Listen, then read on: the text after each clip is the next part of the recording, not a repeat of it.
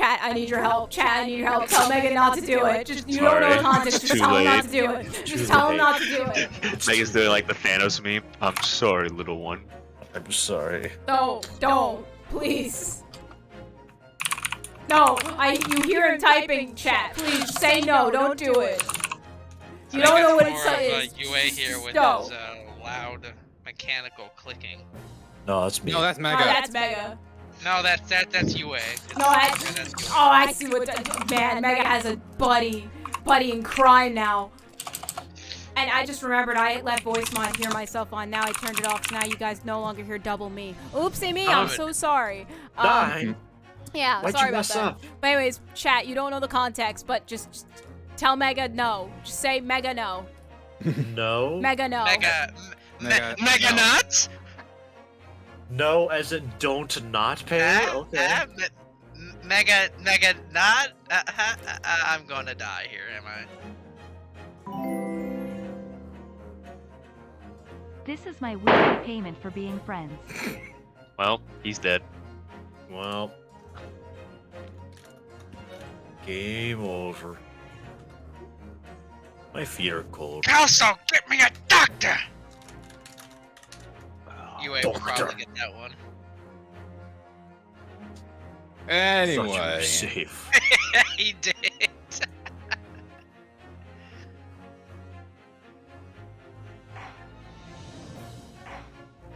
Is your 9. mic on? 9. We can't hear you. 9 is silent. We can't hear you being 9. funny. 23rd October, 2:41 p.m. Naruhodo's Legal Consultancy. 9.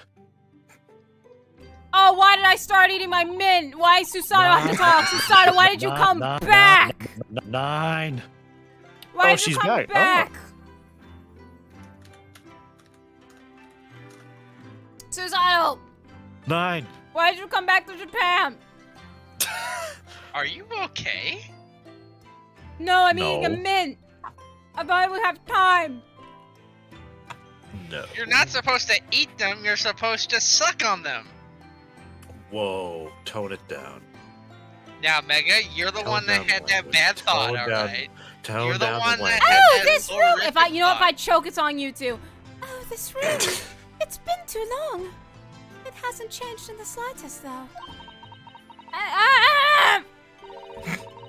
Stop dying. Nine, what- some 6 months, hasn't it? That's a long time for things to stay so familiar.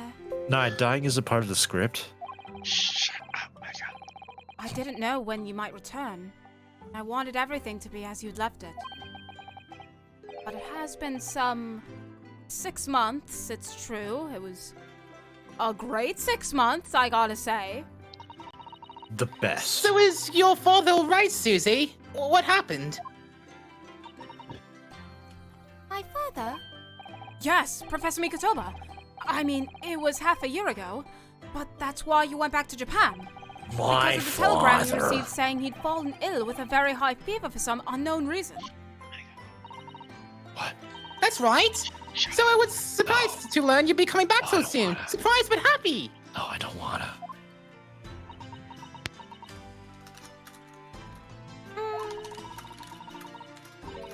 I think I wrote about it in my letter to you. That was all a trick. My father is in fine health, and I'm obviously very relieved about that. A trick. Well...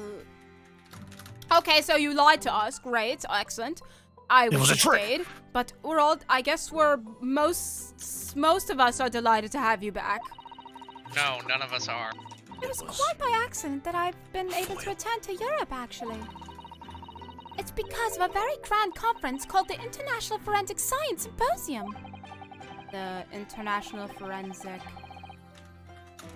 That's the same symposium Lord Strongheart mentioned. Anyway, The I've same. arrived safe and sound, and all that matters is that I'm here now, right? Right, Miss Naruhodo-san? Oh. Let me get a rain check on that. Yeah. Anyways, well... Iris, back me up here.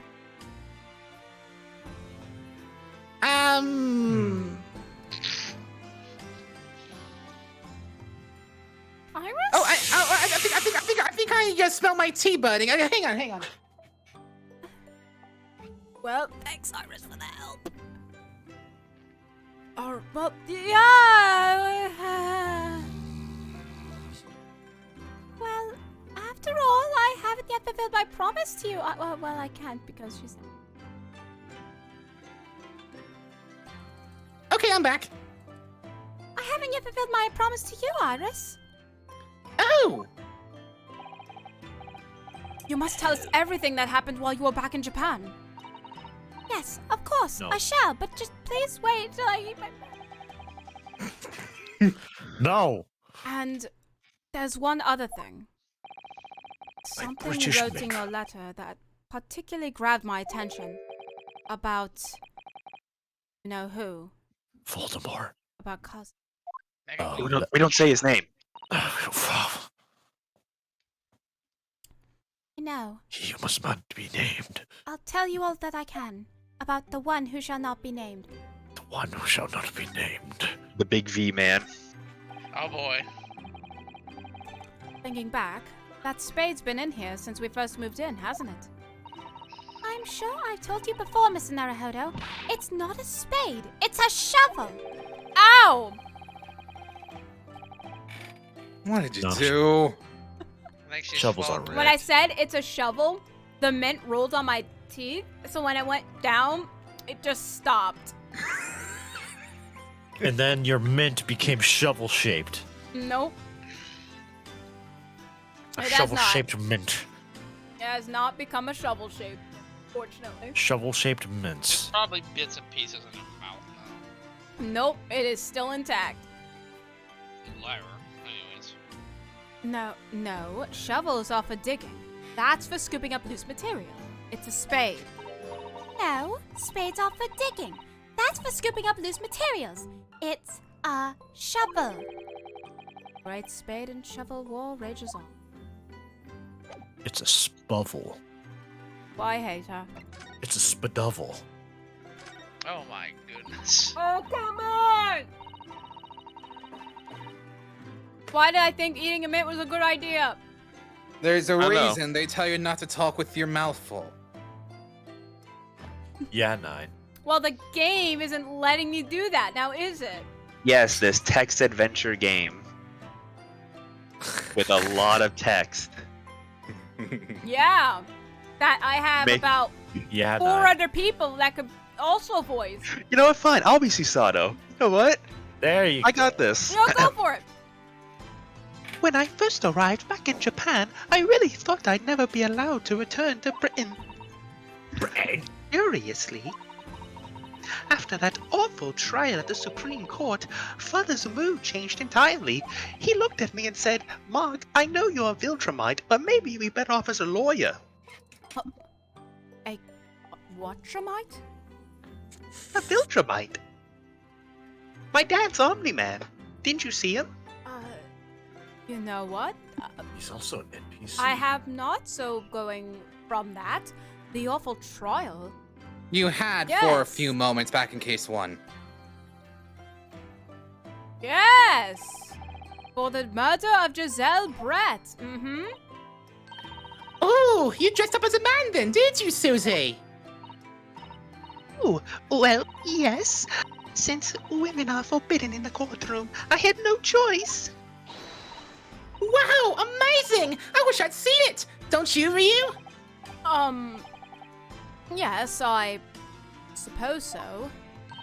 I want to play at being a lawyer now. I could wear a false mustache, maybe. Don't think any mustache could hide the fact that you're just 10 years old, Iris.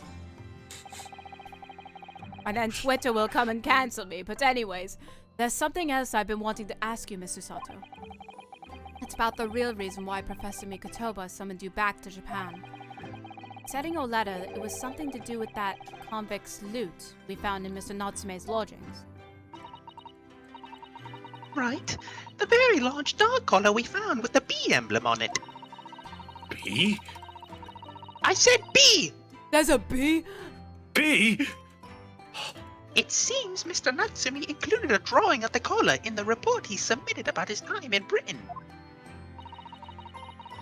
I understand that when Father saw the report, he turned as white as a sheet. Why would that be then? Father came to Britain himself, of course, to study. It was some time ago now, but he stayed for 6 years. I can only imagine that something must have happened during that time. But if he refused to tell me what it was, then I intend to find the answers for myself. And I decided that I, for one, won't keep any more secrets. I'm gonna be honest. Susie! I'm gonna be honest from now on. Ryu, your hair looks stupid. Vine thud.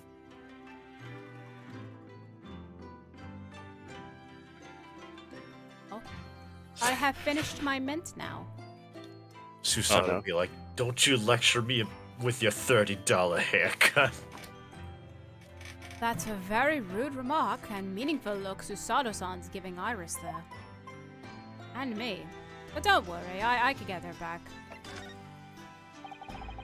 Lord Strongheart mentioned something about that symposium too. I think he said that investigate authorities from 40 different countries would attend.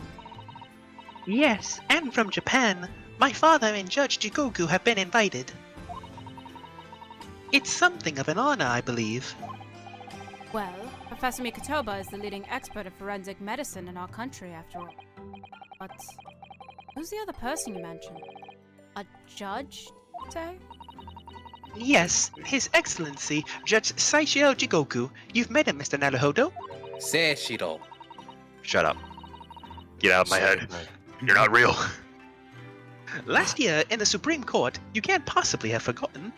Susato, did your voice just go down like 50 semitones? I don't know. I don't know what you're talking about. Okay. That terrible trial of yours when you were accused of murder.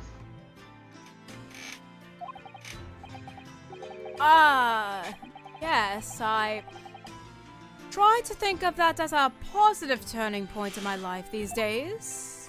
Oh. Yee. Well, it was Judge Jigoku who presided over that trial. Bleh. Hi, I'm Goku. If I'm perfectly honest, I'd be happy never to see that man's face again in my life.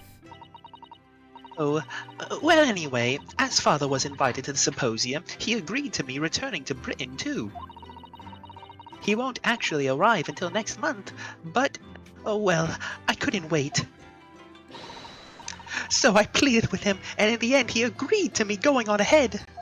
That's unfortunate. I mean, yes, about the symposium, it seems as though Lord Strongheart has put an awful lot of work to make it happen. It's obviously very important. I believe it is, yes. As I understand it, Lord Strongheart organized the entire event himself. I think he's hoping that by achieving exceptional results, he'll get the job of Attorney General. The most senior position in the British justice system. He's hoping to use his power to create the world's finest policing institution. A police state. That's what Father said anyway. Apparently it's Lord Strongheart's lifelong ambition. He's trying to create 1984.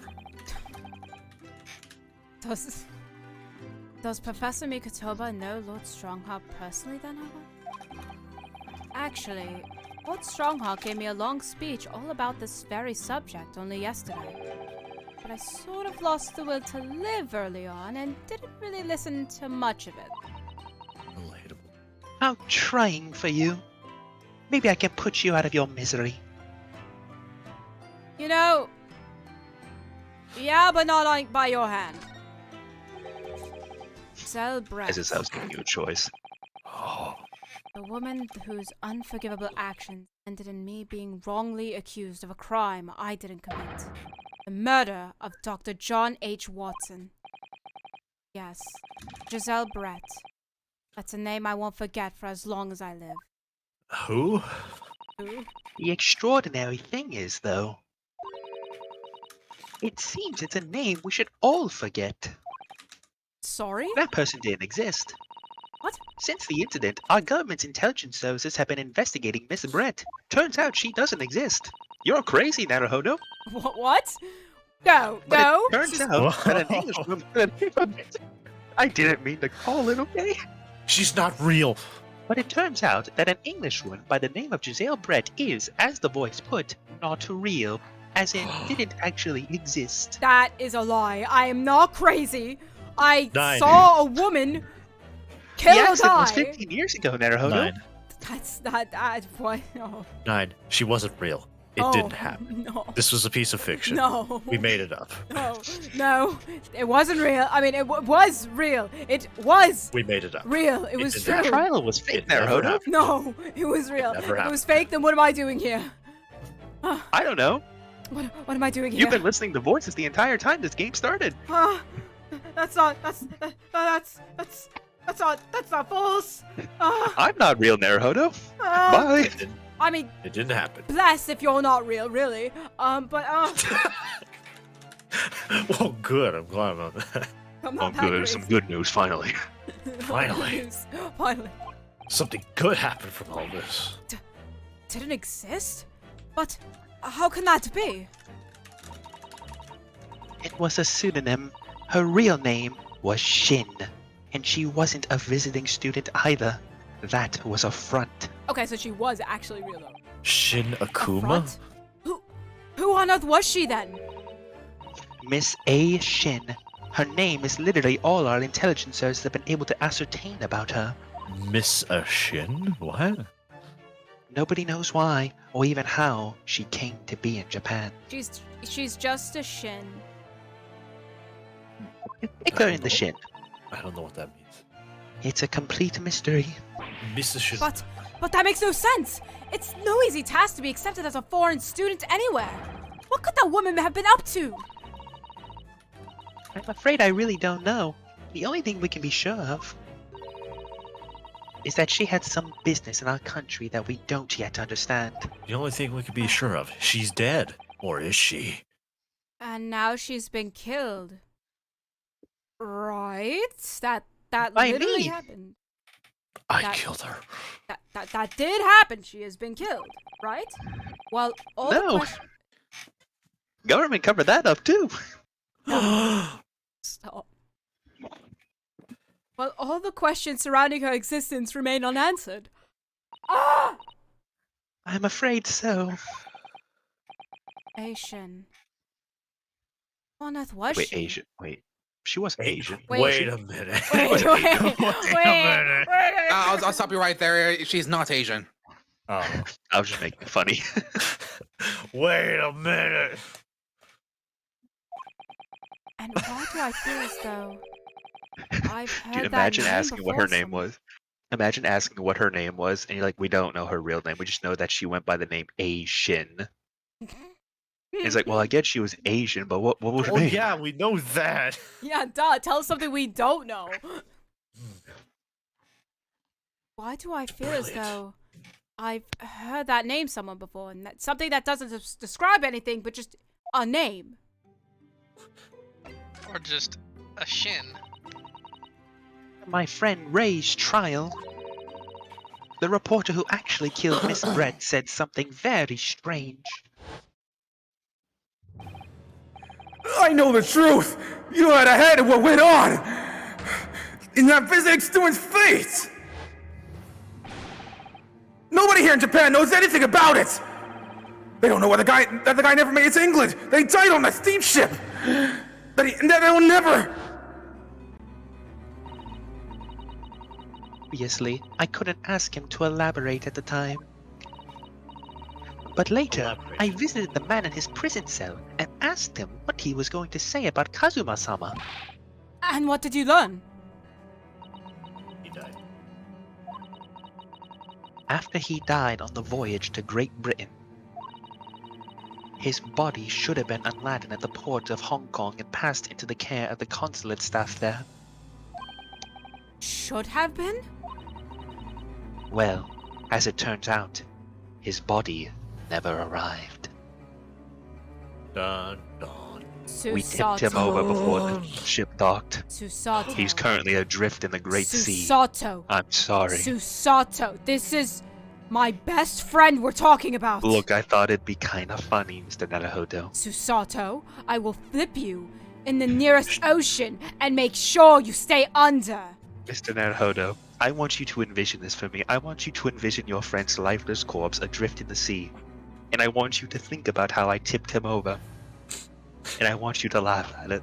I want you to imagine the sharks that came up.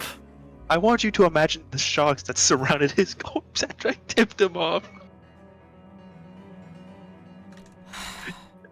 It was kind of funny. Imagine the Loch Ness Monster being there I for need to some borrow a reason. sound effect from you. Huh? Sword. Mateo. Anyways, I didn't actually tip his body over. If you'll advance my text, I'll tell you what else I know. Choose your words wisely, Susato-san. This is the voice in Naruhodo's head. Stop being mean. It just disappeared. And not because I tipped it over. It was gone, as in maybe someone took it or he walked up away. What? Cosmo's body vanished? It was a magic trick. Our government tried to cover the fact up, it seems. They erected a grave on the cliffs by our hometown. Except, Kazuma-sama isn't there. I checked, believe me. Dead. I checked with this That's- this tool. She has like a shovel behind her I come back. up with a shovel. A shovel. This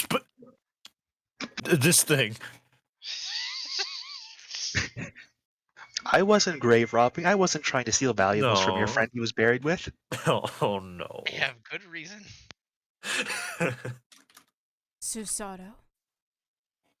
First, that's a shovel. Of Second, course.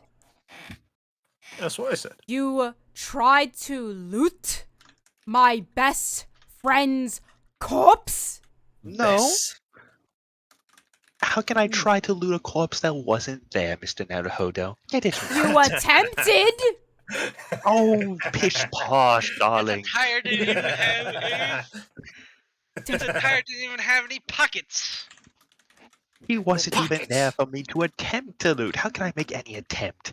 I was verifying first. If he was there, then I would have looted him. But he wasn't there, ergo, I never tried to loot him. But You you can't blame this on me. You threatened. Well, you tried. You dug him up with the intent to loot him. No, I dug him up and thought about looting him, but he wasn't there to loot. Very different. Then why would you even dig him up in the first place? I just told you. They said he vanished, so I went to go confirm. I wanted to make sure. Did Professor Mikotoba know about this? No. About the grave robbing or no. about him vanishing? No. Both. No. Yes, it would seem that he did. And he did nothing about it? Now let's not No, get political. No, he here. tried to stop. He tried to stop me. He said, "Mark, you're a Viltrumite, and Viltrumites don't go grave robbing." Why And does he sound then, like? Why does he sound like Hank Hill? I'll tell you what. I'll tell you what, Susato. God darn it, Chisano, why you gotta go grave I'll robbing? tell you what, Susato. You go rob them grapes there. That's I ain't actually a gonna really stop good. you. That's a really good Hank Hill impression. I'm not going to stop you there, Susato. God darn it, Susato, why you gotta go robbing graves? Why don't you take this here shovel and go dig Bobby, that grave his up? skit's going on too long.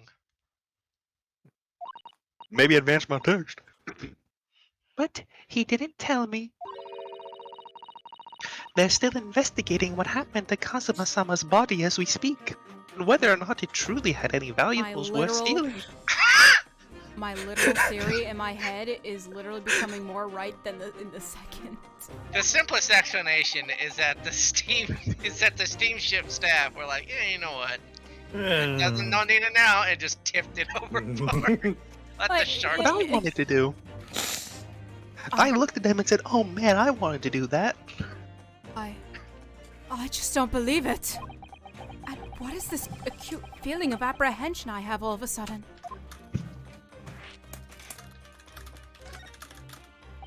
Thinking back now, some of the things that happened on the SS Burya were definitely strange. Burya!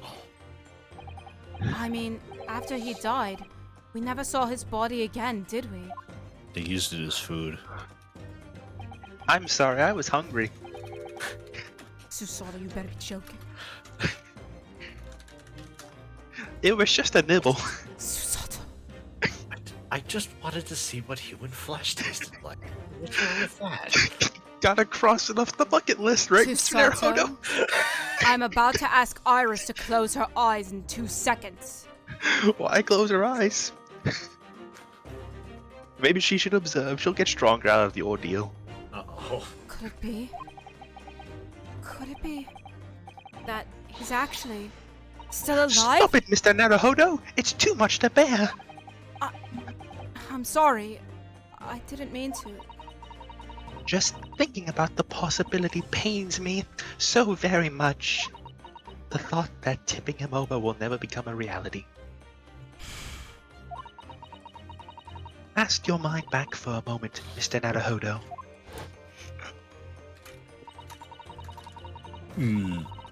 When Kazuma-sama was discovered, Mr. Holmes was there, wasn't he? Ooh. Aji, say something Holmes-like for the audience. Something Holmes-like. Thank you, Aji. And he definitely examined the body. I remember it clearly. More than my. Yo. You're talking about me!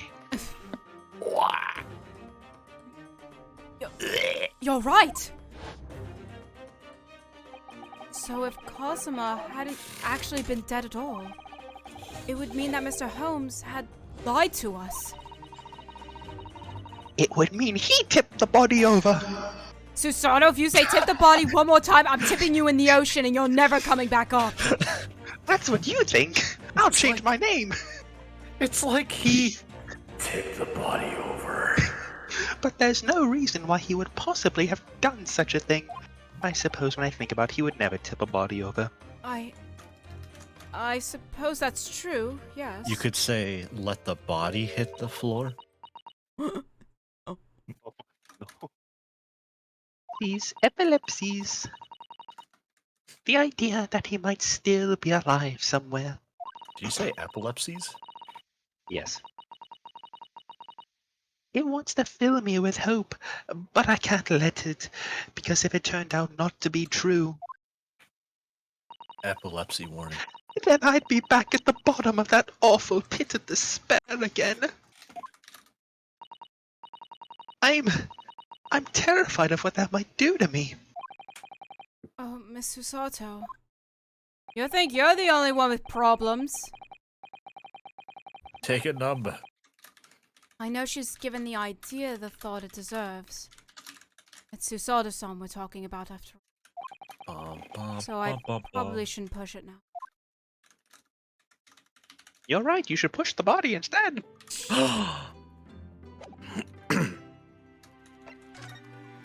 Description. It must be about a year ago now. I wrote a really long story based on some of my father's old notes. It's about one of Holmes' greatest exploits. I called it The Hound of the Baskervilles. But then Mr. Holmes forbade you from publishing it. And put the manuscript somewhere nobody could get their hands on.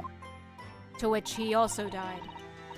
So nobody knows anything about it apart from Holmesy and I.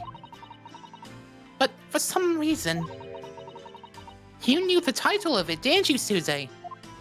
Suzai. Suzanne. Suzai. Oh, it sounds so exciting.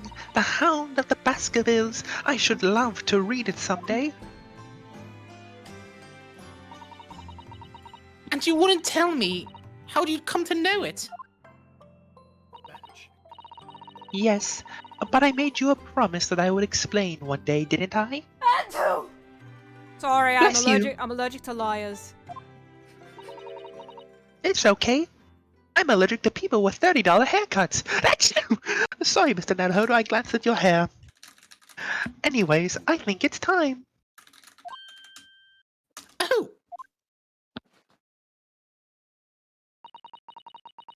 I'm only sorry I've had to keep it from you for so long, Iris. Iris! I'm not saying Iris. I wanted to This make you isn't the mad. Japanese. This isn't the Japanese dub of AI the Sonian files. Iris. Well, I guys, tried to make you mad by mispronouncing every name from now What on. did you do? You cut out the good music. well, guys, it was great. Wait, what happened? Some new music came on. There we go. Yeah, 9. Anyways, Iris, it was completely by accident that I came to know the title of your manuscript, Iris. It was a short while before we left Japan. I was cleaning Father's study and I saw something on his writing desk. A large Aw. box of papers. There was a label affixed in the box that was written in English. It read, "For Mark, the coming of age for a Viltrumite." The Hound of the Baskervilles, I mean. That's what I meant. What? Oh. my Baskerville story. Of course, I had no idea what it was at the time. But Father came in and... Susanoo, what are you doing? Suso? Suso! Honestly, from that, I heard, Sus, what are you doing? Gosh, what are you doing? All I heard was Suso. Oh, Father, did you look at those papers, Mark? No, I simply read the label, that's all. Well, put it out of your mind, Mark. A Viltrumite shouldn't concern himself with such things. So sorry. Forget that you ever saw it, and certainly don't tell anybody else about this. You understand. Don't you? No, I read it anyway. You read it anyways, yes? But Reddit moment? what was Iris's manuscript doing in Japan? I had no idea. But when I heard Iris mention the word Baskerville that day, Baskerville. the title just slipped out. I would never have guessed that it was an unpublished account of one of Mr. Holmes's exploits. Liar. She lies. When I returned to Japan, I asked Father to explain, but he refused to answer any of my questions. And there was no sign of the big box in his office.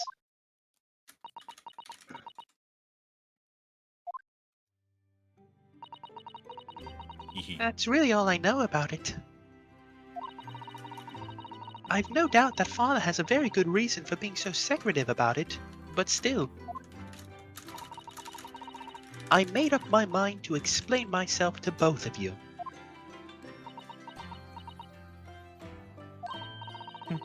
Well, thank you for being so honest, Susie. Nope.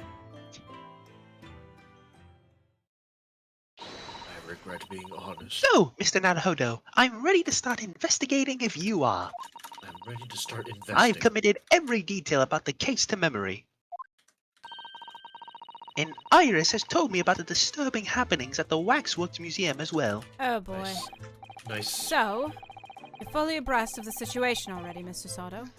I'd expected nothing less, to be honest. Honestly.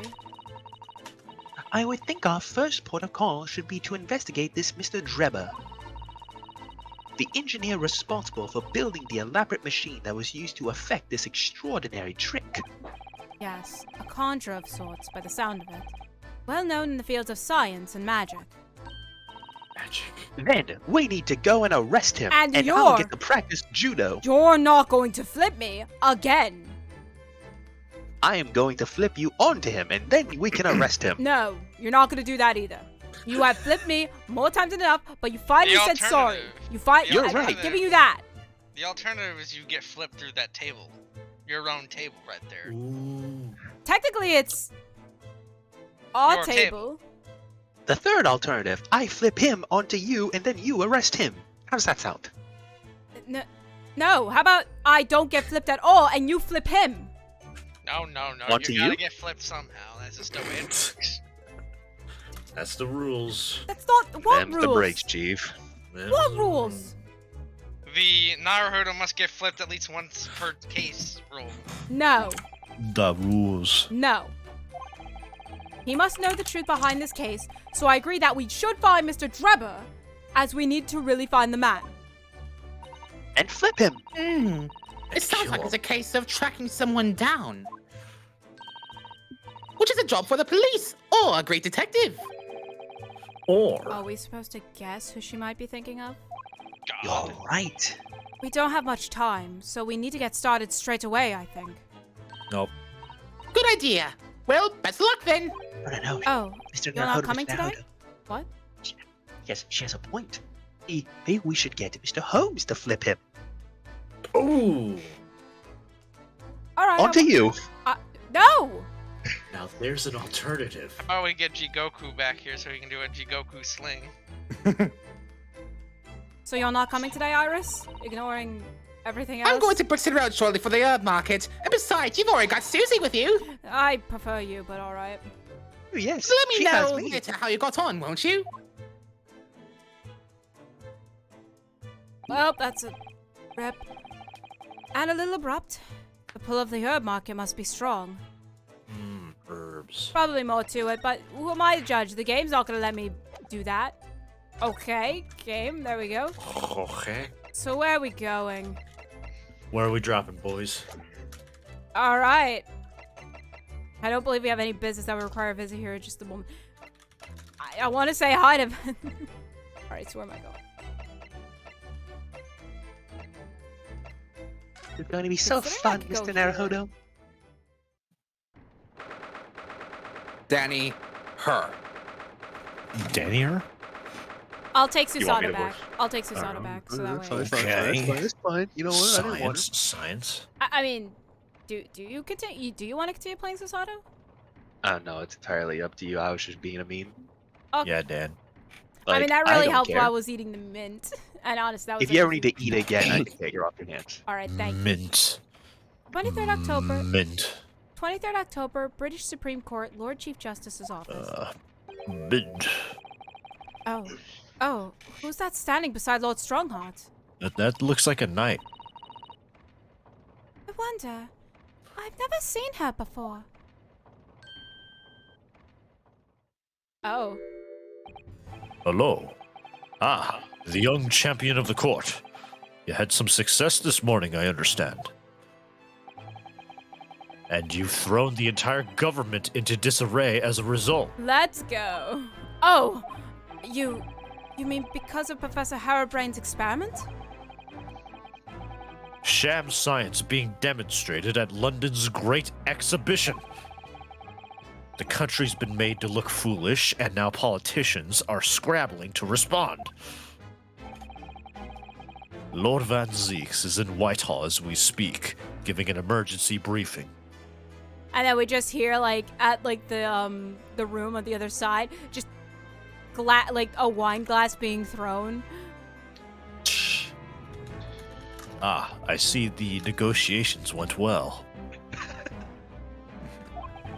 Oh dear, I didn't mean to cause any trouble. None of this is your responsibility. The government is entirely to blame for having been taken in. Oh, thank goodness. At least not yet. Oh. The special dispensation. Dispensation. Okay, sorry. I thought I said dispenser. What? The special dispenser.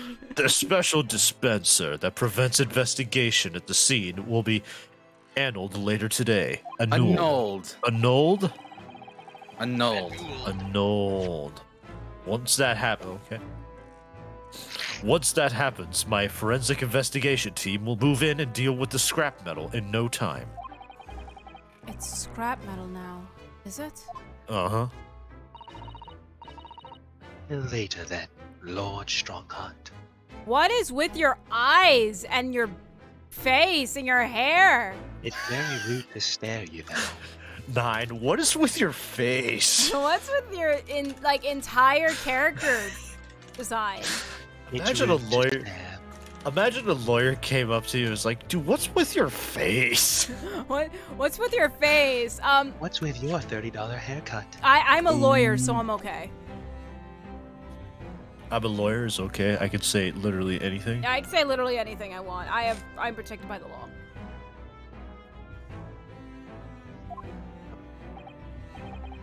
Yes, thank you. Goodbye. Who was that?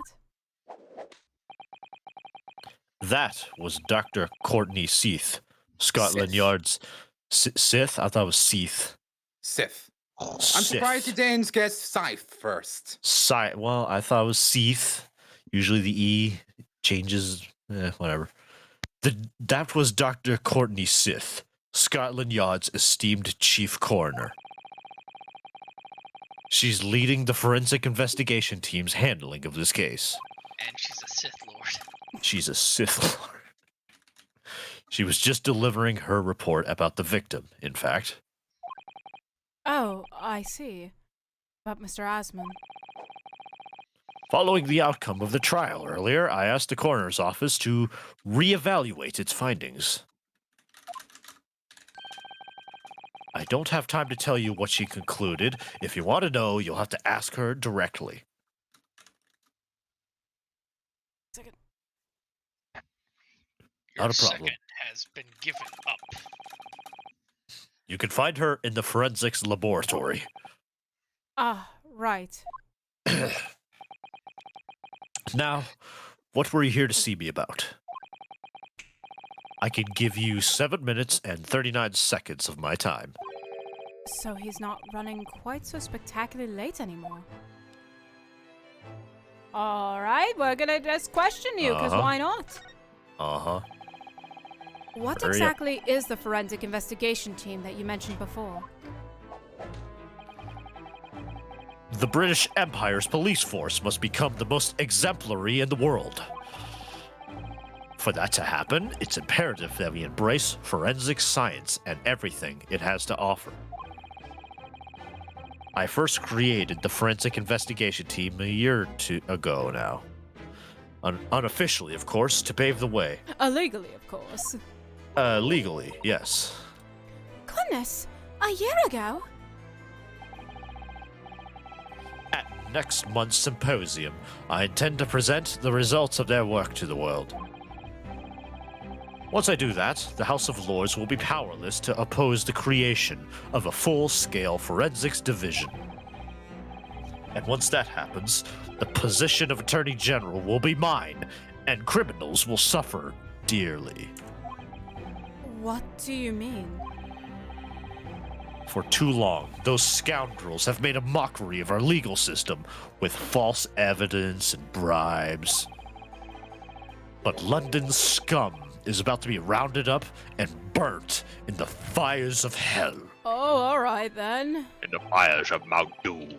In the fires of Mount Doom. I intend to see to it personally. I thought you were about to say, I intend to forge the One Ring. By creating the finest police force the world has ever known to protect our honor and our future. One police force to rule them all. Look at those eyes. He means every word. One police force to rule them all. One to rule them all.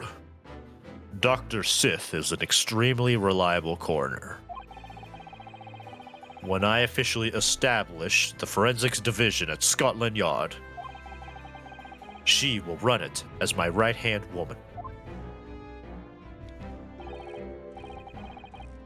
Now then, speaking of a symposium, Miss Mikotoba. Oh, yes, my lord? Your father should be on the high seas as we speak, making his way to here to represent the Empire of Japan. I can't speak. I'm sorry. Yes, that's right, which it's okay, I understood. I understand he will arrive at the beginning of next month. Are you acquainted, Lord Strongheart? With Professor Mikotoba, I mean. Why are you two looking at me like that? So anyways, ignore him, sorry. It was many years ago now, but yes, I remember Dr. Hank Hill very well.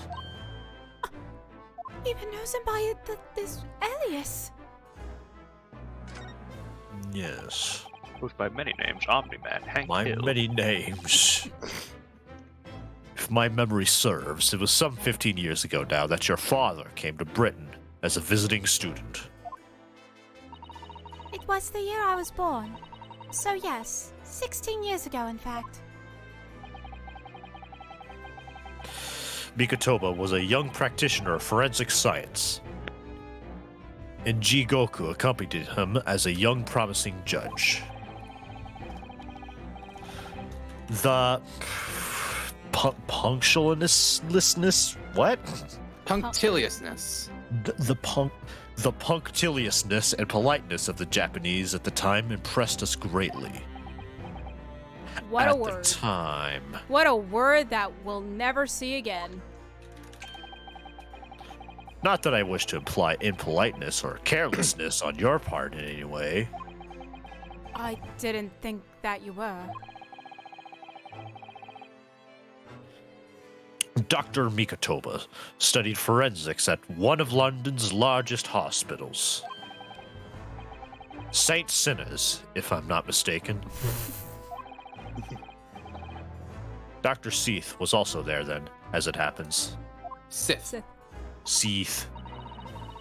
Then Seath Dr. and Sith Dr. knows Mauld. my father, does she? She was a young medical assistant at the time, so I doubt their paths crossed regularly. But I've no doubt they knew each other superficially. After all, Dr. Mikotoba was here studying his subject for some 6 years in total. 6 years. That's a long time to be studying abroad, isn't it? Nah. I lived with my grandmother in those years. No one asks, Susato. So he I left don't his- recall asking. So he left his newly born daughter behind and went overseas for 6 whole years? That's awesome. That's awesome! It was rather a turbulent time at home. Oh, even better. Perhaps father wanted a reason to get away. What do you mean? Why? Please tell me more. Tell me more. Well, clearly something was going on at the time. Oh well, I tried. Anyways, let me talk about someone who actually is important. Ooh. I want to ask you about Lord Van Zeeks, actually. I heard that his older brother was killed some years ago by a mass murderer known as the Professor, who targeted nobles and royalty. Is that right?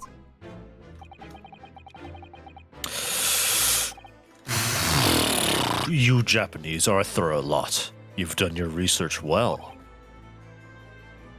Yes. And you could say it was that very incident that gave rise to the Reaper. What? Sound of a wine bottle smashing. Thank you. Why? Even though I'm pretty sure I could see why. I'm pretty sure I know But why. the game's gonna make me yes. stupid here. When his brother, Clint Van Zeeks, was murdered, it was just after young Barrack had graduated from the University of London and become a prosecutor. When obvious criminals who managed to evade conviction in court started disappearing, rumors quickly spread throughout the capital. Londoners started to say that wherever Varrock Van Zeeks went, the ghost of his dead brother wasn't far behind. Oh my word! So, Lord Van Zeeks isn't the Reaper.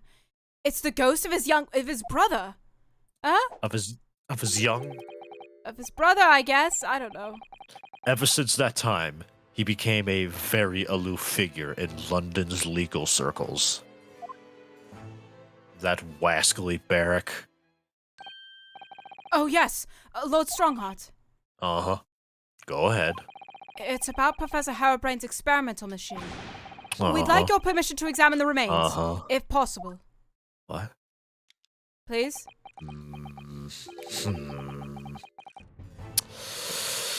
Are you well-versed in science, then? Not in the slightest. In fact, you could say I was barely aware of the subject at all until recently. What the heck is science?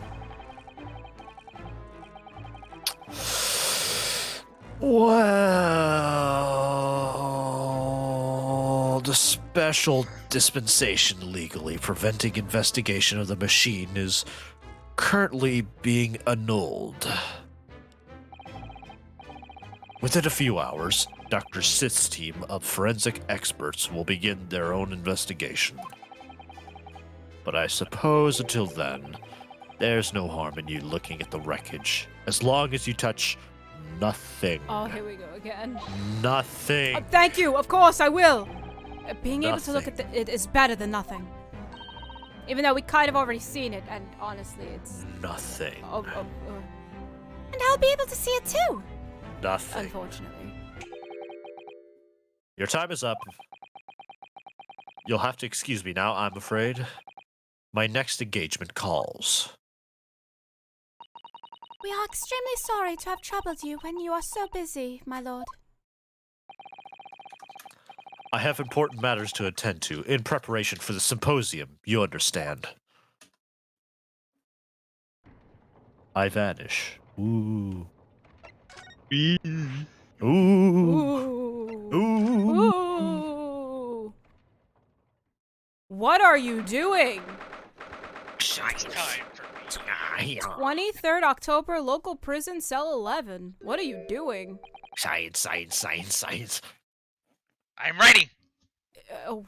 What's he doing? Science. All you ungrateful humans, you took everything away from me while feeling my loss and despair.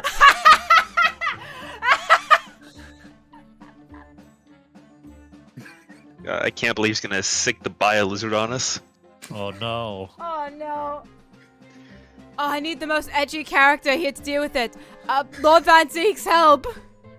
Van Zeeks, we summon thee! Shadow Van Zeeks. Do not bother me. I'm writing. Baroque Van Zeeks, I summon thee. And then I can imagine he would come, look at Ryunosuke, slap him, and then just disappear. He collects the 7 Chaos Emeralds, goes super Baroque, and then just slaps him and leaves. That's it. That's it. Oh my! The whole wall of the cell is covered in mathematical equations. And he's still writing more now. Professor, sorry to interrupt. Huh? Oh, Mr. Naruto. And who is this young lady? My name is Susato Mikotoba. I'm Mr. Naruhodo's judicial assistant. It's a pleasure to meet you, Professor. Oh, if only I'd been a refined young woman like you sooner! Huh? None of this would have happened. No, that's not logical. That makes no sense at all. Oh, There's no dear. science in that. I'm sorry if my presence here upsets you. I owe you an apology too, Professor. I didn't manage to deliver what I promised you I would in court this You're a morning. rat! You're a rat! I mean, no! The whole thing! The whole miserable affair! Yeah, you talk while the game talks. You're a rat! You talk what the scripts. You're a gives. rat! I'm It not. all happened because I've been such a complete and utter clot! That's right, rat. You rat. Professor Harebrain, what have you been working on in your cell? I've been trying to invent a rat. Oh! You mean that? Oh dear. How embarrassing. I was suddenly struck by an idea, you see, and I simply had to write it down. The wall was all I had to hand. Oh, is it some new hypothesis? Something to surpass super high voltage instantaneous kinesis, maybe? Something to surpass Metal Gear. No. Actually, this is my autobiography. What? Your autobiography? How was I diddled and fiddled by Albert Harebrain? I've been diddled I again. found I can represent my odd fortune with only odd numbers and only ambitions and simultaneous equations. He diddled us like a damn fiddle! Really? On all fronts? I'm going to have to pay back all the loans I took for the kinesis machine, you see. So it's going to be a new serial publication for the next month. Part 1, an odd birth, an odd upbringing. You can't beat the man's optimism, that's for sure. Part With the one, tiny Richard. book and his smile. I see. Well, for now, would you mind if we talked a little more about the case? No!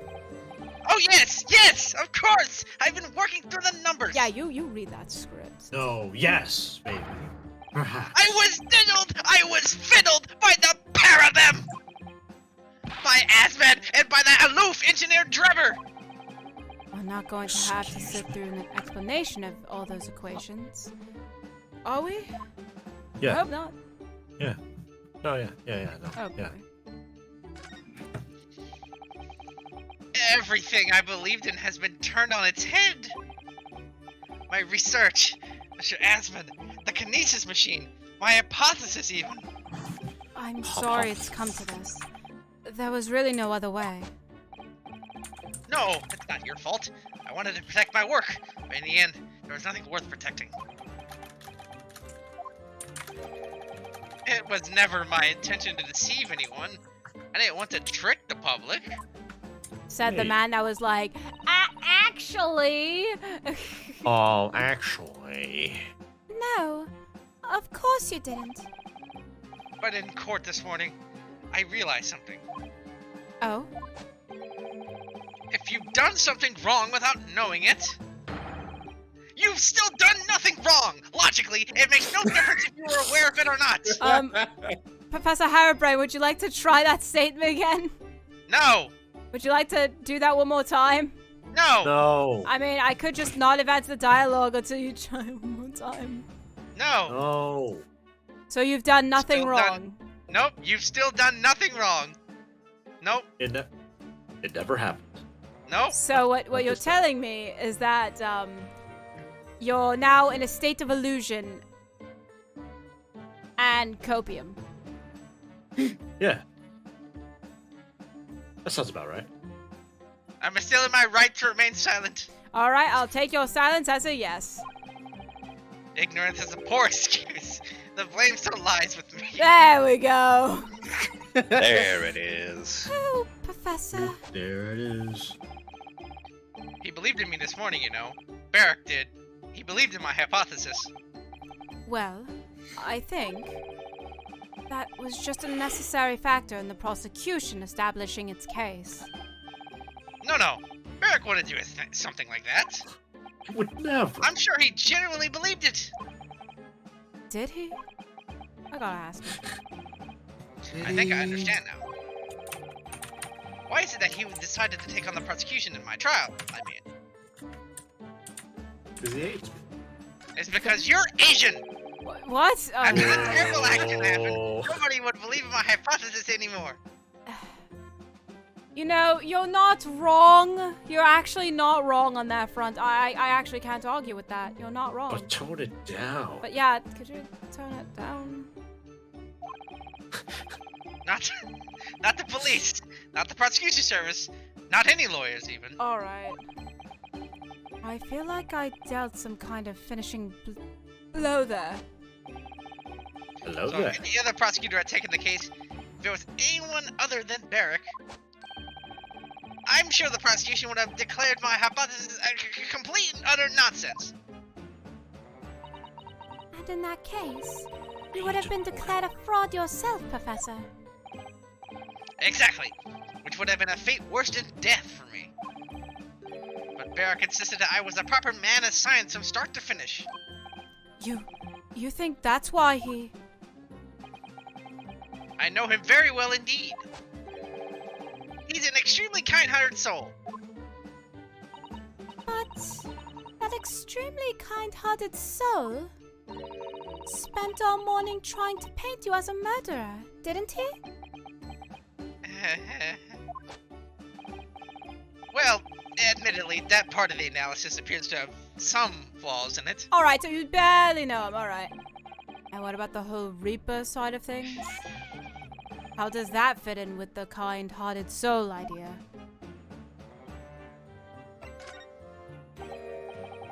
Do you think he set out to trick me from the very start? I'm sorry to say. That does seem likely, yes. When I first met him, he introduced himself as a wealthy financier. I can't even talk today. Alright. He looked over the paper I had written and said my work would benefit all humanity and must be pursued. He was so enthused, rather. He was so empathetic. I cannot speak today. I do not know what is going on. Enthuse works. Go away. But in reality, he was the mastermind of some vast criminal network, it seems. I still can't believe it. As the machine was essentially a set decoration for some stage magic, it probably didn't require a large amount of investment, actually. But the scale of it, it wasn't just some small trick. It was a very elaborate feat of deception. All young scientists are full of hope about their burning ideas, full of zeal. But none of us have any money! We all want to do research, but we can't afford it. Many of us take on barely legal part-time work to try and earn just a few measly pennies to carry on. Yo, hairbrain explaining society. To go through all that, only to be taken for a complete fool! It's too rotten to believe. It is, I agree. And that's why we have to find those responsible and bring them to justice. Mr. Asman is no more, of course, which leaves only the engineer. Mr. Enoch Drebber. Enoch. Mr. Enoch Drebber.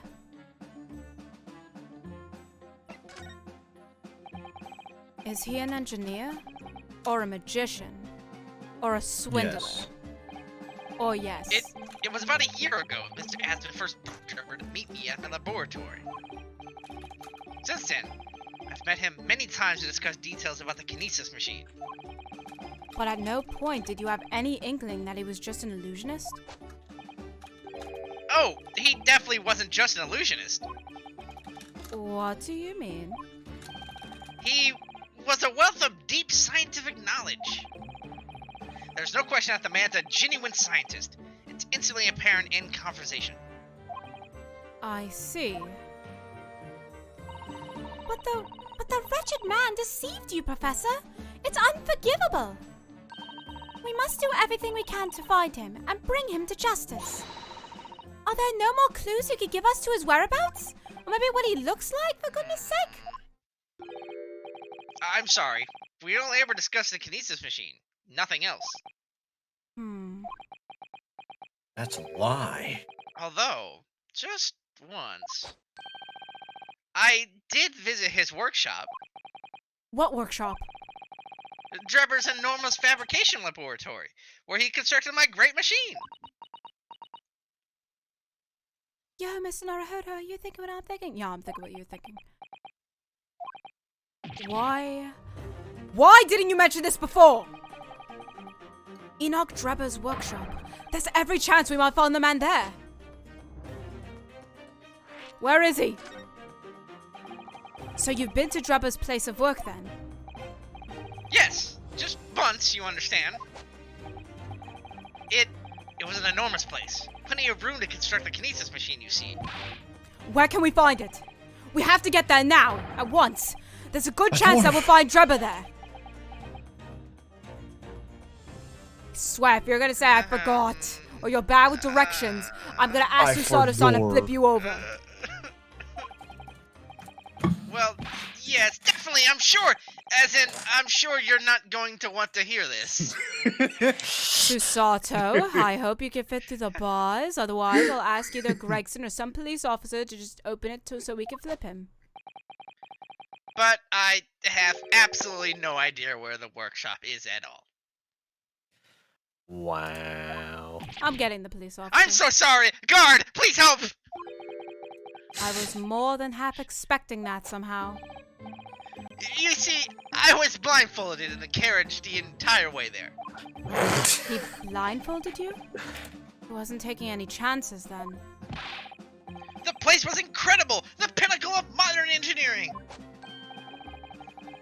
Even the oil he used was the very best. A special French machine oil that's impossible to obtain in Britain. Ah, the indescribable sin of that imported oil. Perfumers across the world should forget their secret formulae and use that instead. Oh, do You're weird. Sorry. You're weird. What do you think, Mr. Sato? Ude machine for your next birthday?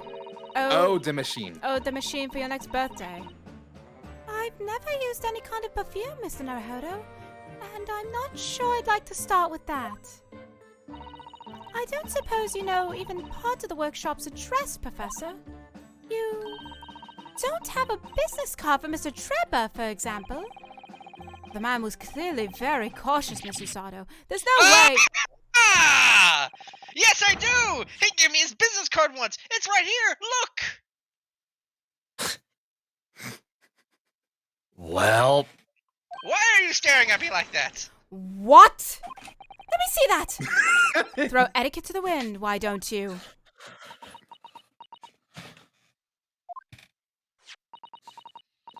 Mr. Naruhodo, can I throw him? I would love for you to throw him, but can you fit through the bars?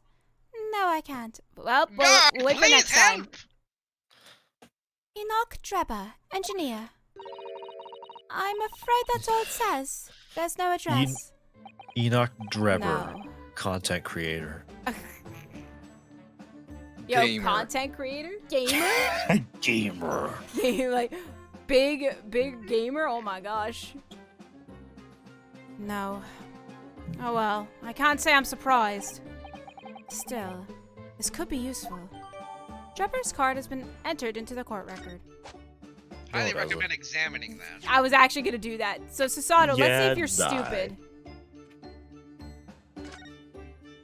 There it is, the address. The dark smudge here. I think perhaps it's machine oil. Yes, possibly. Professor Harabray mentioned something about the oil Mr. Drebber uses, didn't he? He said it was a specially... Oh my gosh, no. He said it was specifically imported. Specially. Oh, was specially. I just can't read. Specifically Specially imported very high quality oil that's impossible to obtain in Britain. Yes, that's right. But more importantly, that it's more fragrant than the finest perfume. So, excuse me a moment. Oh, it doesn't appear to have any scent at all. Oh well. Don't worry, I expect that that's just because there's such a tiny amount on here. Details of the card has been updated. Did you lick it, Naruhodo? Updated. Did you lick it when she wasn't looking? No, Tell the court. I did. You could. Tell it right now. No, please don't leave me. I put it in the hot taco pot. Professor, do you recognize this? Oh, it's Andrew, my faithful friend. How have you been? Are you alright? Nobody's mistreated you, have they? No, they haven't. Don't worry, he's being very well looked after. I always rub him with machine oil unless he's gleaming. Until.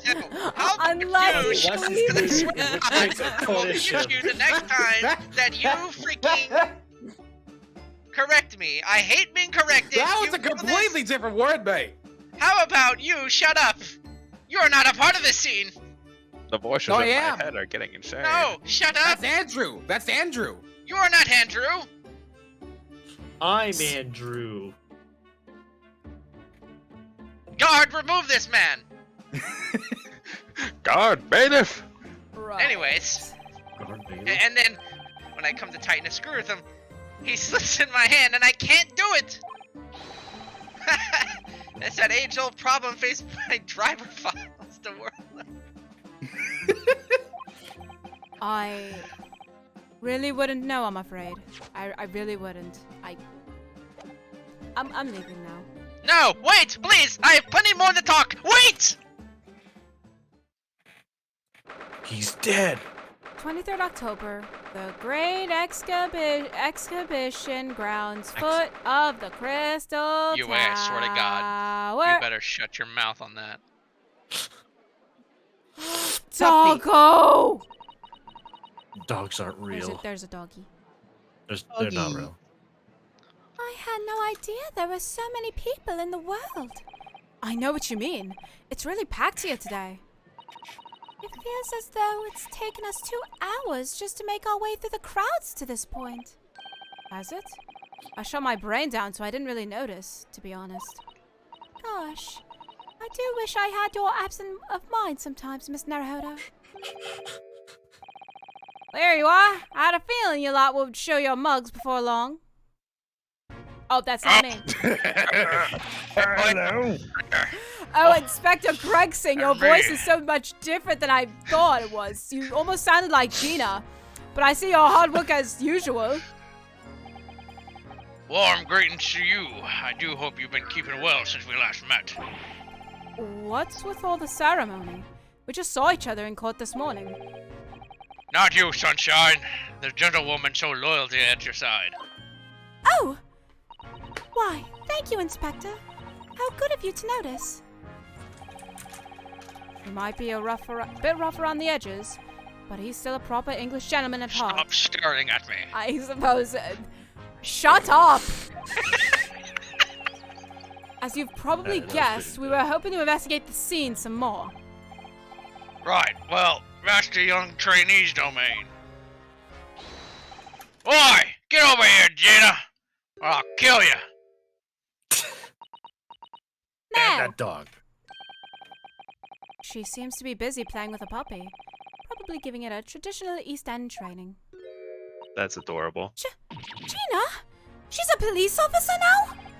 Amazing, isn't it? She's a good kid, actually. Heart's in the right place. Heart's in the right place, anyway. She's got a detection bug, if you ask me. Well, I wasn't. Yep. I think she'll follow my footsteps nicely. What do you mean? I'm being transferred. It's time for me to say toodaloo to London. Oh no! Really? That's a bit sudden, isn't it? I had no idea. Where are you going to be posted then?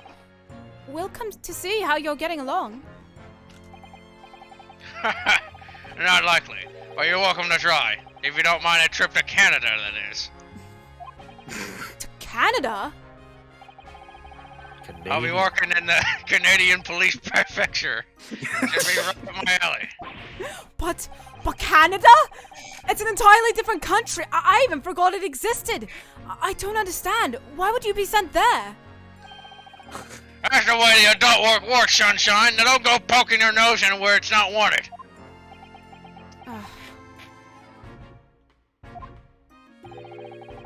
I'm intending to take the kid with me when I go. What? You're taking Gina to Canada? Well, I can't leave her here in London. Who knows what become of her? I suppose he's worried she'd slip back into I suppose he's worried she'd slip back into slipping her hands into people's pockets and purses. I don't think he's worried about her pickpocketing, Miss Naruhodo.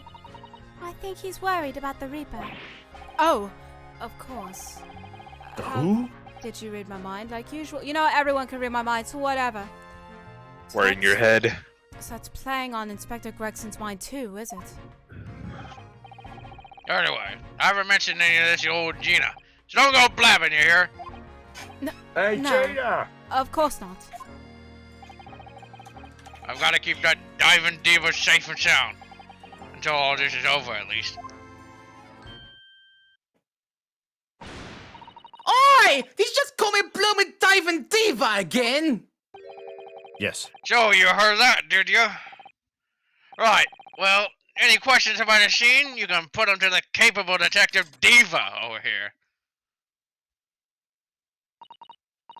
All right, you heard the boss. Inspector Lestraw's in charge here now. I suppose I'd better keep my word and not mention anything about Canada. So, Gina, you've got a new dog, have you? He's a cute dog! Is it great? Toby Fox is his name. Oh my gosh. And he's gonna make Undertale one day. This is One funny day? because you guys...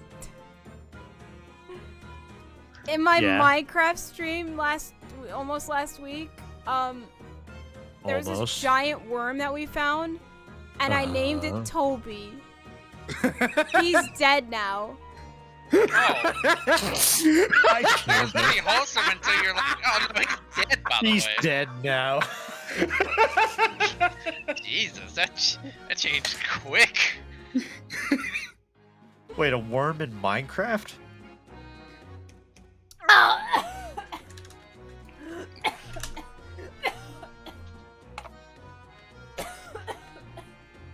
Do they have worms in Minecraft now? Doesn't sound right.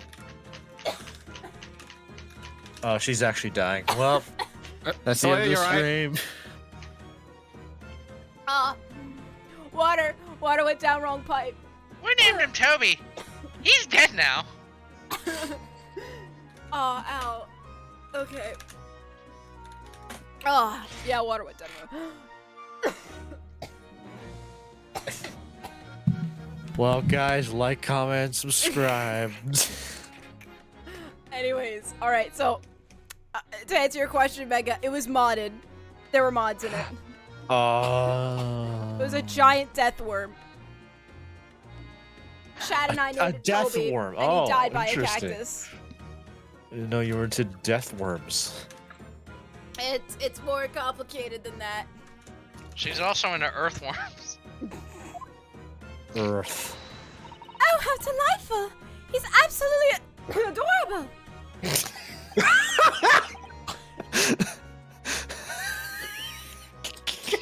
Yes, the dog does seem lovely. Just not this thing in the back of my throat that's probably water. But it's not the nuts.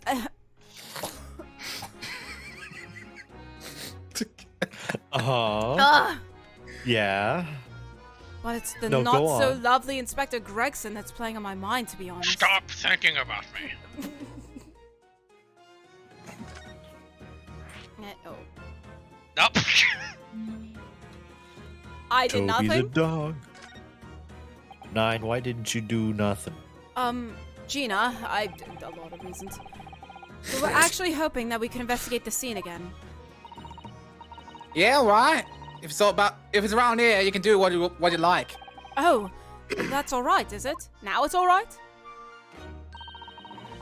I'm gonna be playing with my new friend here. Yes. Toby Fox. Yeet. The machine that exploded must be at the top of those stairs, I presume. I haven't actually seen it yet, so if you don't mind... Sorry, can't go up there, Suze. Oh!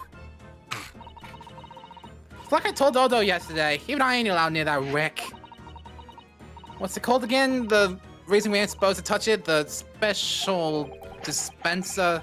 The Special Dispensation for Scientific Equipment Act? Is that what you're thinking of? No. That's the one! That's why only them lots are allowed to investigate it. Well, what are they called again? The forensic or something. The Forensic Investigation Team? Is that what you were thinking of? That's the one, yeah! But isn't the case that the special dispensation has been lifted?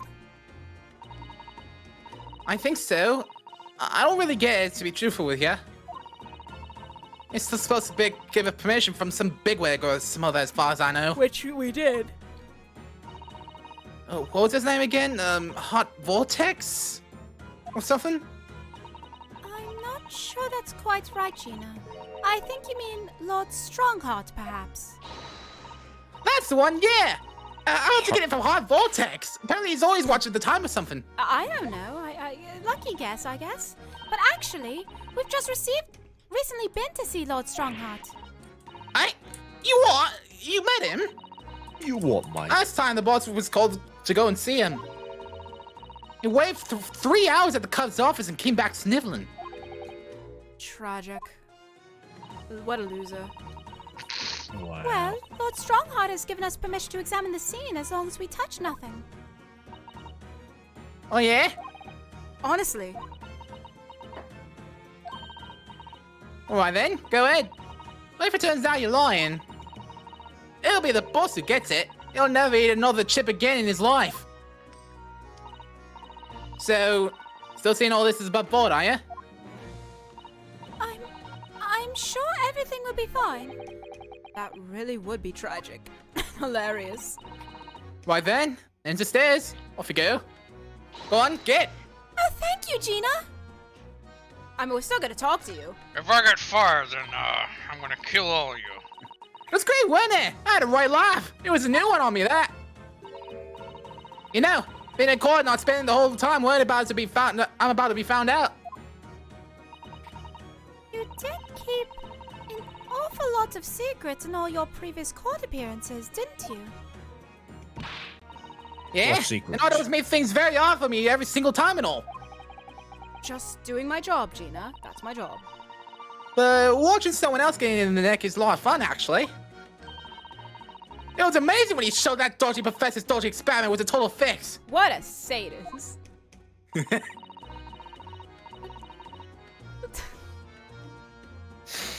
dodgy professor, as you put it, Gina, is Mr. Naruhodo's client. Yes, I'm starting to wish he wasn't, though. It's the boss I feel sorry for. So now I have to do the impossible. What do you mean? He's supposed to rest out of the cover, and time for tomorrow and all. And now, dodgy engineer. What was his name again? Mr. Drebber, you mean? Enoch Drebber? That's the one, yeah. So the police are looking for this mysterious man with the black monocle. I guess they would be. Would be weird if they didn't. It's putting too much on the boss, if you ask me. He says it's giving him gut ache. Oh dear. But I do wonder if that isn't actually from all the fried food. So Engineer Scotland Yard game. are trying to track down Mr. Enoch Drebber. I wonder if they've had any luck.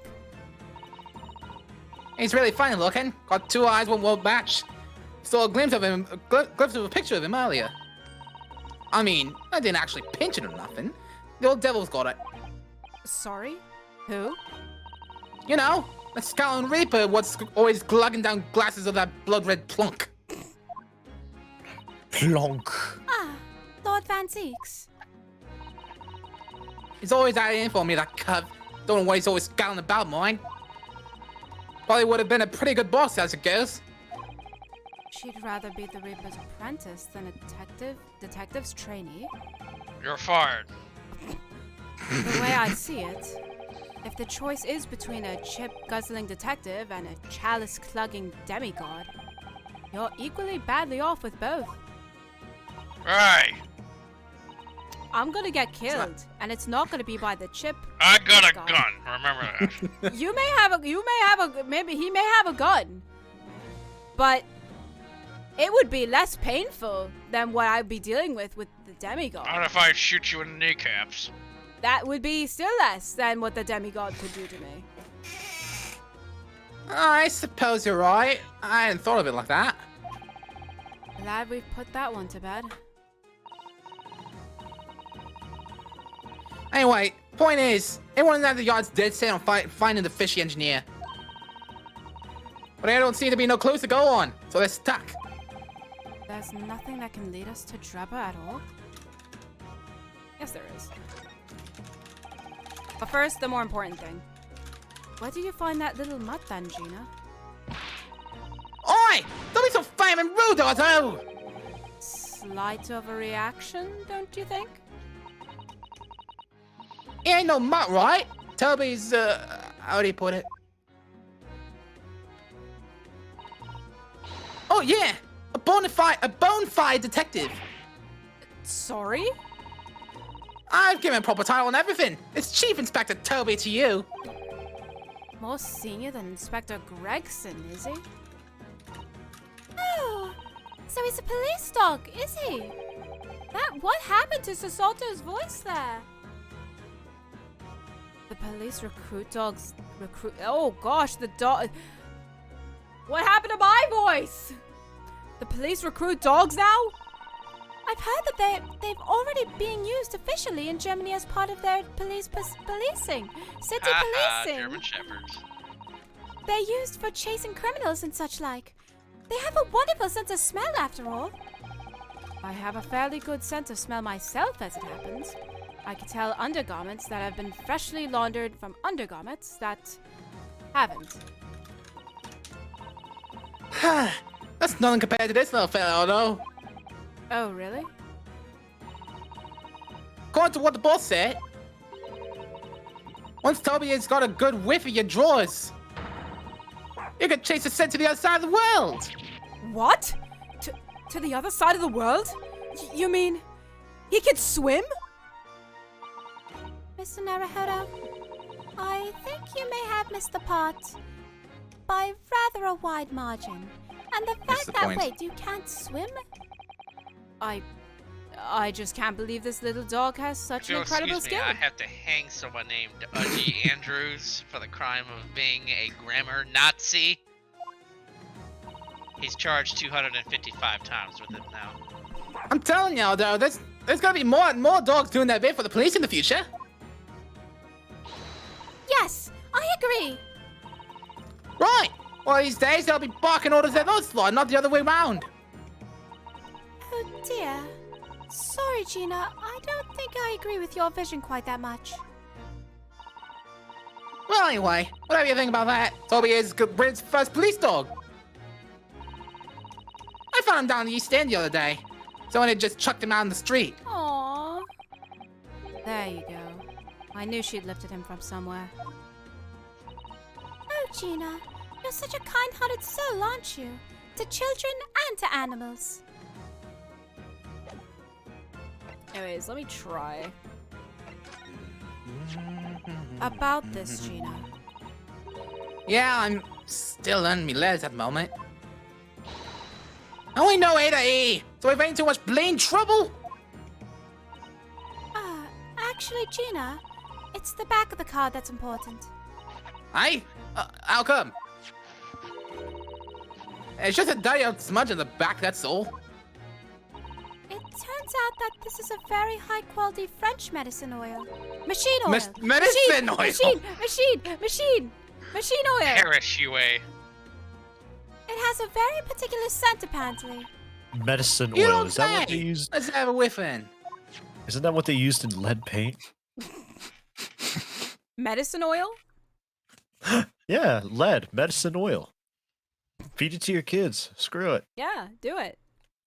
Don't actually do it. Legally, don't do it. No, You illegally. sure? I don't smell nothing. No, we didn't mean that you should smell it. Oh, right. You mean Toby? Right then. His sense of smell is so good, he can track people over the oceans, can't he? Professor Harrobrain informs us that this oil is unique to Mr. Trevor's workshop. Oh.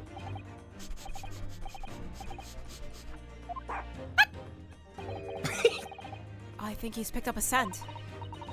So you mean if he follows the scent of this oil, Toby could lead us to that dodgy cub's workshop? That's right. That's exactly what we were hoping. Right then, we'll give it a go. I'll just borrow that. What? Wait, when did you want to pickpocket? If I could lead everyone to that Drebber's workshop, I'll be the boss's boss before next week. Oh yes, Gina. I'm sure you'll be promoted. Poor Gregson.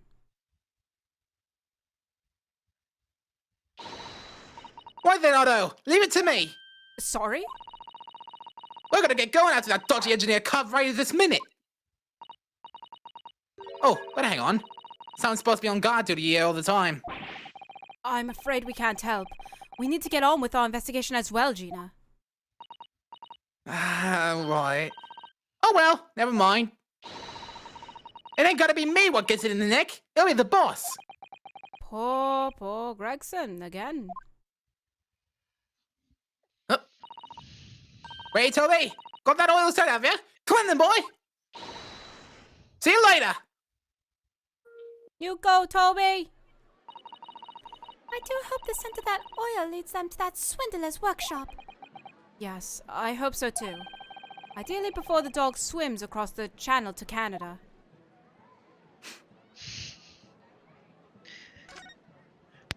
It's a rather large channel. It's a large channel. Here's the scorching on the ground that you mentioned. Yes, and there's what's left of that green balloon's envelope. All clear evidence of the balloon that exploded on the day of the incident. Poor Professor Harebrain. I do feel sorry for him that his dreams have been shattered like this. Someone's well and truly burst his bubble, as it were. Laugh, Susato. No. Ouch. I'm a bad person. Nah. I don't think I really need to investigate. You need to press the stairs. These stairs lead up to the experimentation stage. Let's go and see what we can find out.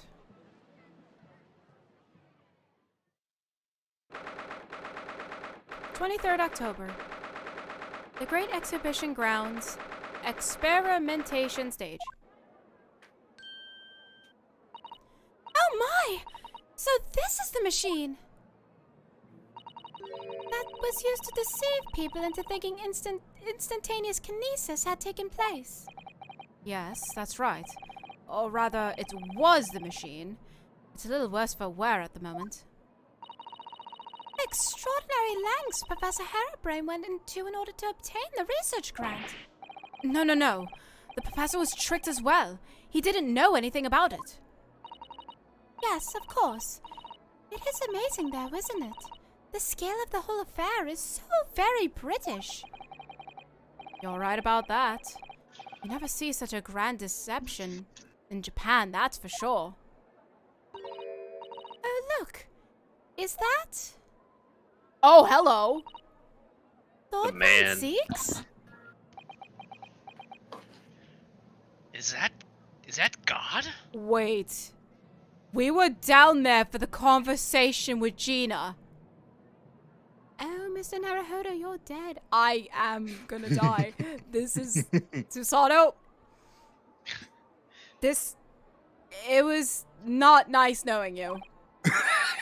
Wow. I think we're more or less done here, aren't we? Shall we, Mr. Sato? Let's go. Already? He is the Reaper, remember? We do well to keep our distance, even though I honestly don't believe that garbage. But we do have permission to be here. From the top. We're perfectly well allowed to investigate this machine. As long as we don't touch anything. From the top? Do you mean Lord Strongheart? Exactly. So we can stay here and stare at this wreckage for as long as we like. Stop staring at it. She could have been at the center of the explosion here, and it wouldn't have bent her steel will. Well, talk to the man. I'm gonna not for right now. Coward. Okay, I'm good. What a terrible explosion it must have been. Even the steel girders had buckled and twisted in the blast. And what they call the bird cage was right in the middle of it all, just here. But look, Mr. Naruhodo, that metal grill on the floor. Looks as though it's designed to be opened. It does, doesn't it? If the floor had opened at the precise moment the explosion occurred, the bird cage could have dropped through and disappeared from sight. I don't think there's any doubt that this was a very elaborate hoax, is there?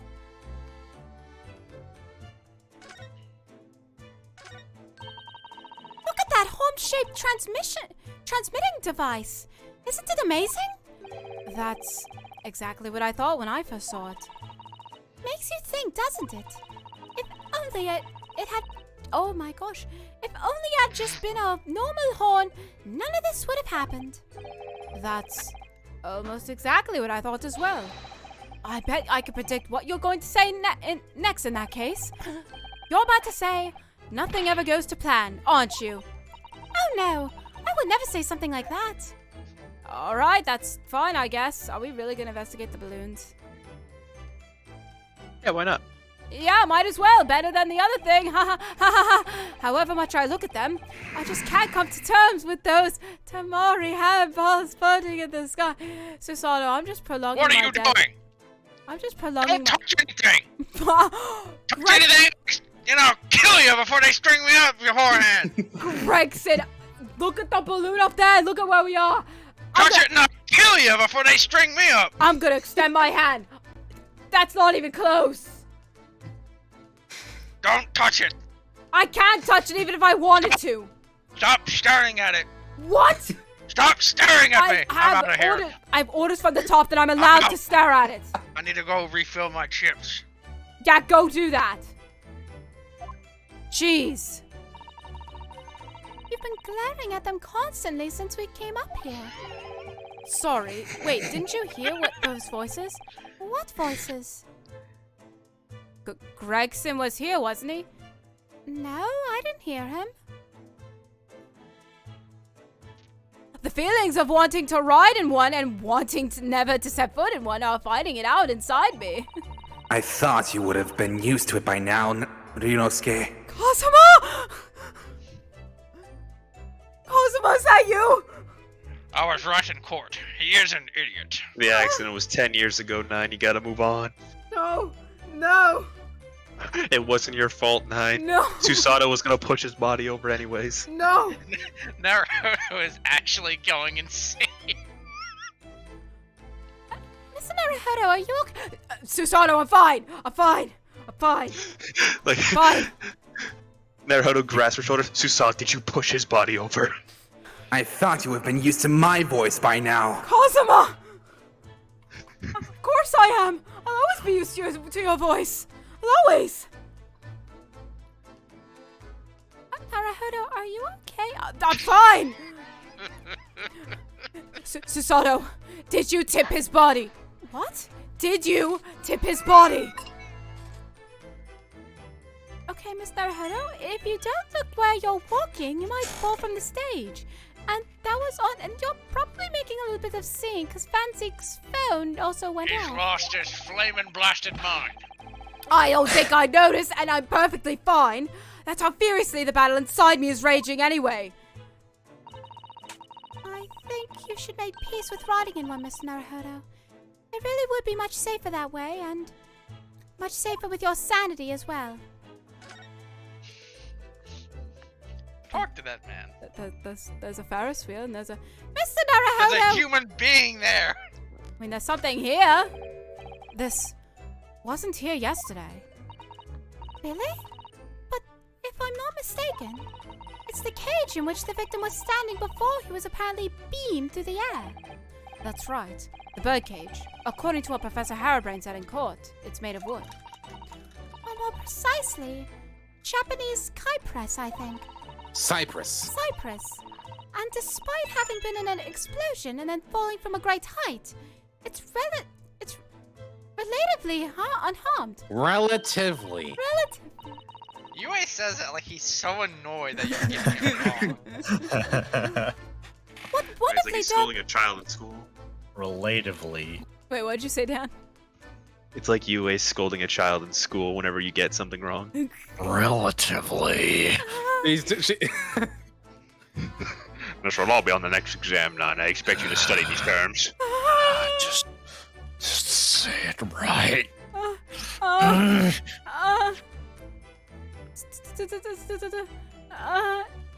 It's relatively harmed.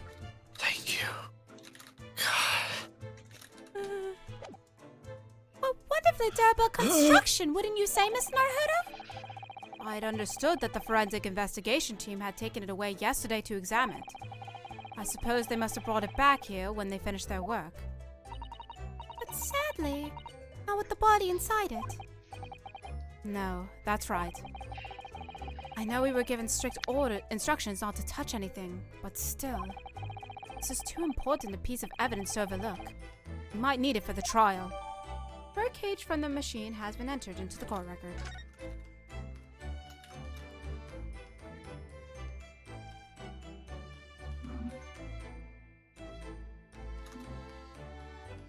Mr. Naruhodo, click on the man! Alright, fine! Oh boy. Mr. Naruhodo, you will do well in the afterlife. Thank you. Ugh. Least approachable man in the world. Winner. 10 years in a row. Be strong, Mr. Naruhodo! Your country and your assistant stand firm behind you. And anyways, I have your will intact. I have everything ready. I'll be a witness to your death, and everything will be A-okay. But I'll be right here, but I'll be right behind you.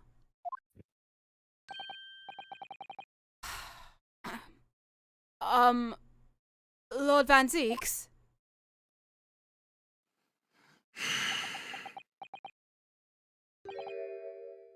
What? Well, beautiful weather we're having, isn't it? Don't kill me. I thought I was making it quite clear that I didn't want to be disturbed. Apparently, you Nipponese are unequipped to read the signs. Unequipped it, but... Oh, I read them. So, what are you doing here? Entry to this area is prohibited. Well, the thing is... Lord Chief Justice Strongheart granted us permission to investigate, on the condition that we didn't disturb anything. And yet you've managed to disturb me. I'm sorry. Sorry, don't kill me. Never mind.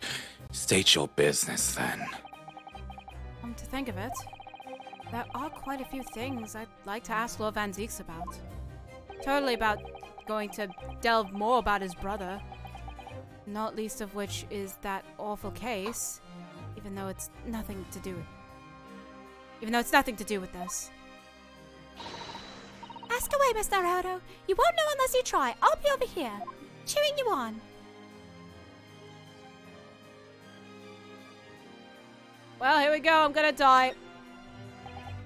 So, Clint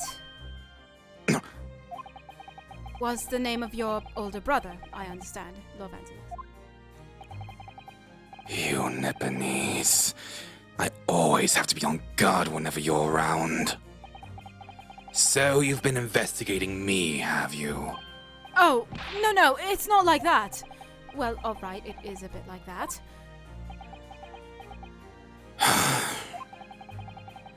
My older brother was also a prosecutor. He was the pride of the Van Zeeks family. But tragically, a vicious killer took him from us. The professor, you mean?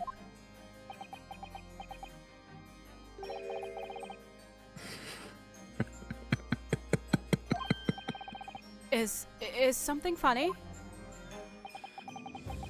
That's the extent of what you've discovered, is it? I shouldn't be surprised. Sorry?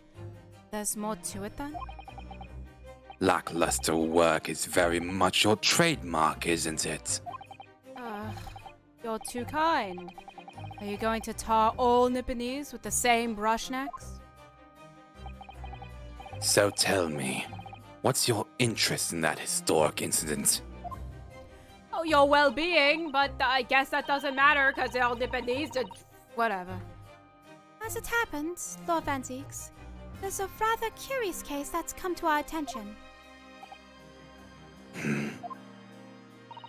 Are you aware of the Madame Tuspel's Museum of Waxwork by any chance? I am, naturally. I believe that since last month I featured in one of the displays there for public scorn. Oh.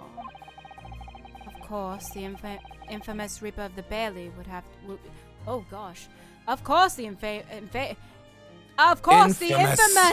Reaper of the Bailey would have to be exhibited, wouldn't he? No. Wouldn't he? Well, our particular waxwork has been stolen from the place and held for ransom. A particular waxwork? Which... Wait! You mean... Yes, it's the professor. Mr. Holmes is investigating the case as we speak. Oh, yeah, that certain detective went to go investigate that certain case. Yes, it's not Holmes in the slightest, no. I was unaware of that. It's turned as white as a sheet. Probably because I mentioned the name of Holmes in front of him, and I'm going to die. I'm going to die. I'm going to die. Are the police trying to locate the engineer, Mr. Drebber, already? Even though we already know what's happening there. Surely that goes without saying. We're very keen to see him found as well. The trouble is, we don't have much to go on aside from the description of the man we heard in court earlier. Which, according to Professor Harrowbrain, was of a tall, thin gentleman, wears straight white hair and wears a black monocle. So, I was just wondering. I mean, I realize it's probably not possible, but, We'd very much appreciate any more clues you could give us. It was me. Susato-san really knows how to take the bull by the horns. Fine. Why not? I have a photograph of the man here from an investigation 10 years ago.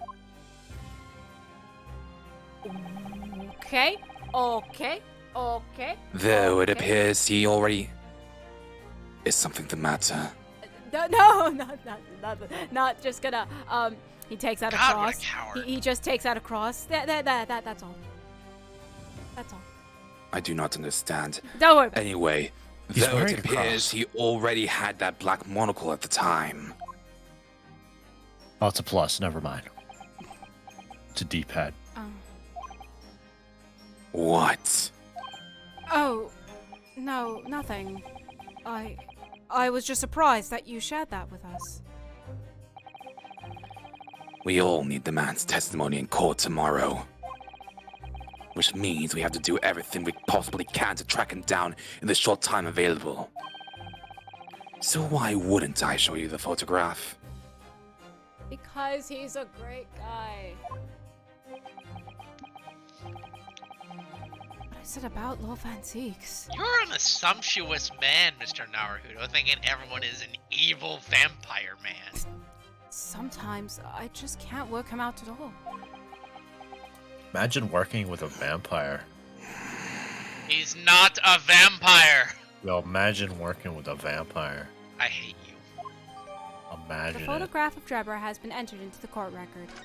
He may have pale white skin and wear white gloves and wear dark clothing and has a hoodie and also drinks red wine, but he is definitely 100% not a vampire. Anyways. Susato, this So- is where I die. This is where I get back. So anyways, here's a ghoul. This is it. Ah, the file I requested for the trial tomorrow. Thank you.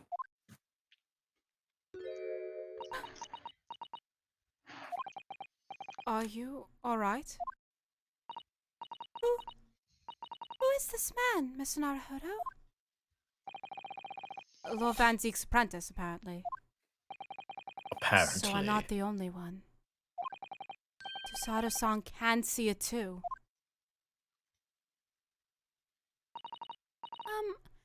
Lord Van Zeeks? May we speak with your apprentice for a moment? No. With him? Why?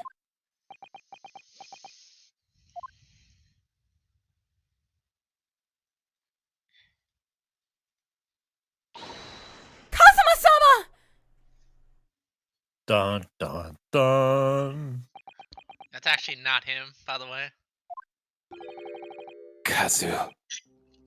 Yeah, shut up, guys. Damn it, I forgot I forgot this apprentice said that. I don't believe it. He faked death. Posture. Your presence Posture. can only be. It's you! Isn't it, Kazuma-sama? No. Who is that? I don't Felt know something a man strange. named by that name. I felt something strange the very first time I encountered this cloaked figure. As if I knew him somehow. Can it really be you, Kazuma? No, it is I, the return of Magnus McGilded. Wait! Me boy. Shut up! Not you in my head again! He is right, me boy. No! No! No!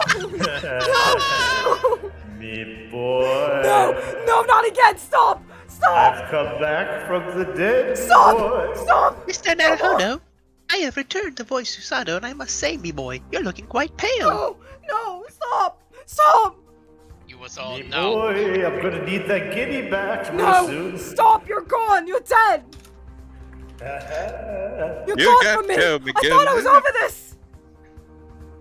Excuse I will never be a memory, me No, boy. you will be a memory, that's it! A burning one!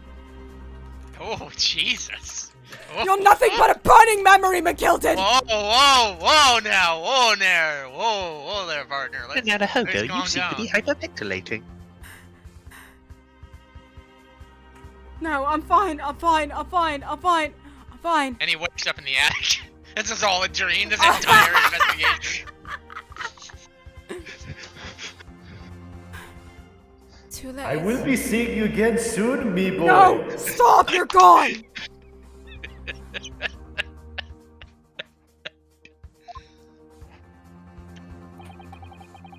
What's going on here? Why are you freaking out like that? I'm fine. Why are you freaking out like that, me boy? I'm fine. It's nothing bad, it's fine. Just don't worry. It's fine. Naruhodo? Ziggs looks over. What's going on here, me boy? You're paler than me. Me boy. Fine. I'm fine. It's fine. It's just, you guys didn't. Yeah, you guys didn't. Yeah, you of course didn't. And you just see a gold coin just fly past his face. One guinea. Oh my gosh! What's that behind your ear? Oh, it's a guinea. Me boy. I think if there was like at this point, if a coin if a guinea did just fly past Naruhodo, he'd just be frozen. That's it. He's dead. He dies on the spot. Naruhodo goes for a walk. He sees a guinea on the ground, and he just shocked, just absolute. That's when Fear. McGilded claims Naruhodo's soul.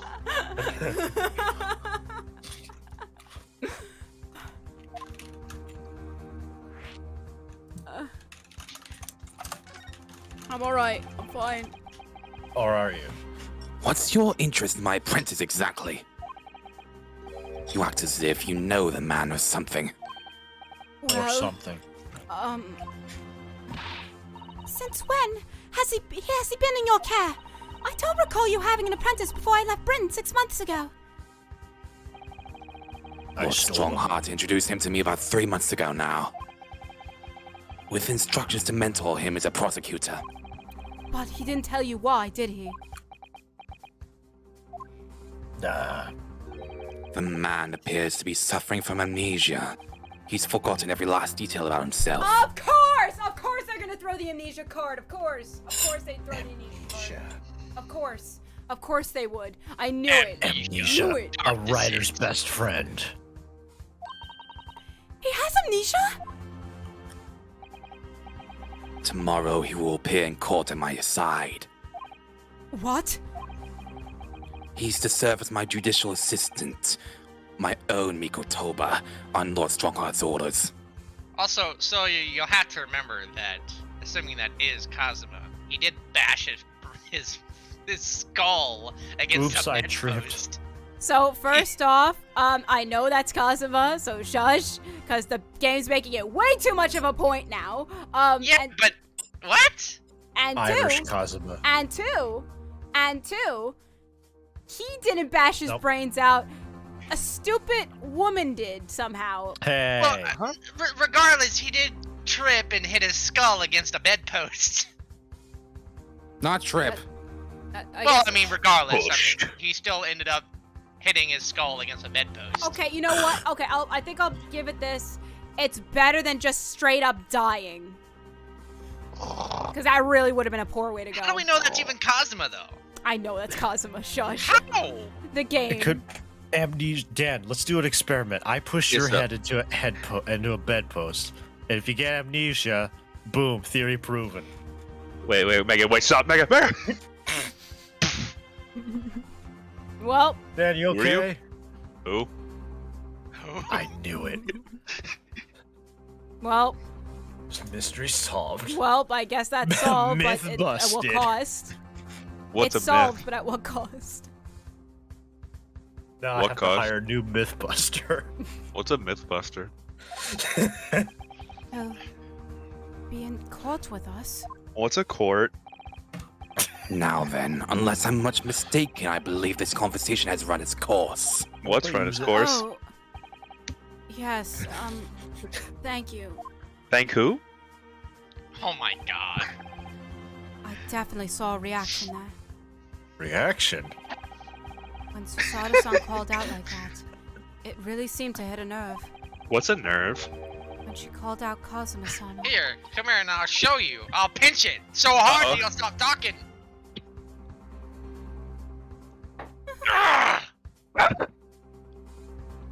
There we go.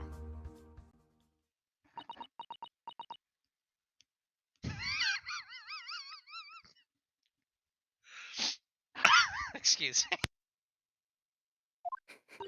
Who's excuse me? You'd already met that masked man, haven't you, Mr. Naruhodo? Yes. Yesterday, in fact, at Lord Van Zeke's office. I see. And if Kazuma-sama really is still alive, it means that Mr. Holmes lied to us. They're really pushing a vendetta of the fact that, oh, Kazuma lived somehow. He's dead. I know. We're going to need to speak to him about that. I'm already mad at him. You're always mad at the man. You're going to have to leave now. Uh. The forensic investigation team are due to arrive shortly. If they find you here, it will cause problems. Yeah? What sort of problems? Even though, why am I Legal asking problems, this? you know. Foreign affairs problems. Oh, Let's okay. just say, That are problems. Yeah, that's problems. let's just say you'll be made to disappear. Well, we could definitely do without that. Alright, we'll be on our way. Let's go, Mr. Sato. Of course. Thank you, Van Zeeks. See you. Sorry, bye. Thank you for not killing me. Bye.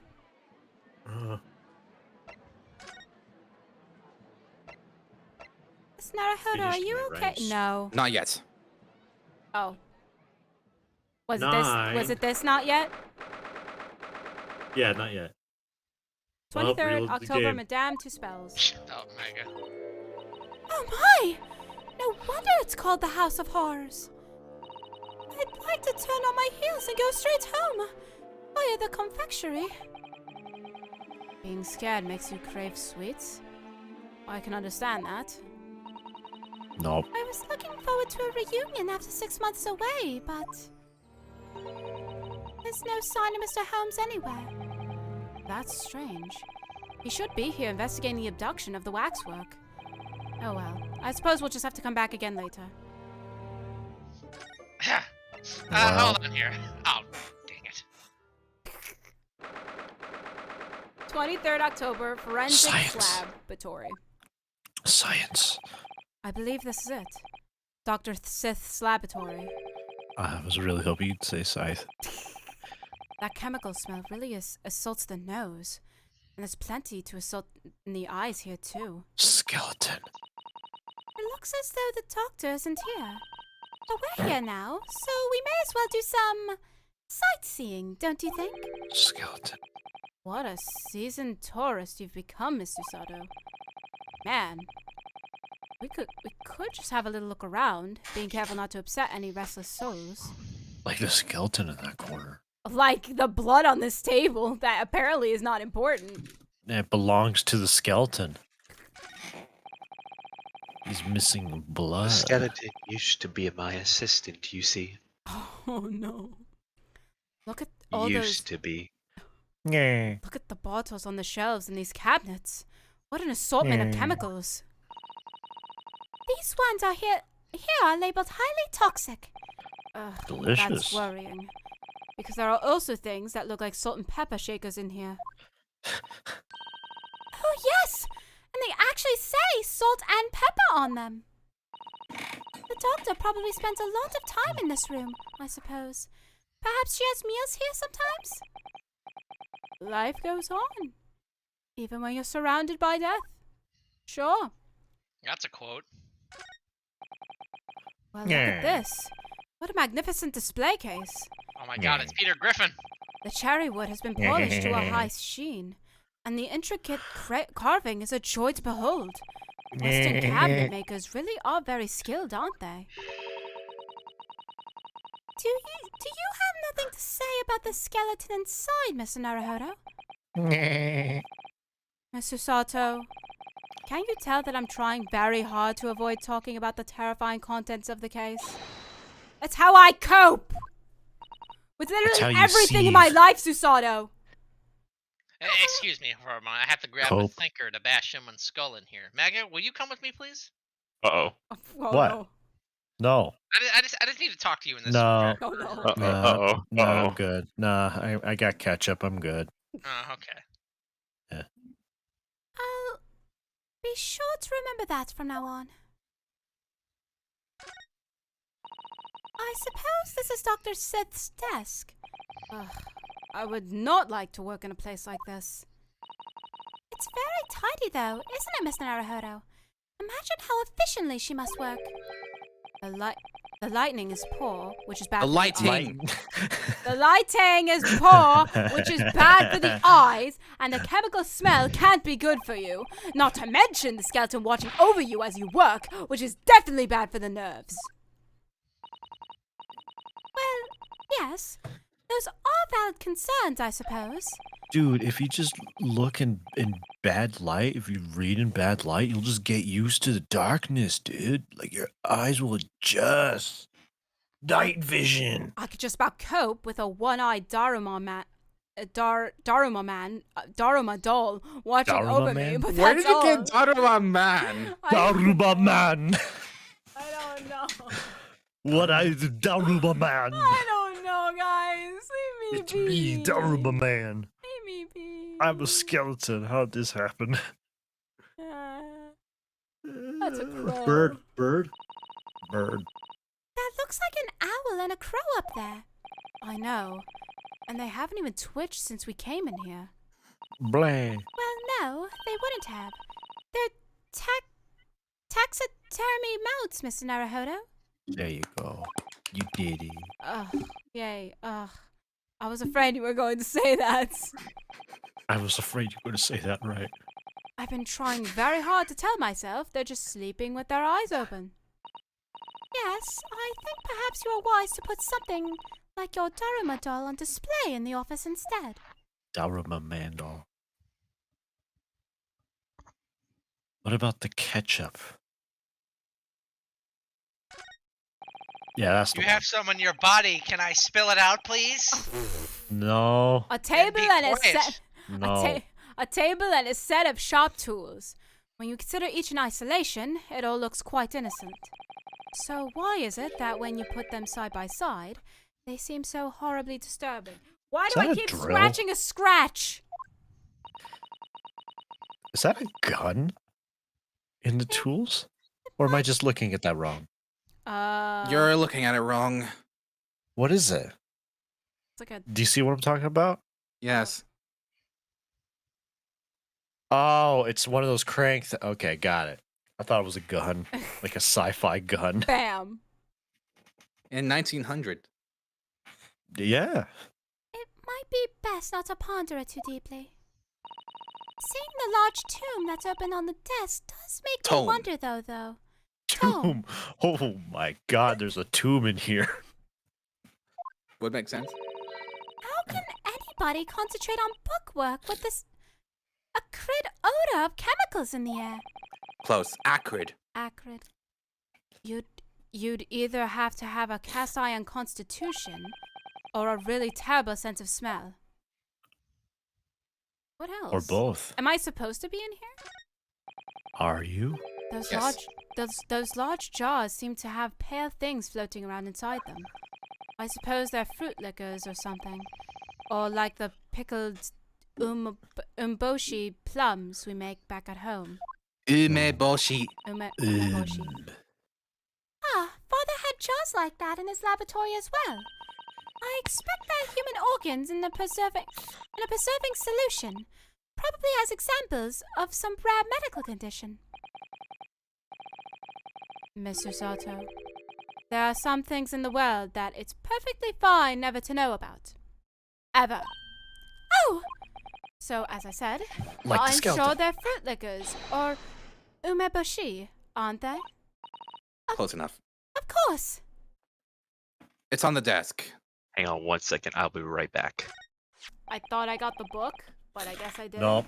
Nope. Phone book. Look at this big, thick book here. No. It appears to be an accounting ledger. It's a record of the forensic investigation team's spending, I think. Oh? Okay. What is it? Welcome back. It's clear that the team purchases various equipment and supplies on a monthly basis, but But they're not paying their taxes. one entry seems rather strange. They're not paying their taxes. Really? In what way? They're buying 500 scalpels every month, and the taxes are 0. 500? You must 0. be working really hard on dissecting corpses. I don't know. Judicial autopsies are only carried out in certain special circumstances, and scalpel blades can be sharpened too. It does seem a bit strange, you're right. 500 scalpels a month? What could they possibly be using all them for? Murder. Murder? My day. Danny. Got it. What are you doing? Science. Sorry, we, had something we want to ask you, but you weren't here, so... Though you thought you'd snoop around. That is acceptable to you Oh my people God. from the East, is it? Why are you all racist? Well, what do you want? Lord Strongheart told us, you see, that it was you who examined the victim's body. Mr. Asmund's body, I mean. So we came to ask you about your findings, on Lord Strongheart's advice. Very well. If the Lord Chief Justice has given his consent, I'll tell you what our investigation revealed. But when we're done, you must leave immediately. Or I'll show you what I do with these 500 scalpels. Alright, no, you don't have to. Okay, of course. So, you want to know what the forensic investigation team determined from its examination of the scene. The summation examination. The victim, Mr. Odie Asman, who disappeared from the experimentation stage amid an explosion. And the Mr. Asman who appeared moments later partway up the Crystal Tower were without question one and the same person. That is the team's conclusion. Okay, hold on. Oh that is... my god. I'm sorry, I actually, just dazed. Hold up.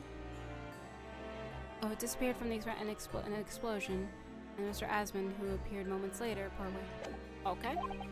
But that can't be right!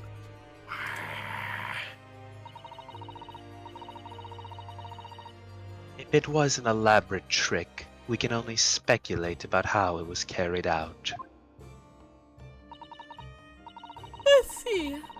Let's see.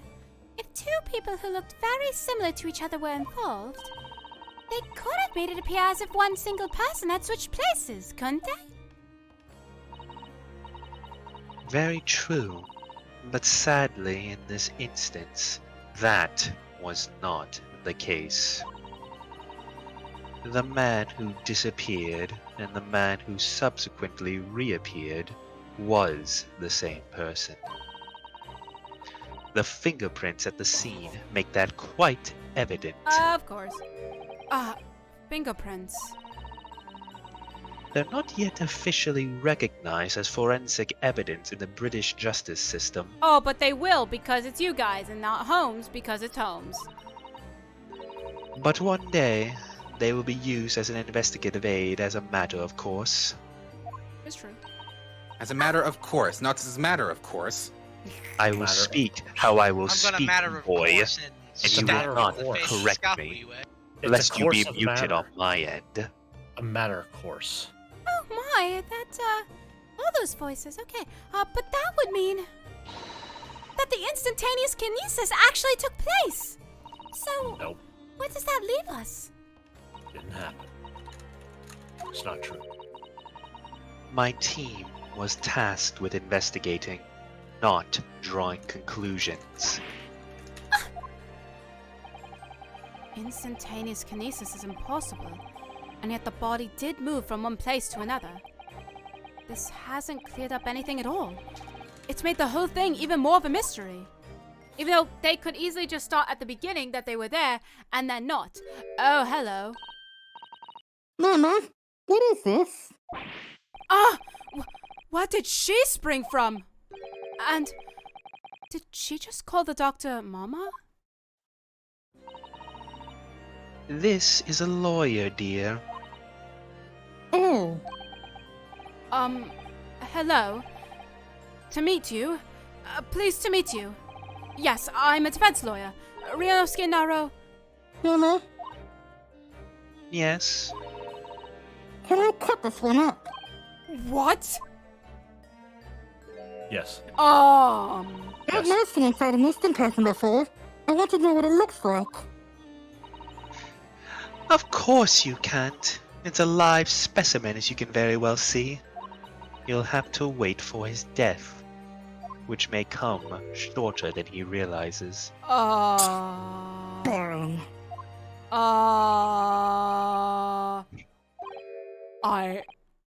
I think I just had a near-death experience right now. Oh dear, Mr. Naruhodo, you're as pale as a corpse. Then let's leave before I'm mistaken for one. Let's go. Corpse. Well, I think we've done all the investigating we can here for now. If we could just determine the whereabouts of Mr. Drebber. Oh. I'm sure Gina and little Toby won't let us down. Now then, do you think we ought to try to speak with Mr. Holmes at this point? We have things to discuss, and I'm dying to meet him again after all these months. Yes, it's quite possible he might know something useful. You're right, so you're probably going to be talking to him. I barely want to. So we ought to find him at Madame Tuspel's. He's supposed to be working there as a temporary waxwork exhibit. Yes, Iris told me all about his latest unusual venture. Unusual. Examine me, I dare you. I dare you. Don't do it! Don't do it! Unless you wish to die, don't do it! Don't Haha, do it! you thought I wanted to die. You thought. There's a good boy. 23rd October, Madame Tuspel's Museum of Waxworks. Here we are again, at the House of Horrors. I'm afraid I haven't got used to the place yet. I'd still like to turn on my heels and go straight home. Via the confectionery, of course. Susato-san really is after something sweet today, isn't she? Ah! What's the matter? Look, Mr. Naruhodo! Look at that waxwork! I'm quite sure it wasn't there before. It looks exactly like Mr. Holmes, down to the very last detail. Aha! What is it? Oh, sorry. I think you'll find that's the temporary waxwork himself. Oh, that's right. I voiced her too. Someone else take her. My God. Well, you know, I've already tried my hand at female. Does anyone else want to try their hand at a female voice actor? Mega, you? Any other? Nah. I gotta have French here. I gotta have a French dialect. Anyone got a French dialect? Cause I don't. French dialect? I can try it. Oh. Not that French, but like kind of like light French. Jesus, Like, it's a friend, Ah, my the dedicated friend of- employee or something. Okay, I don't fine. know. Ah, the friend of my dedicated employee. Oh, yes. Hello again. It's Ryunosuke. Ryunosuke Naruhodo. I must say, Mr. Naruhodo, I am quite spellbound by the great detective. He is a marvel. My precious waxwork is already back where it belongs. You don't mean... But yes, the mystery is solved already. Wow. Mr. Holmes can really engage his brain when he's hungry enough. So, as you can see, he has returned to his habitual duties. Yes. His habitual duties? Alone. Do not disturb, huh?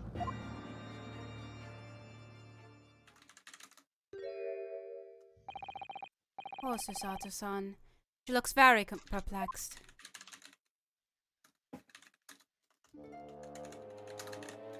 Well, I guess we can look. Bother the man! No! Oh. Bother him. Yes. The heavy curtains in the middle of the House of Horrors. Whatever's on the other side of them, you just know it's going to be terrifying, don't you? The sign says it's the Madame Tussauds special exhibit. It seems you have to pay extra to go inside. I know! Can you believe that? Pay more money as if we hadn't been scared enough already. It's not my doing, Miss Naruhodo, and also, why did you Pause. Don't. I'm scared. Okay. I'm scared.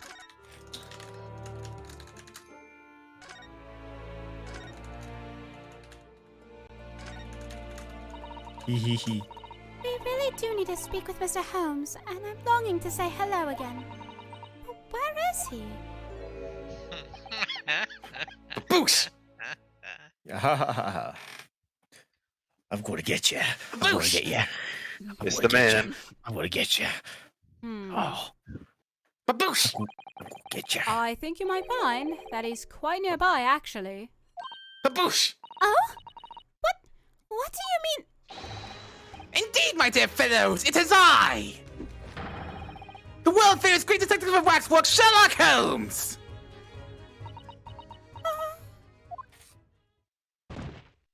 And Susato-san! Susato-san! Okay, Mr. Holmes, I She's forgive you. That was awesome. And then she died. oh! My most humble apologies. Nah, you don't need to apologize. It's great. I thought I died and gone to eternal paradise for a moment via London. Via London. What do you mean, My- Miss my- Naruhodo? What do you mean, Miss My dear Naruhodo, madam- that you were glad about that? He didn't have to apologize. Anyways, Mr. Holmes, you had something to say? My dear madam, allow me to make amends by offering you a tasty free deduction at some point. As long as Excuse it's me? not of questionable street food quality. I don't understand. Why are you working as a waxwork here, Mr. Holmes? Merely a secret identity, you understand, though the case is largely solved now. Largely solved? Largely. Once we're done here, I plan to take over this place and call this Sherlock Holmes experience. We're talking about the waxwork abduction, I presume, and not whatever the heck you're dreaming about. Indeed we are, my good fellow. As I predicted, it was easy as proverbial pie. The Sherlock experience. Though I confess, I'm yet to partake of a pie, proverbial or otherwise, or any food so far today for that matter.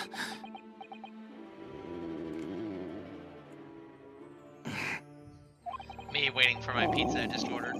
That stomach rumble echoed around the whole museum, and honestly, I didn't have dinner, so it's fine. So, how did you manage to solve it so quickly? Ah, well, I do remember I said it was largely solved. Anyway, I simply negotiated with the culprit. Are you familiar with the so-called telephone? Oh, yes! It's a most modern invention, allowing you to hold a conversation with people far away. In Japan, only the imperial capital and a handful of other cities are connected as yet. This morning, a telephone call was received here from the perpetrator of the abduction. As such, I was able to negotiate terms, and in the end, the waxwork was returned. That's amazing.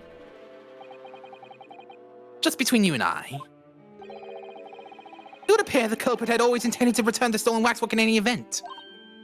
Oh, but I thought whoever was responsible had demanded a ransom, no? Yes, I think perhaps. The ransom demand was necessary to avoid unwanted suspicion regarding the true motive. But does that not mean your negotiating was entirely unnecessary? In fact, I must ask you to keep from Miss Meganaunt's spells at all costs. A hungry young Iris awaits my return to Baker Street after all. Poor Iris. Even though she could probably make more money than you in like a heartbeat, dude. And that's why I wanted to make the Sherlock Holmes experience! I have no idea what you're talking He's about. got a point. What experience? It's just the hustle. Yeah, you gotta respect the hustle, man. It's just entirely my life story conveyed in waxwork. I think I might call it I'm gonna monetize the whole Disneyland. thing. Disneyland.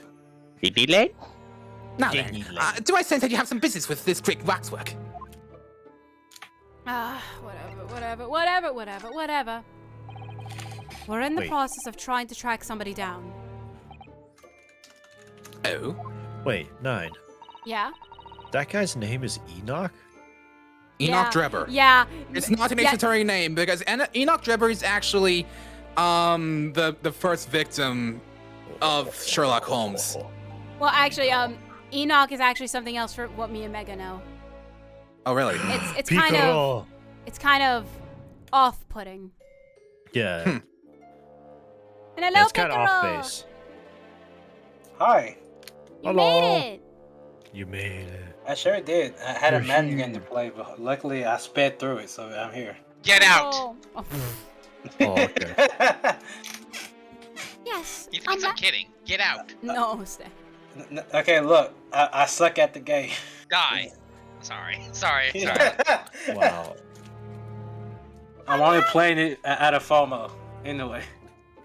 A man by the name of Enoch Drebber. Enoch! He's the swindler who duped Professor Harebrain and the engineer who built the kinesis machine. Herobrine. A swindler and an engineer. Quite the modern man. He also seems to be a conjurer of sorts, too, with considerable knowledge of stage magic. We really need to locate him before the trial resumes tomorrow morning. Not gonna lie, I thought he We said have stone so magic. But we have so few clues to go on. That's the trouble. Do you have any good ideas? Good No. ideas? Good idea. I have no data yet. It is a capital mistake to have good ideas before one has data. If I knew something of the man's appearance, at least I may be in a better position to help. Yes, Drebber's appearance. Fortunately for you, however, presently I have little to occupy myself and little to fill my stomach. As soon as you find any clue, no matter how small, I should gladly give you my thoughts on it. You know, I'm gonna focus on that because I don't want to get that kind of worms yet. Mr. Holmes, would you cast your eyes over this photographic print? It's Cast of Mr. thine eyes. It's of Mr. Enoch Drebber. The face of the engineer we seek. Face. Well, all Englishmen look broadly the same, of course. So looking at the photograph won't be particularly instructive. Are you alright, Mr. Holmes? I know we're at a really serious predicament, but also I'm not going to gloss what we just said. It's kind of racist, Mr. Holmes, in a way. What? Scroll up a little bit, scroll up. You'll see it. Yeah, 9.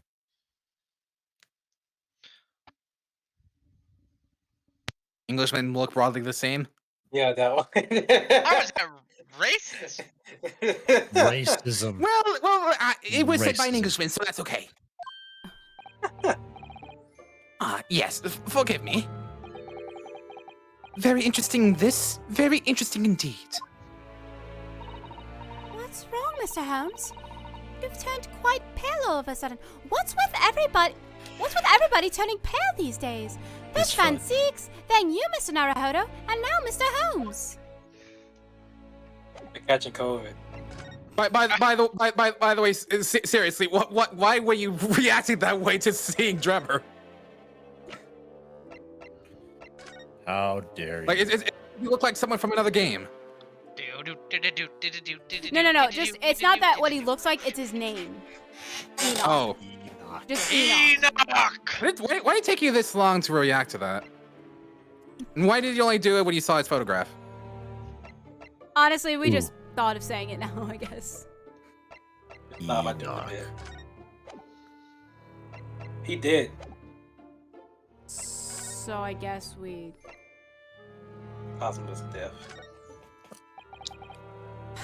All right, Mr. Holmes. Did you lie to us? Uh-huh.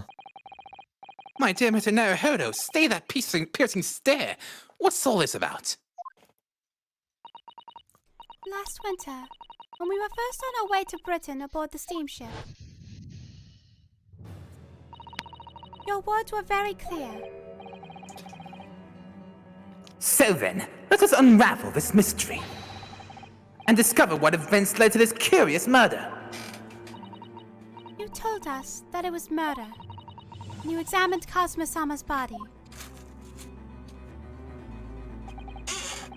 Indeed, and wherein lies the problem? We met him earlier today. The victim, Kazuma Asogi. Wait, what? He's alive. That's not proven yet. They're assuming. He's That's not alive. You're quite sure? No. He was wearing some sort of mask and was apparently suffering from amnesia. But yes, I'm quite sure. It was Kazuma-sama. Impossible. Crack. You must have known all the time, Mr. Holmes. All the time? But he wasn't actually dead. That works too. All the time. Just because someone dumped his. Well, I can only assume I was swept up in the murderous atmosphere for the moment. But the killer wasn't dead at all. Priceless. You're laughing. I don't suppose that performance would pass muster, would it, Mr. Naruhodo? Ladies and Wait, gentlemen. the sword. Wait, You weigh the sword. wait, didn't they bury him? They actually. Holmes? No, they did not actually bury them. Okay, I'm gonna say. I was like, who did they bury? That's He actually. wasn't. Did alright, you laugh? yeah, so apparently his body was supposed to be, delivered to Hong Kong in order to be, transferred, but his body never made it to Hong Kong. It just disappeared. Ladies and gentlemen, we got him. Did you just But the laugh? easier solution is that the crew just tossed him over because he was dead weight for the. I'm going to dead stab weight. this voice in my head in a few seconds. I suppose that performance would pass muster, would it? Wait, that's supposed to be wouldn't. That's the performance wouldn't pass Wouldn't muster, it, wouldn't it? wouldn't it, Mr. Holmes? Yeah, wouldn't it? Yeah, sure, wouldn't it? Fine, whatever you say. But did you just laugh at the fact that my friend, you're just brushing it off again, that the victim, my best friend, was dead? You're just laughing it off.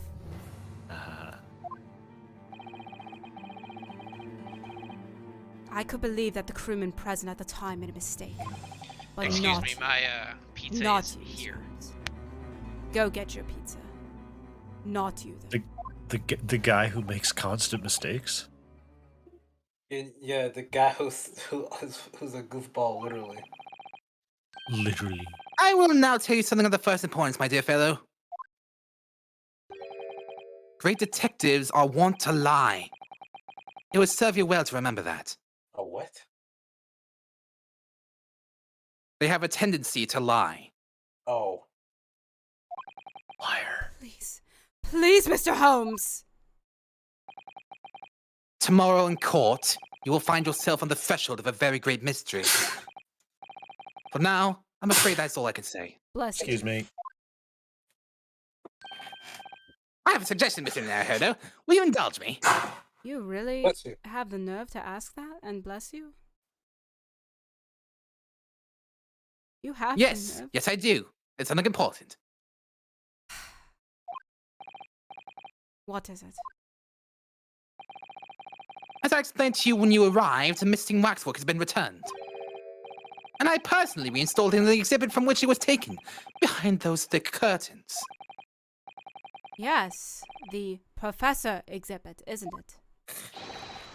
Would you like to see it? For mere 5 shillings. That's a special one-time only price, you understand. It's Professor Mikatova. What? The opportunity won't come again, I might add. Would you like to see the fruits of my labor? No. Oh, well, we do have a rather pressing investigation to carry out. Perhaps we could postpone. The price is a very reasonable 5 shillings. I think you'll find it well worth it. I think you should just let us see it for free at this point. No.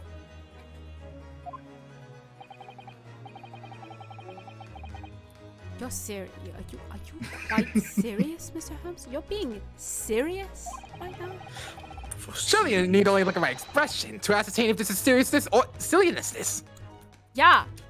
Seriousness. I can I never almost tell. read that as I almost read that as, is it seriousness or illness? I'm serious or ill. I'm being serious, or I'm just completely mentally ill. I'm probably both. The pedal is kind of giving away, not gonna lie. I can never tell with you. That's the point. Very well, it couldn't hurt. Here's your 5 shillings. Susanoo, what are you doing? Mr. Naruhodo, I think it's of importance. No, Susanoo, he should be showing it us for free. Gratefully received. So, the special exhibit awaits behind the curtain. I invite you, only Mrs. Sato because she paid, to peruse at your leisure. Wow. Hey, Mr. Holmes, I have a question for you. They're of utmost importance. Oh, yes? How much does healthcare go in Britain? At least £1? A pound? How much for a stab wound? £2. Okay, fine. 2 for 1 offer. Okay, go ahead.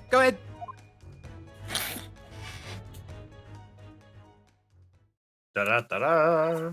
Well, the money's been spent, so let's go and see the special exhibit. And Mr. Naruhodo, put that sword away. No. Fine. Through those heavy curtains at last.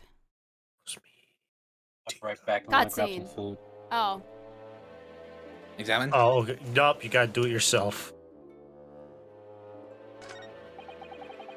5 shillings we had to pay. Oh. It doesn't seem right somehow that Mr. Holmes slipped the money into his own pocket, does it? No.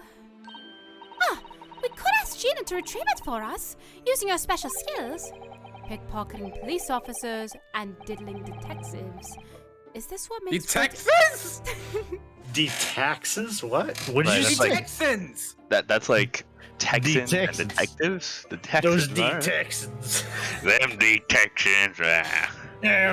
They're Texan And diddling detectives. I Is think this you what mean breaks Texans. Britain great? Is this what breaks Britain great? Not to mention demigod prosecutors taking the law into their own hands, or chip-loving inspectors. And apparently now, an apprentice that has been dead, but now alive and has amnesia. Mr. Naruhodo, The calm apprentice is down, a please. Texan. Inspector Gregson comes off rather well in that list, I think. You know, just come on. Come on. Cutscene? 23rd October, Madame Tuspel's special exhibit. We're here, yes. Oh.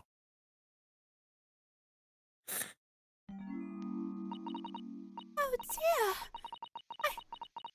a shiver run down my spine as soon as I walked in here. Mr. Sato, I say we turn our heels and go straight home via a really big confectionery.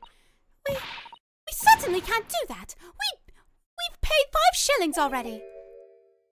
True, and honestly, if I leave, I'm gonna slap him in the face. Actually, now I'm looking a little more closely. We've paid good money to see an exhibit that's clearly incomplete. The nerve of the great diddling detective is far more terrifying than anything else in this place. This must be what Mr. Holmes meant when he said the case was largely solved. Sounds like he got ahead of himself. That's good. Be that as it may, Mr. Holmes heavily implied there'd be a clue about the engineer here, didn't he? But where? There he is. Since we've paid 5 shillings, let's do 5 shillings worth of investigation, shall we? Hey, Yes, we will get to what we paid for. Is that fear or frustration that's making Susato-san's voice tremble? Hey, 9. Yes? I must depart soon. You must depart soon. You leaving? Yeah, I have been summoned. Unfortunately, Corny Sith won't appear anymore. In this episode. Unfortunately, we have a coward leaving us. Look at this man. Truly not wanting to finish what he's been paid to do. I know, right? You will Don't not worry. be paid anymore. You're fired. Don't worry. I'm taking the money and running. You're fired. Absolutely. You guys didn't have any workers' benefits. Horrible organization. I didn't even have insurance here. I don't even have health care. You know what? I'm not coming back to work. I'm not coming in tomorrow. Here's my 2 weeks notice. Wait, I mean, you said did you're not have coming in it. I don't tomorrow, know why but you guys you're giving didn't in your use 2 it. weeks notice. So Yeah. so you're giving your 2 weeks, or you're not coming in tomorrow? My 2-hour Both. notice. Both. You have my 2 weeks notice for the records, and then I'm just not going to show up tomorrow. That's not how a 2 weeks. All right, you're fired. We'll just mark it down that you were terminated. You can't fire me. I quit. You can't Too late. fire I've already terminated your contract. Get the hell out. Anyways. Well, You- all right. I I'll mean, see you guys wait, later on the flip side. objection. See ya. You literally cannot fire him. I'm the one who put him in the group. Yeah, well, guess what? I took it over. Ha ha ha ha ha ha. You're fired as well. Interesting. I have You're a fired. crazy idea. We have a shareholder here. We have a share. There we go. Thank How dare Thank God. Finally. And I'll do it again. No, don't do it. Don't do it. All right, guys. Have a good one. You too, Dan. See you, Dan. All right, See you, Dan. Bye-bye. Have a good night. Bye-bye. Thank you. Goodbye. Thank you for having me. Hee hee. Anyway. This must be the killer. The fiend known as the Professor. Yes, I think so. According to what Madame Tuspel said, he killed 5 victims, all of noble or royal blood. The waxwork... The waxwork is so lifelike, isn't it? Like all the models in this place. Life I know. wax. It looks like it could stop moving at any moment, doesn't it? If only it had a head, that is. Perhaps we should examine it in a little more detail. Nope. Man, as much as I love this song, I also hate it. It plays like 100 times in this game. It's It's the SL9, basically. Oh. So, this is the condemned man. Yes, the so-called professor. Then perhaps his head was chopped off by a guillotine. But unable to find peace, he emerged from his grave as a headless ghost. Do we have to entertain such terrifying ideas, Mr. Sato? Anyway, I'm sure the model had a head once. There's a metal fitting for it, see? Then perhaps Mr. Holmes absent-mindedly forgot to reattach it. That's an extremely absent-minded detective you're describing, isn't it? Which I agree. Or perhaps the thief absent-mindedly forgot to include the head when he or she returned it to the museum. And that would be an extremely absent-minded thief. Could there have been some reason why only the head wasn't returned? Well, whatever the reason, It means we don't know what the face of the infamous professor looked like, do we? Oh. There's something caught just inside the convict's jacket here. It looks like a piece of broken glass.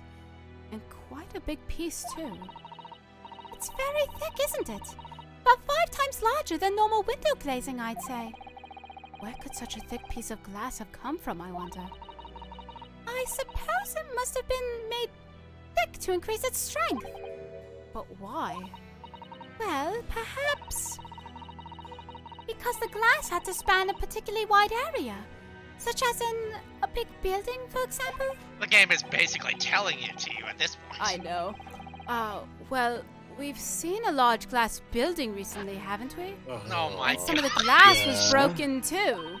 You don't mean? Exactly. The Crystal Tower at the Great Exhibition.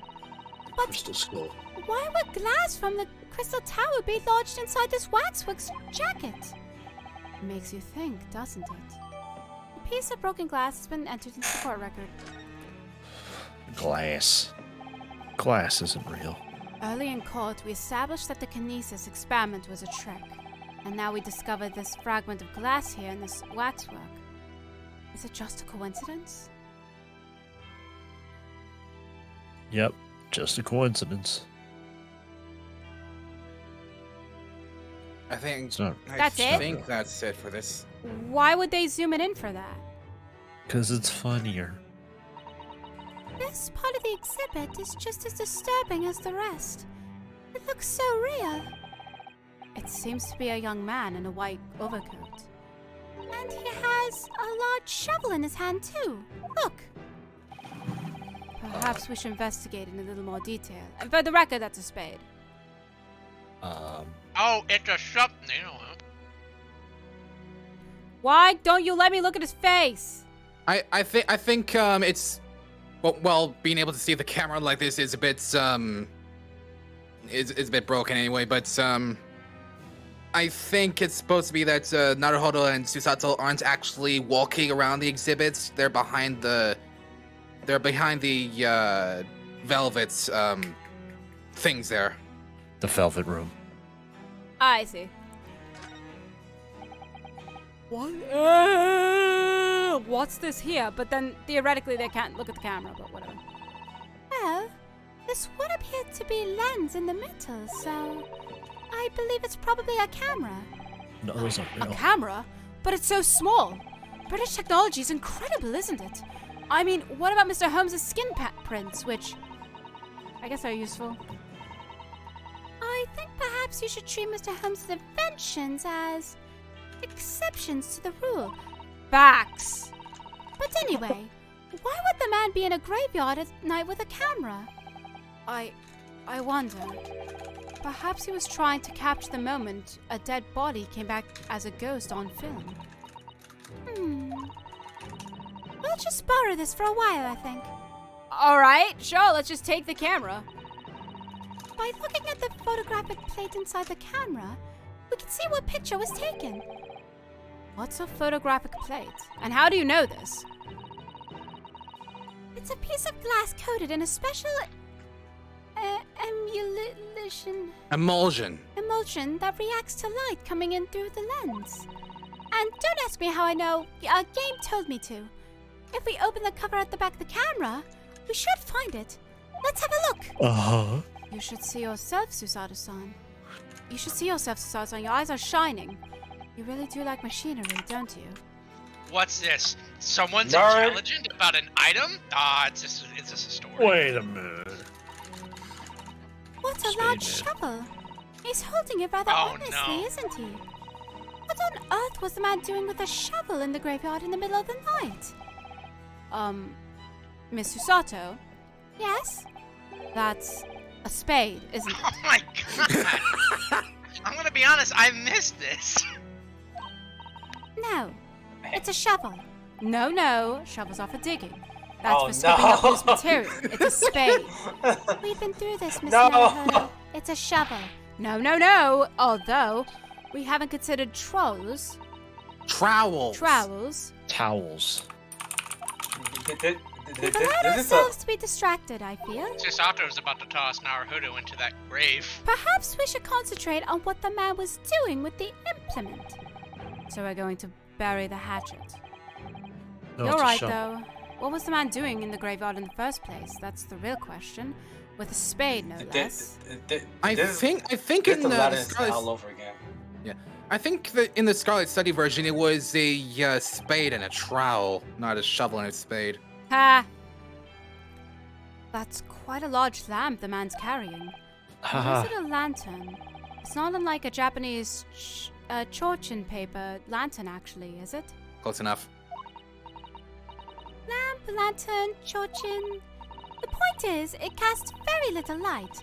To be walking alone in a graveyard at night with only this, well, I certainly couldn't do it. I'm not sure I could visit a graveyard at all. Even in broad daylight, to be honest. I think that's it, unless...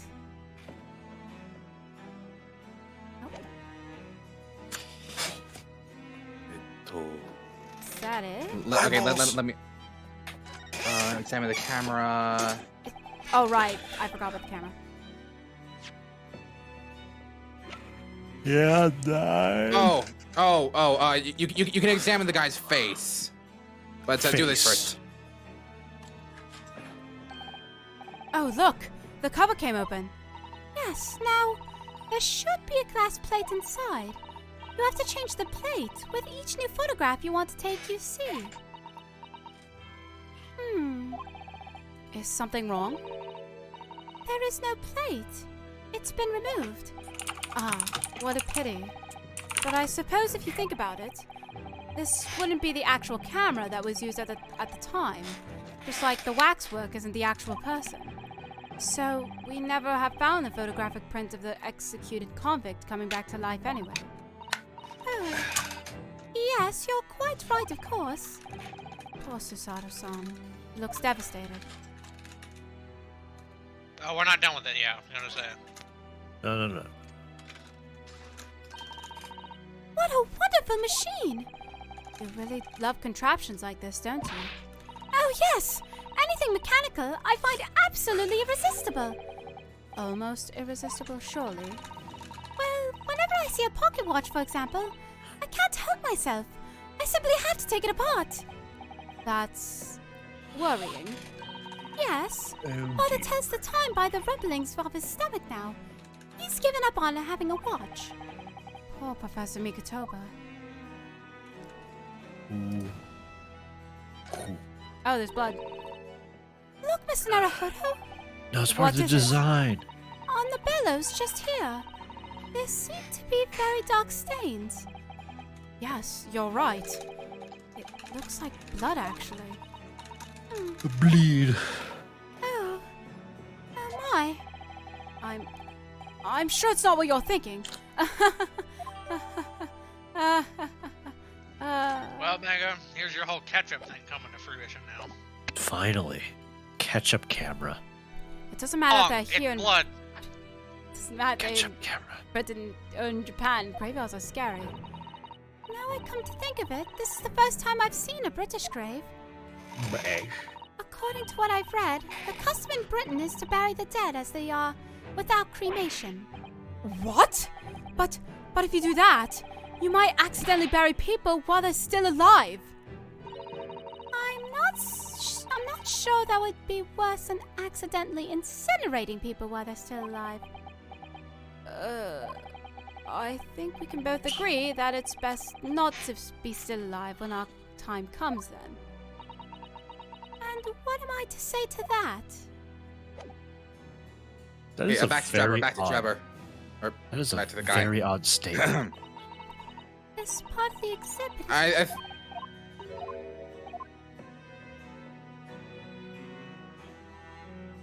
You just angle yourself until you can, I guess. Oh. There you go. I can't see his face very well. Can you? Perhaps if I just... Oh! Do you think you should be manhandling the exhibits, Mr. Naruhodo? I'll put it back exactly as it was, don't worry.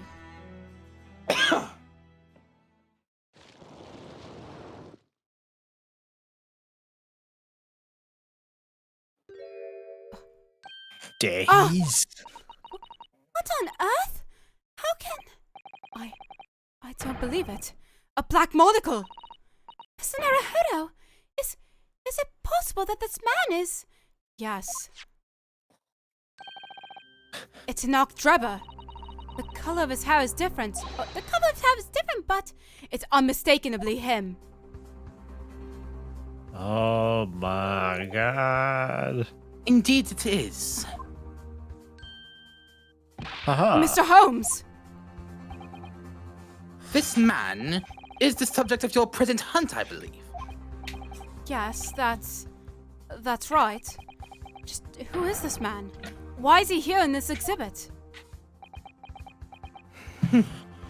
He's not. And why does the convict behind him have no head? The head was missing when the model was returned by the thief who stole it. What a surprise. So then, the case isn't yet solved, is it? Nope. Did I not say so myself? Largely solved were my words, I believe. Well, alright, potato, tomato, Mr. Holmes. But I must locate the missing heads tutti sweet, as Madame would say, or be in grave trouble. A very hungry Irish still awaits my return to Baker Street, preferably with rations. Do you know, though, something about this room is strange. Strange? What do you mean? Well, the displays in the House of Horrors are supposed to depict real events, are they not? Indeed they are, Mrs. Sato. Do go on. And, as terrifying as they are, the scenes in the other exhibits are believable. But this one... This surely couldn't ever really have happened, could it? Sure it can. I think it's time I educated you a little. About the nature of the incidents involving the professor 10 years ago. About time! Alright. What do you have to say? I believe I told you a little about the professor yesterday, did I not? He took the lives of 5 victims, every one being either a member of the aristocracy or royalty. All were attacked by an enormous hunting hound and had their throats ripped from their bodies. Oh gosh! An enormous hound? How awful! After taking the life of his 5th victim, the killer was apprehended. It was a case of unprecedented magnitude in Britain, you understand. Accordingly, the professor was tried in a closed court. No members of the public were permitted. A closed court? So you mean that the professor's identity? As you've surmised, my dear fellow, his identity was never made public. Naturally, he was found guilty and was summarily sentenced to death by hanging. He was buried in a grave at Lowgate Cemetery, which adjoins the rear of the prison where he had been held. However, that was not the end of the affair. The very night that he was buried, the convicted man came back to life. Came back to life? He clawed his way out of the ground and emerged into the moonlit graveyard. The exhibit here depicts that very scene as described by the sole witness to those chilling events.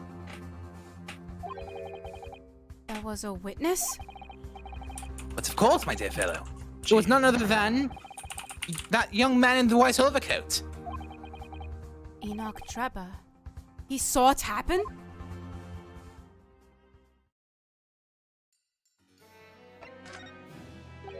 So, this is a waxwork model of Enoch Drebber. 10 years ago. The convicted professor, having been gibbeted and buried, emerged from his grave in the dead of night.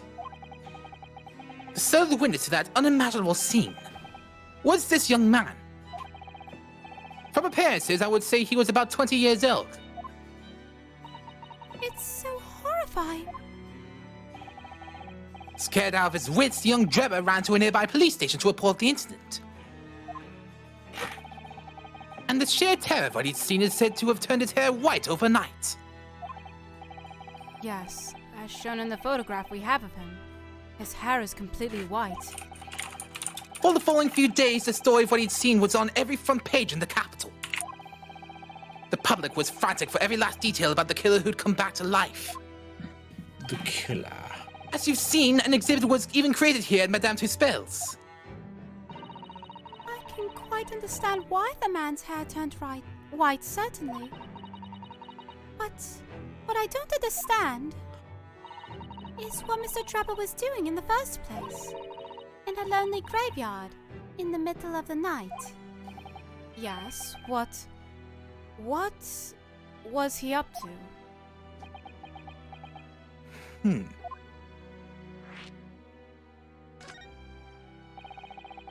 The Professor's acts of terror through London's upper classes The Professor's acts of terror threw London's upper classes into complete panic 10 years ago. It was a great scandal, one might say, at the very highest levels of society. And since the killer's identity was never made public, rumors abounded. After all, no killer had ever before systematically employed a dog as a weapon of murder. Yes, I can imagine the impact the case must have had. But in time, of course, rumors abated.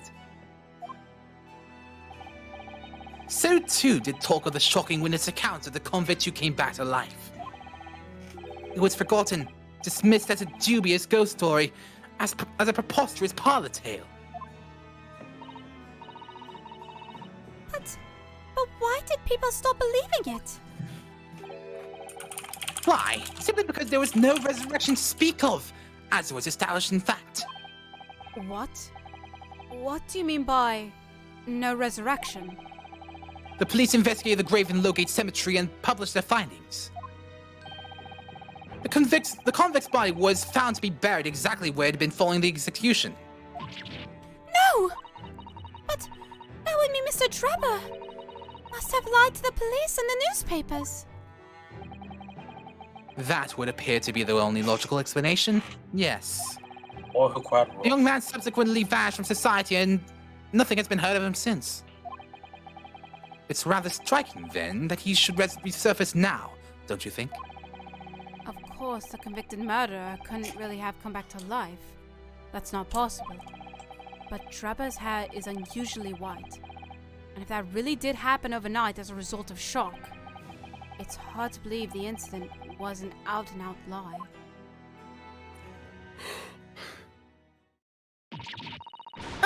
Ah! What the bleed Nora do? What have you gone and done? Gina, what are you doing here? I asked Iris, and she said this is where you'd be, Oh sir. my god. All right, fine. So! Gina, not so loud in the museum. Madame Tuspel's will have you take a position as a wax will give you not careful. I think there might be a more pressing concern. I still had some flash powder left of 6 months ago, so... So! What are you doing? All right, Gina, we understand. But please put the gun down. Flashbang out. Sorry, I got scared. You should try being the one on the other end of the barrel. So, what brings you here, Gina? What brings me here? What do you think? We found it! We found a dodgy cub's workshop! What? You found Drebba's workshop? Yep! Toby's now took me straight there! God, I forgot. The boss and the others are heading over there now in a drag, so come on! This investigation. Here's the is at address. least I got the another boss hour. right out. Wait, it's another hour? Yeah, it's long. I think it's the It's- longest investigation in the entire game, to my knowledge. Yeah. Long. Okay, Oh, thank you, Gina. We'll make our way there at once. All right then. See you there. And then she was never found again. Eh. Here you go. Don't mind me. I'll just stay here being still. What? What? What? I know my place. In the exhibit over there. Oh dear. Someone is feeling sorry for himself. Honestly, it's well deserved a little bit.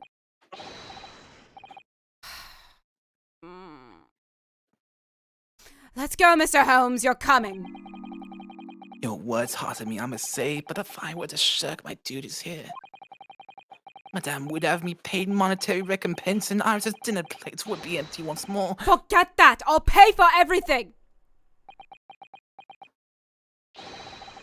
Dinner's not a moment to lose, my dear fellow. I shall hell a carriage at once. I'm going to punch you, though, when we get back to the house. Money. I'm gonna punch you, though, when we get back to the house. That I promise you. Money. Only worth it. No off to share the cost for Mr. Holmes, then. Of course not. I shall gladly pay half, Mr. Naruhodo. Thank you, Mr. Sato. Right, let's go. Holmes is still at least top 5 characters in the entire franchise. Laser beams. Okay, so really quick, guys. Do you want to try to finish this investigation, or do you want to save it for next week? No. Oh God. We're doing it. We're doing it. It's just this. It's just this, and then next week is the trial. Yeah, but their section is. I mean, at the very we've gone to 11 o'clock before. At the very least, another 45 to 50 minutes. Let's do it. Let's do it. Well, Mega? Huh? Do you want to? Mega seems like he's half passed out cold. Yeah, sure, I'm here. I'm guessing Picaro doesn't mind. I can go, but I can't go past 11. Like, once we hit 10, I'm gonna have to leave. Unfortunately. All right, guys, let's do this. 23rd October, Enoch's Dreber's workshop. Enoch's Dreber. Look, it's Enoch. That looks like. Oh, it's another super high voltage instantaneous kinesis machine. Okay. Indeed, it would appear so. Though only a prototype, naturally. Ah, so you got it in? Gina, well done for finding this place. And it's such little time. You've really worked miracles. You know what? How about this? So everybody can have a chance. Let's pick who's doing. How many characters are in this place? Just one other? There's gonna be her. There's gonna be her, Gina, you, Holmes, and one other. One other. Okay, so. I'm already that quote unquote one other. Because I've already spoken to you about it, I will give up Gregson specifically just to be said character, so. Okay.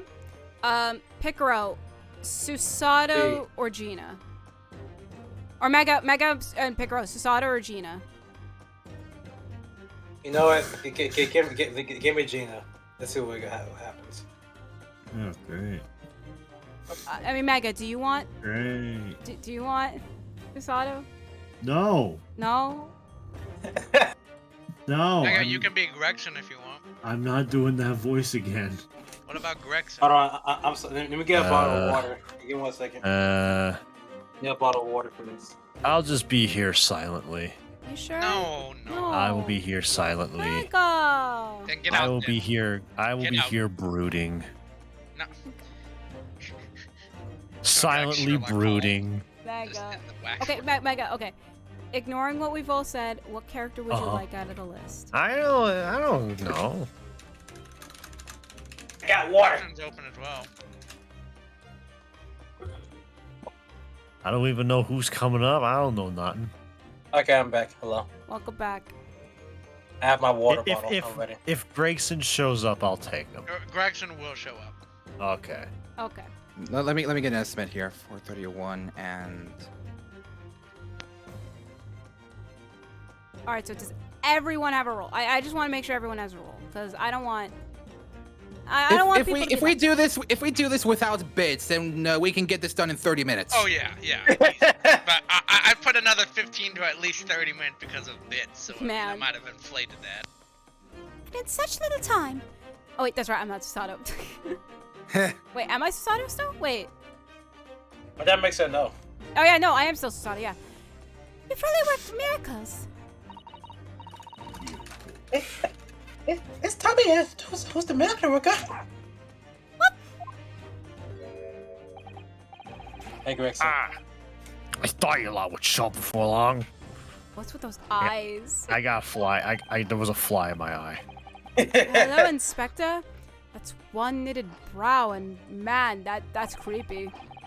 It looks like he's eating a lemon, not a bag of fish and chips, even though he's clearly eating a bag of fish and chips. What if I just sneak in a real lemon in there? Fish lemon. Mr. Naruhodo? No. So, Inspector, is there any signs of the engineer?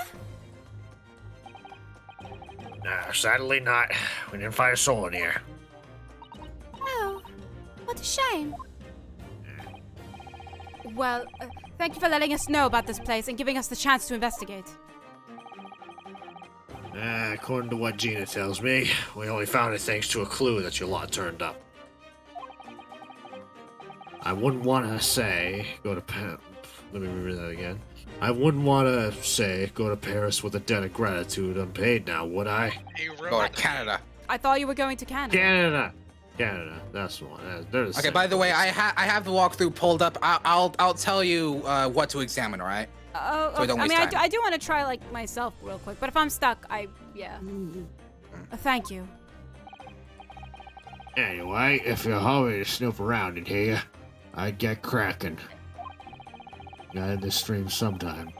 Lord Van Zeek's and forensic investigation team are on their way here as we speak. Them again. Uh-huh. I imagine you've got the picture by now.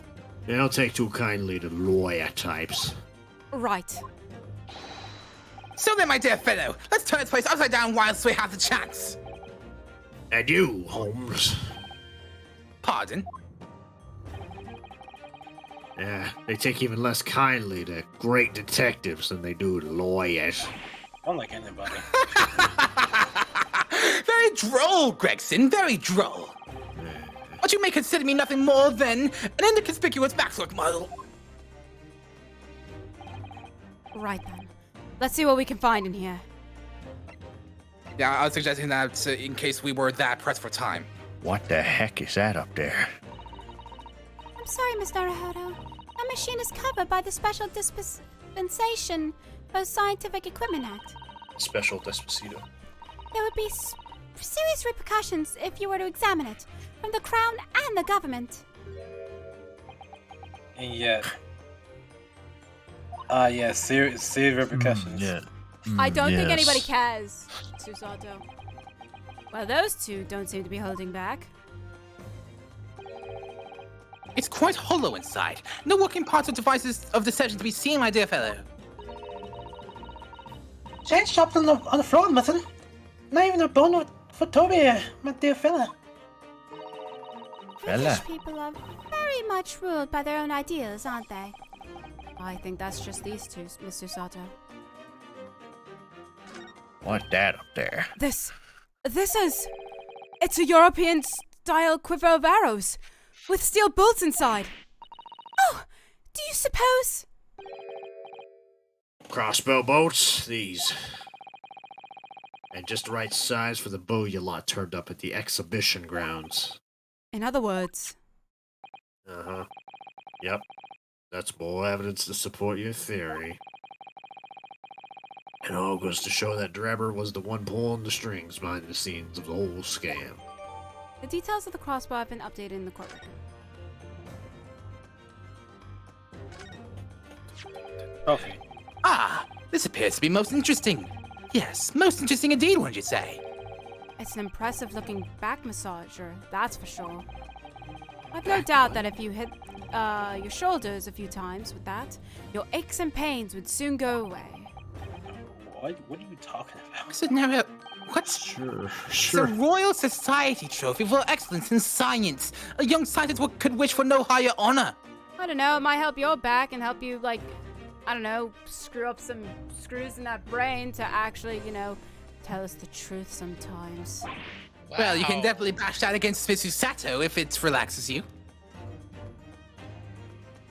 Good idea. Dang, you know me well. You know me too well. Would you like a massage? So weird. I take that back, no. No comment, thank you. I had no idea it was such a grand thing. I think it's becoming increasingly clear. that there's much more to this Mr. Enoch Drebber than conjuring tricks. I couldn't agree more, my dear madam. And how about you, Mr. Naruhodo? Wouldn't you like to take it with you? For your tired shoulders, of course. He's not going to let that one go, is he? No. It's curious, though, isn't it?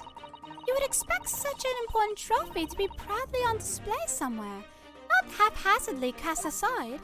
English gentlemen can be quite a mystery at times. Science trophy have been entered, so I think what we should do is examine it. There's one more thing in this room to examine before you proceed.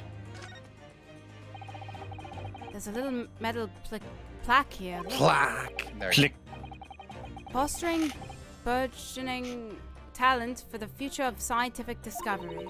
Fostering burgeoning? It seems rather ironic, doesn't it? Well, clearly Mr. Drebber really was a very talented scientist. Right?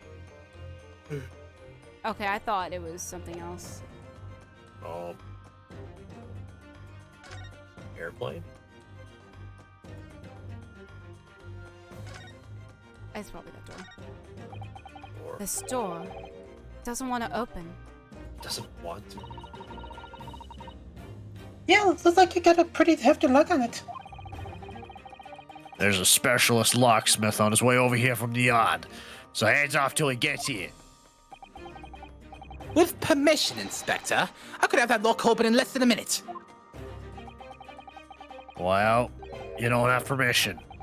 And no one's giving it to you. He looks so sad. Gregson looked as though he really enjoyed that. Like, look at that. Look, he's got a look at that smirk.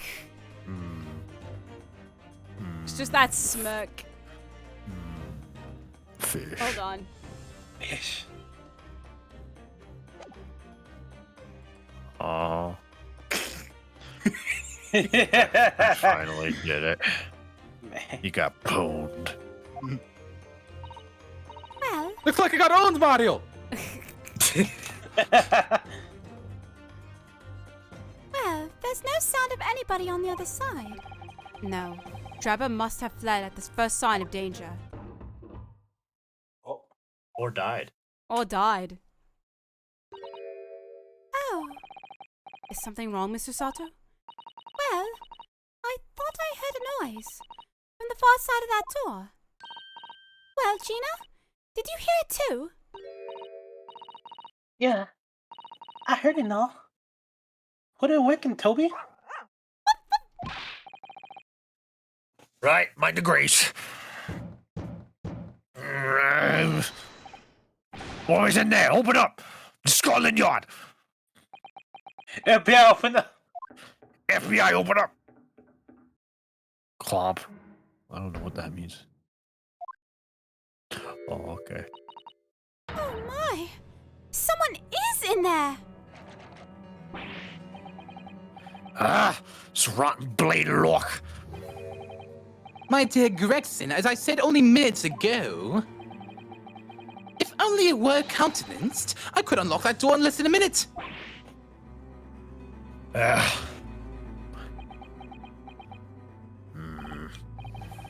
Fine. I'll take the rap for it. Just get us through that blasted door. Click. Oh. There! You have been pwned! Oh. You've confused minutes with seconds, I think. Time is of the essence, I feel. What are we waiting for?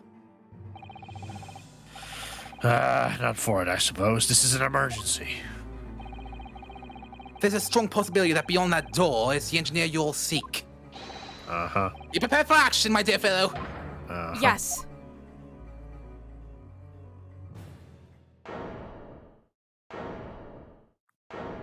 There's a bomb. A bomb? What? What's happened in here? Why is everything upside down? Rats! Hey, there ain't no one in there after all. But there must be. It was only moments ago that we heard those noises. Maybe that was the sound of Drebber running away. But there's only one door into this room. and no windows that could afford an escape route. Those skylights are far too high. What's that up there? Are they Spider-Man. footprints on the ceiling? Spider-Man. Oh, wait. Why are we even here?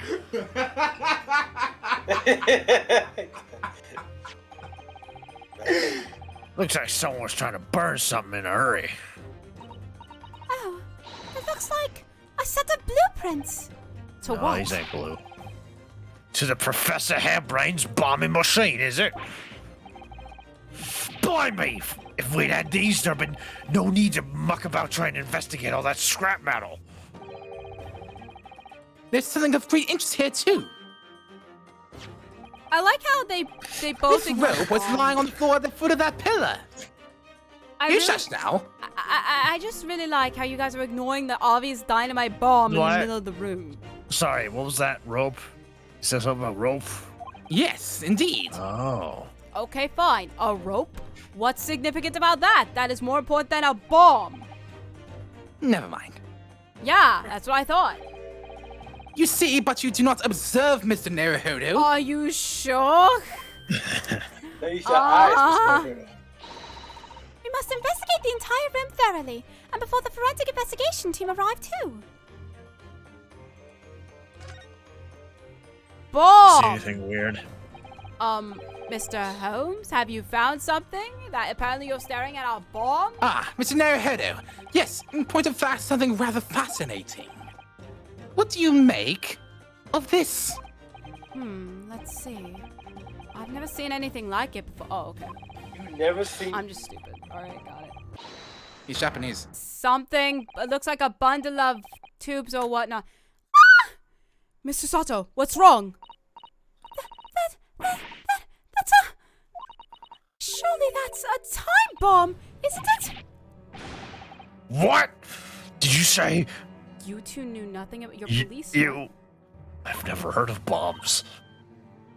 Bomb? Sorry, but what is a time bomb exactly? You truly are one of a kind, Mr. Naruhodo. I won't take that as a compliment. I don't know nothing, do you, Odo? You haven't got a clue what it is either, have you, Gina? What do Shut you up. I do? invite you to consult a dictionary later, Mr. Naruhodo. No. Excuse me? But this particular specimen is no time bomb, although I confess it has a very similar appearance. What? Oh, well, thank goodness. But then, what is it? A regular bomb. I see. So that's it. Goodness, Mr. Holmes, have you seen to the heart of the matter? There are times when I consider my lot most unfair. For I'm fated never to know how it feels to flounder as you do when a puzzle presents itself. But I have learned to accept the hardships that come with being a great detective, Mr. Sato. Right, detective. Here we go. I feel a great deduction coming. Oh no. You gonna really. deduce about the bomb? What? Once again, I can draw two conclusions from the scene we see before us. The first Oh, okay. We're not is actually that the doing this. inverted nature of the furniture in this room is the work of Drebber himself. Oh, but how could you? Easily. And the second conclusion is that the small device on the floor there is without question completely genuine. Oh, okay. Please, Mr. Holmes. Please, Mr. Holmes, you must explain everything. It would be a pleasure. After all, it is a great detective's civic duty to teach Skull and Yard the finer points of the trade. Lord. You like that? I'm not looking. Well, Inspector Gregson seems delighted with the idea anyway, obviously. Oh, you deflected the inspector's glare with such fortitude there, Mr. Holmes. Well done. I mean, his eyes were closed, but okay. You're too kind, my dear madam. I hereby dedicate this great deduction to you. Kindly stand just there, Mrs. Sato. Oh, yes.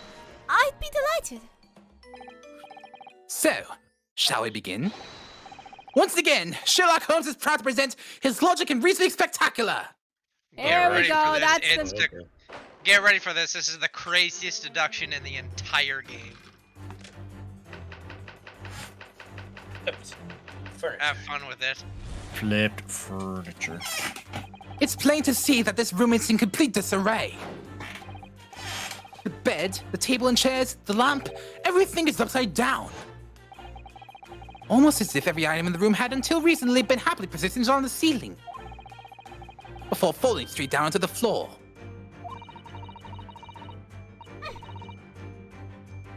Oh, that's me. Every item in the room was on the ceiling. Are you suggesting that? No. Indeed, the key here is gravity. It would appear that technology has at last succeeded in freeing us from the great pull of the Earth. What?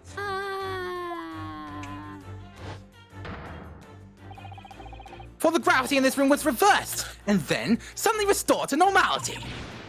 Goodness! The inverted furniture clearly reveals the truth about the part gravity played in this whole business. Yeah. I quite understand your skepticism, Mrs. Sato. I too was incredulous at first.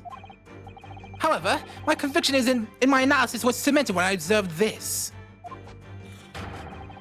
An anti-gravity device, almost identical to the one that featured in a dream of mine only the other day.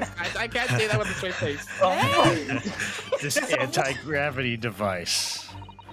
But then why does it have a clock on it? Oh. The most relevant question indeed. That is a timing device that controls when the gravity direction will switch. Of course it will. It sounds so goofy. Yeah, that makes It was clearly a requirement for the engineer to be able to restore normal gravity automatically. I'll be honest, the second that gravity was mentioned, yeah, this is gonna be crazy. The commotion we heard earlier from the other side of the door was the moment that restoration occurred. Yes, the reason why everything in here has been turned upside down is because of the anti-gravity device. So you see, we need look no further to explain the state in which we now find this room. I'm gonna get water. The direction in which gravity acts here was reversed by Mr. Drebber before being restored to more normality in automatic fashion sometime later by the timer device. So I told you this was gonna be insane, so... I have witnessed precisely the scene in a dream I once had when I fell out of bed. How do you know firsthand? And that was only topic 1. Topic 1. Missing engineer. Topic 2. Now, let us consider the next conundrum. What was our engineer friend's aim?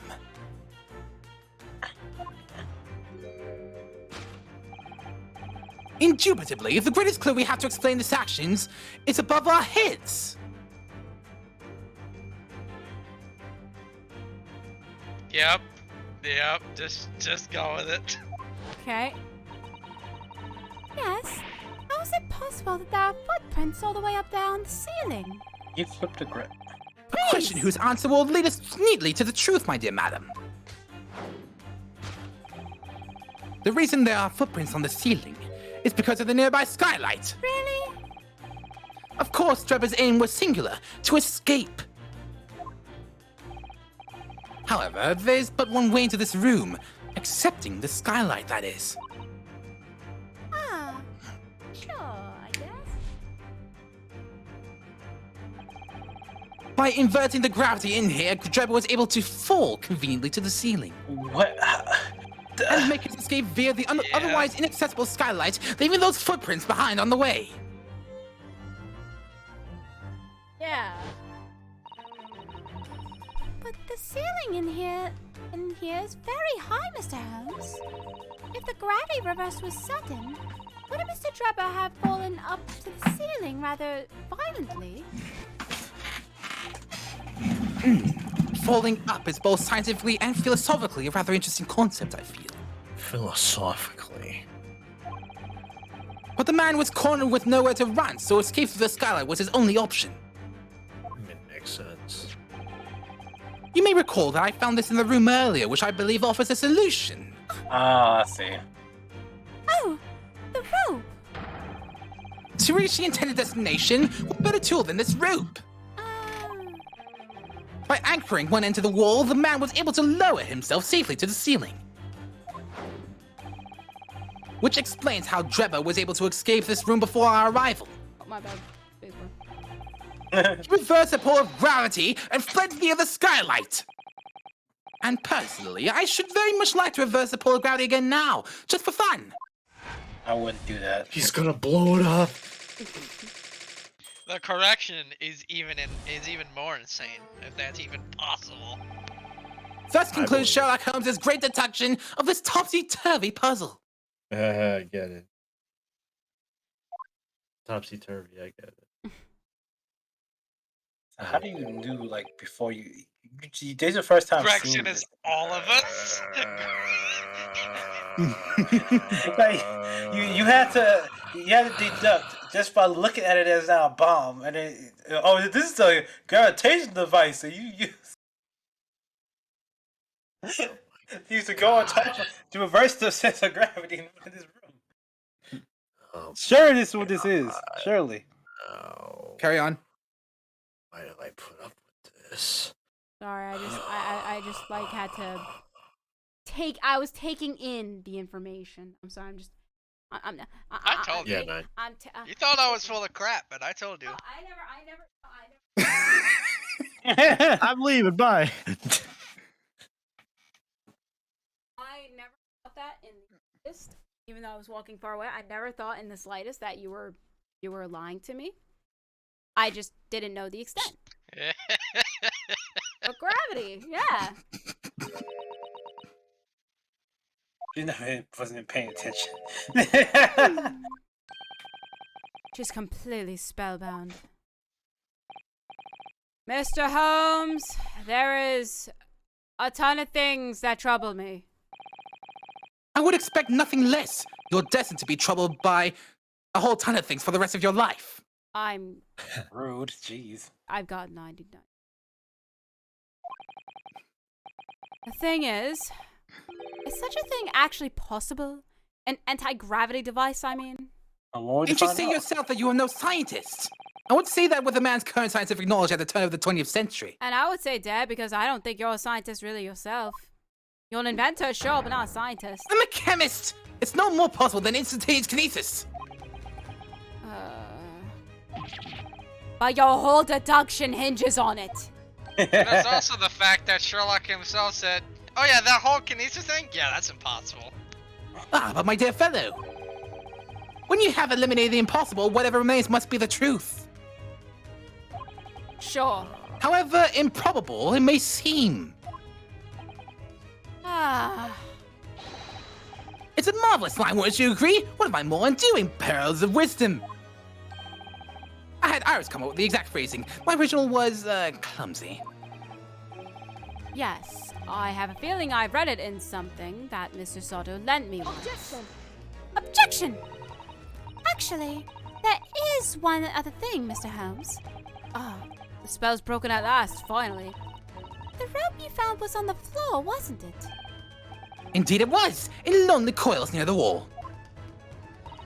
But if Mr. Drebber had used it to escape in the way you described, wouldn't it still be tied to the wall?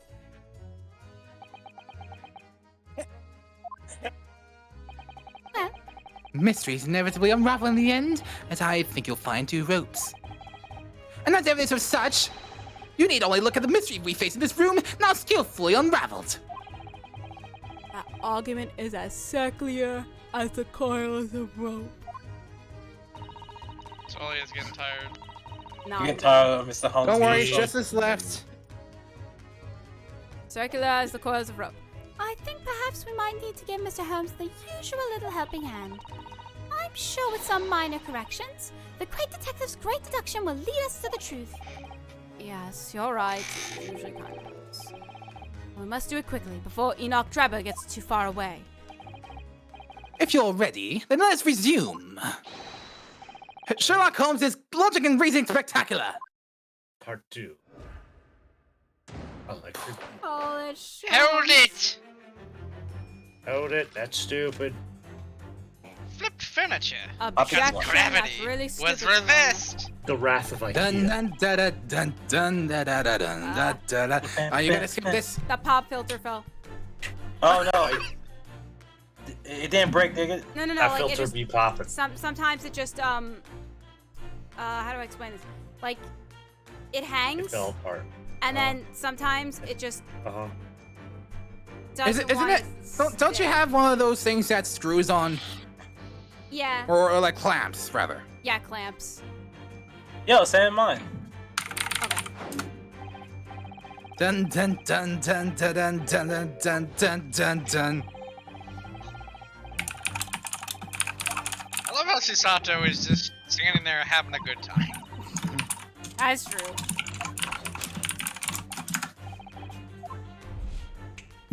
Now, if you'll excuse me, I'm going to go defy gravity now.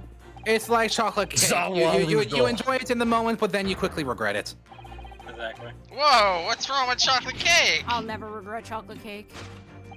It tastes good, but you feel sick afterwards. Oh, only if you eat too much. Do you think gravity could have been reversed in this very room?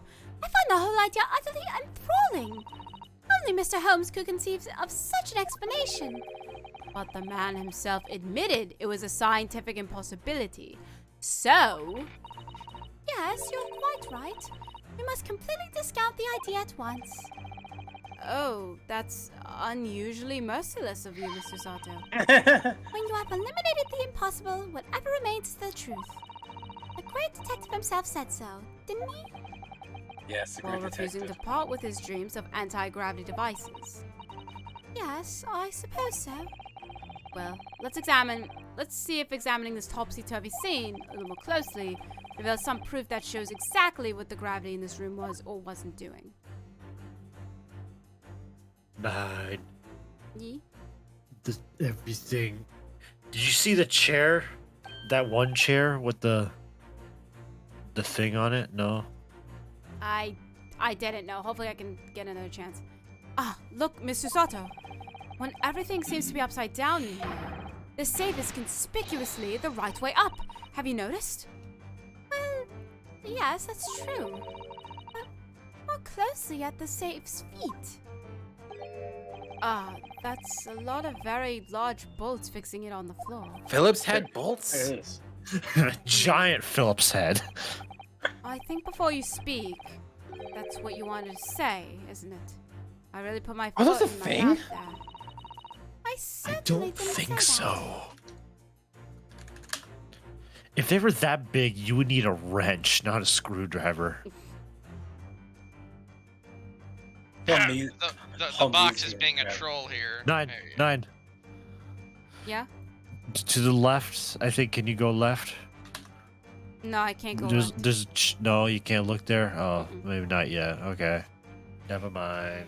It's okay. Look at the bed. Okay. Oh, the furniture in here is very conspicuously upside down, certainly. Yes, it does immediately put you in mind of some strange quirk of gravity, I admit. Ah, could it be that a mini whirlwind passed through here, do you think? A mini whirlwind. I'm not sure that's much more plausible than Mr. Holmes' explanation. Oh dear, saying the Weak. first thing that comes to your mind isn't the way forward, it seems. Turn the Angle camera. the camera a touch. There you go. Oh. Darn No. box. Lamp. No. Dun dun dun dun dun dun dun. Vase. Interesting. Well, I was expecting to find a pretty bunch of flowers in here, that's for sure. Ah, look at that! I know. That slender little vase looks like it's about to topple at any moment, but the flowers are thriving. Somehow, it makes you think the fragility of life, wouldn't you say? No. To be honest, Mr. Naruhodo, something else about it made a rather deep impression on me. Take that!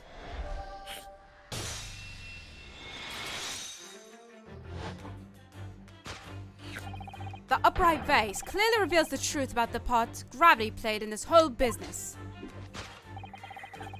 Oh my word, Mr. Naruhodo, you've surpassed yourself by completely turning my argument on its head. I always do that. Trying to impress your sister here, perhaps? No one is trying to steal your spotlight here, Mr. Holmes. Trust me. As you rightly say, though it appears at first glance that all the furniture in the room is upside down. This unassuming slender vase is standing keenly to attention. And unlike the large safe, there's nothing affixing it to the floor. And it's the exception that breaks the rule. In short, much as it pains me, the gravity of this room was never invented at all! Jesus. My deepest sympathies for your loss.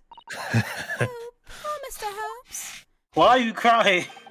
But the show must go on, so let's continue with our deductions. Now that we know this contrivance is not in fact an anti-gravity device, there remains but one other possibility. Actually, it's a bomb. You don't say. Someone deliberately turned over every piece of furniture in here. Which might sound obvious, but leaves one mystery very much unsolved. Namely, why would anyone choose to do that? Quite, and naturally there is an explanation. Are you sure? Yes, the reason why everything in here has been turned upside down is because of that anti-gravity device. Oh my god. What did we say, Mr. Holmes? It's absolutely determined that this device must have something to do with it, doesn't it? He just wants to believe in anti-gravity. I'm afraid the law of an exciting scientific explanation is too strong. Well, there's no doubt that somebody did this. Somebody turned all the furniture over, so whoever it was must have had a reason. Oh, that was funny. I'm afraid nothing comes to mind at all, though. Well, let's look around and see if the answer presents itself. Maybe you could look at the chair now. There it is. Look, The chair. there's something written on the underside of this armchair.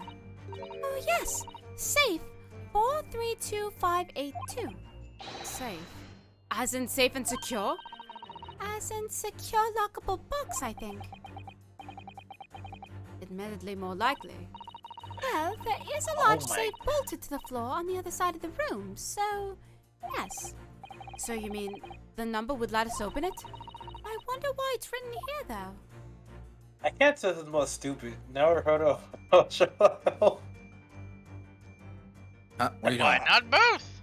What are you doing? What are you doing? 9. 9, what are you doing? I'm sorry. Take that! She was observing. Yes, the reason why everything in here has been turned upside down is because of the safe combination. Precisely! I believe, Mr. Naruhodo. But you had a very similar experience once, did you not? Yes, last year, when I bought a lottery ticket and noted the ticket number down on the inside cover of a book just in case. I guess. That's it! For people who are forgetful souls at heart and always make a written note of important information. Just keeping the ticket itself safe would be more sensible, I think. And what, pray, happened next, Mr. Naruhodo? When the day of the draw came around, I'd forgotten which book I'd written the number in, and had to turn my room upside down to find it. That's it! For people who are forgetful souls at heart and always forget where they note things down. Not if you always note things in the first place. In the same place. I actually won the second prize, you know. But I couldn't remember which magazine I'd slipped the ticket That's into. enough of you. So Thank you, Mr. Naruhodo, but I believe I've proved my point now. I'm going to slap you.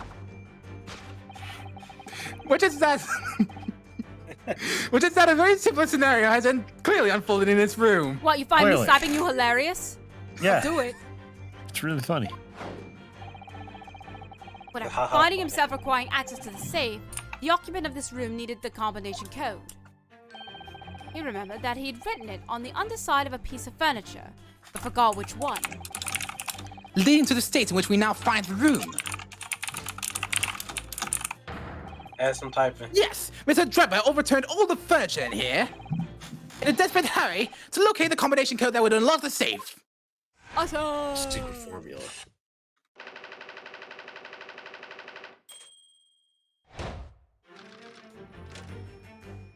This is where the fun begins.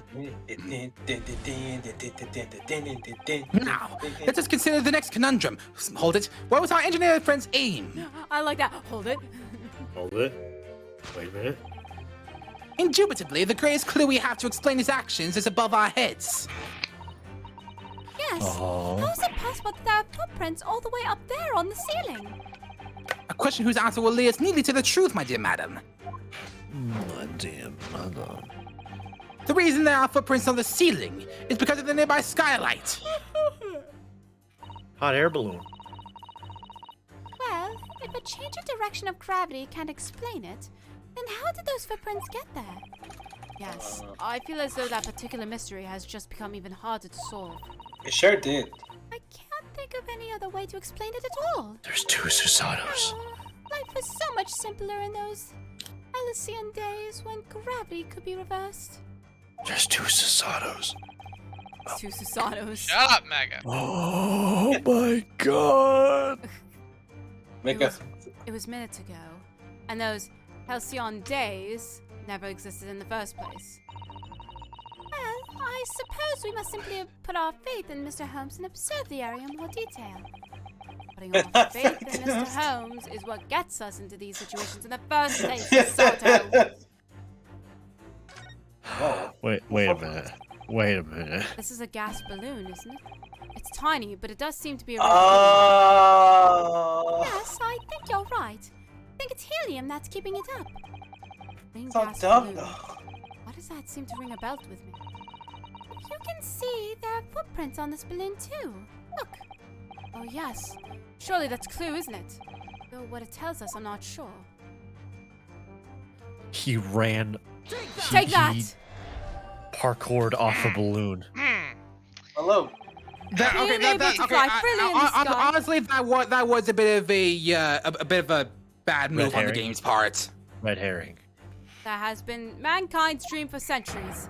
And of course, the balloon is the invention that's made that dream come true. Mr. Drebber, clearly a man of dreams, used the balloon to ascend to the ceiling and plant his feet on the roof. No. Makes sense to me. I take no pleasure in delivering bad news, but the undeniable truth is, it's clearly too small. What? Too small? I knew you were going to say that. My dearest fellow, you are twice the fool. That's the problem. If people could fly in such small balloons, why would anyone even manufacture larger ones? I despair of your lack of common sense at times, Mr. Naruhodo. Well, I know it's the game's fault. Well, okay, then blame the game, not me. I actually would challenge the validity of blaming the game on that one. Oh, really? Yes, considering if you just look 2 inches higher than that, you would see the actual thing. Although you could argue that the footprints being there as well would have worked. Yeah, but the whole thing was still a balloon. It wasn't footprints on balloon or footprints in other direction. It was all one thing still. That really hurts coming from you. Especially with your dumb thing. No, you can probably skip this, yeah. Oh yeah, I guess it's good. Like, I ran out of water so long ago, so, Start on that water, yo. Shoe. hard to believe, but there's a shoe up there, look. Oh yes, and there are more footprints on this little balloon too. Perhaps the shoe was thrown up there and became large, do you think? I So, heavily doubt. Judging from the number of footprints, it must have been thrown up several times. Why would anyone Thrown be up. throwing shoes up at the ceiling, though? Oh dear, that's beyond me, I'm afraid. Take that! Wait, that's the answer? What is an answer? How the footprints are on the ceiling. Yeah, he was trying to hit the ceiling with the shoe. The reason there are footprints on the ceiling is because of the nearby shoe. And on closer inspection, there are clearly footprints all over the balloon as well. In other words, the aim was never the skylight at all, but a balloon. But for what purpose? A green balloon. That seems somewhat familiar data. Ah! It was a piece of a green balloon's envelope that Miss Naruhodo and Iris found at the scene. And inside the green balloon that Master Gods claims he saw above the stage when the incident occurred was the second birdcage, the crux of the whole instantaneous kinesis deception. Wait, I missed that. What? You mean to say? If we assume that balloon in here is a model of the one used on the day, there is a strong possibility something may be concealed inside it. Something our absconder was desperate to retrieve before making a hasty getaway. But the balloon's out of reach. Hence why he resorted to a projectile, namely the shoe. Ah! Most probably, Drebber intended to tear a hole in the envelope by sealing it with a shoe. However, his efforts were thwarted when the shoe itself became a prisoner of those lofty heights. Oh dear. We desperately need to examine that balloon. If only there was some way we could see inside. You may recall that I found this in the room earlier, which I believe offers a solution. Oh, the rope! To reach the intended destination, what better tool than this rope? Mr. Holmes has managed to bring the deduction back to the rope. Alright, I have to admit, that was clever. So we just throw the rope up to the balloon and then pull it down to us on the ground. Which is much easier said than done, I feel. It could take us a very long time as well. True. Perhaps we need a more surefire method. In fact, we already have one, of course, don't we? A bomb. A crossbow. A bomb. A bomb? Yes, Still a blow bomb the at rope. it. Yeah. Screw it. Take that! What?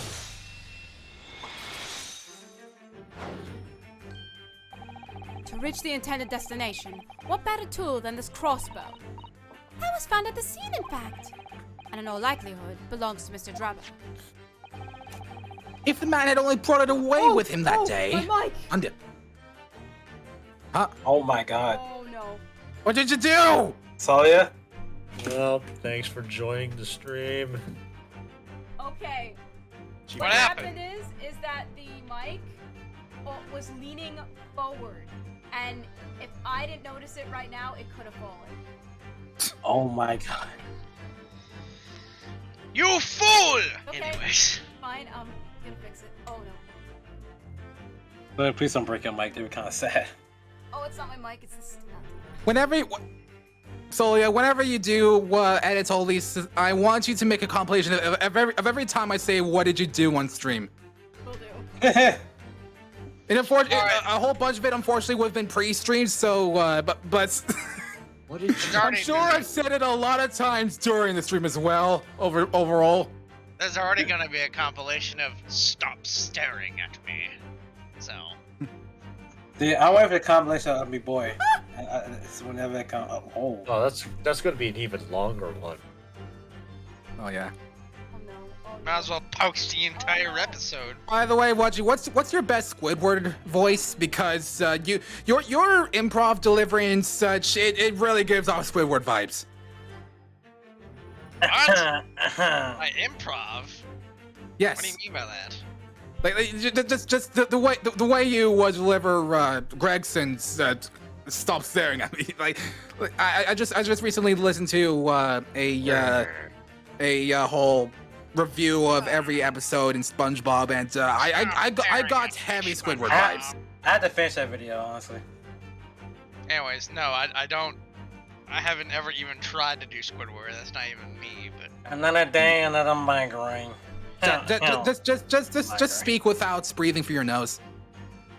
No. That's close enough. Anyways, Punch, let's press on here when we can. You okay, Nine? My arms are getting tired from holding the stand in this bad. Uh-oh. Oh, no. Time to quit. So you gotta save the mic. Technical difficulties. I believe in you. Technical difficulties. Technical difficulties. Okay, got it. Over there. Out. Nah, just use duct tape. I don't have duct tape. Wait, Use did it duct actually tape. like break? Like what? No, Actually, it didn't break. It just You want to stand when I turned correctly. it, Just use duct stand. It's like the problem with my desk. You know those clamps that go on the side? It works Yes. better when it's like a square edge, I believe. You know, like it's square. Yeah. You're My square. desk isn't a square. It goes on an angle. no. Get a square circle. So it's not secure, yes, but something. But anyways, hopefully this. All these squares. Sure.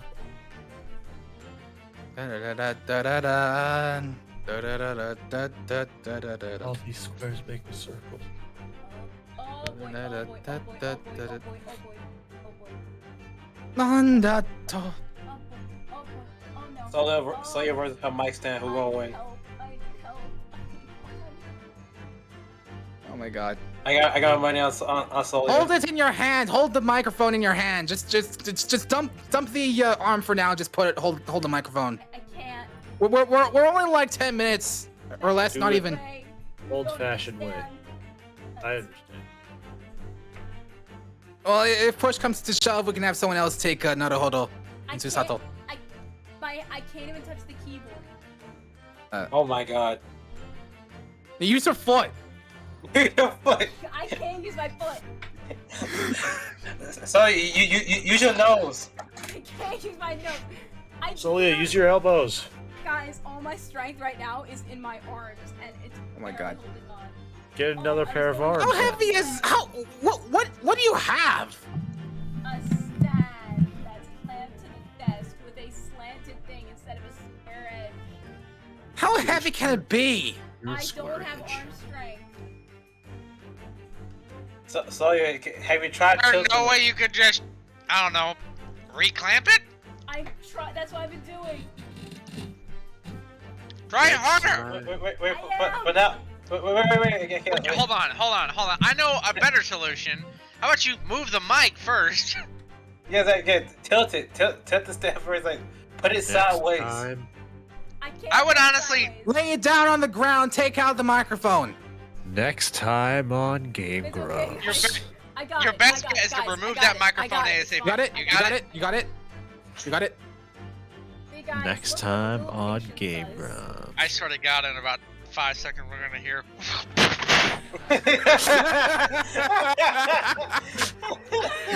Did you just drop your mic?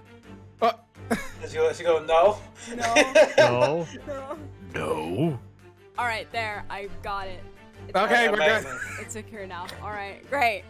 Let me. If the man had only brought it away with him that day. Crash and scream. Mr. Holmes. Yes. I almost got murdered by a mic. Who's Mike? I'm gonna whack you with said mic. Chef Mike? Chef Mike. He could have avoided losing his shoe at such a critical time as this.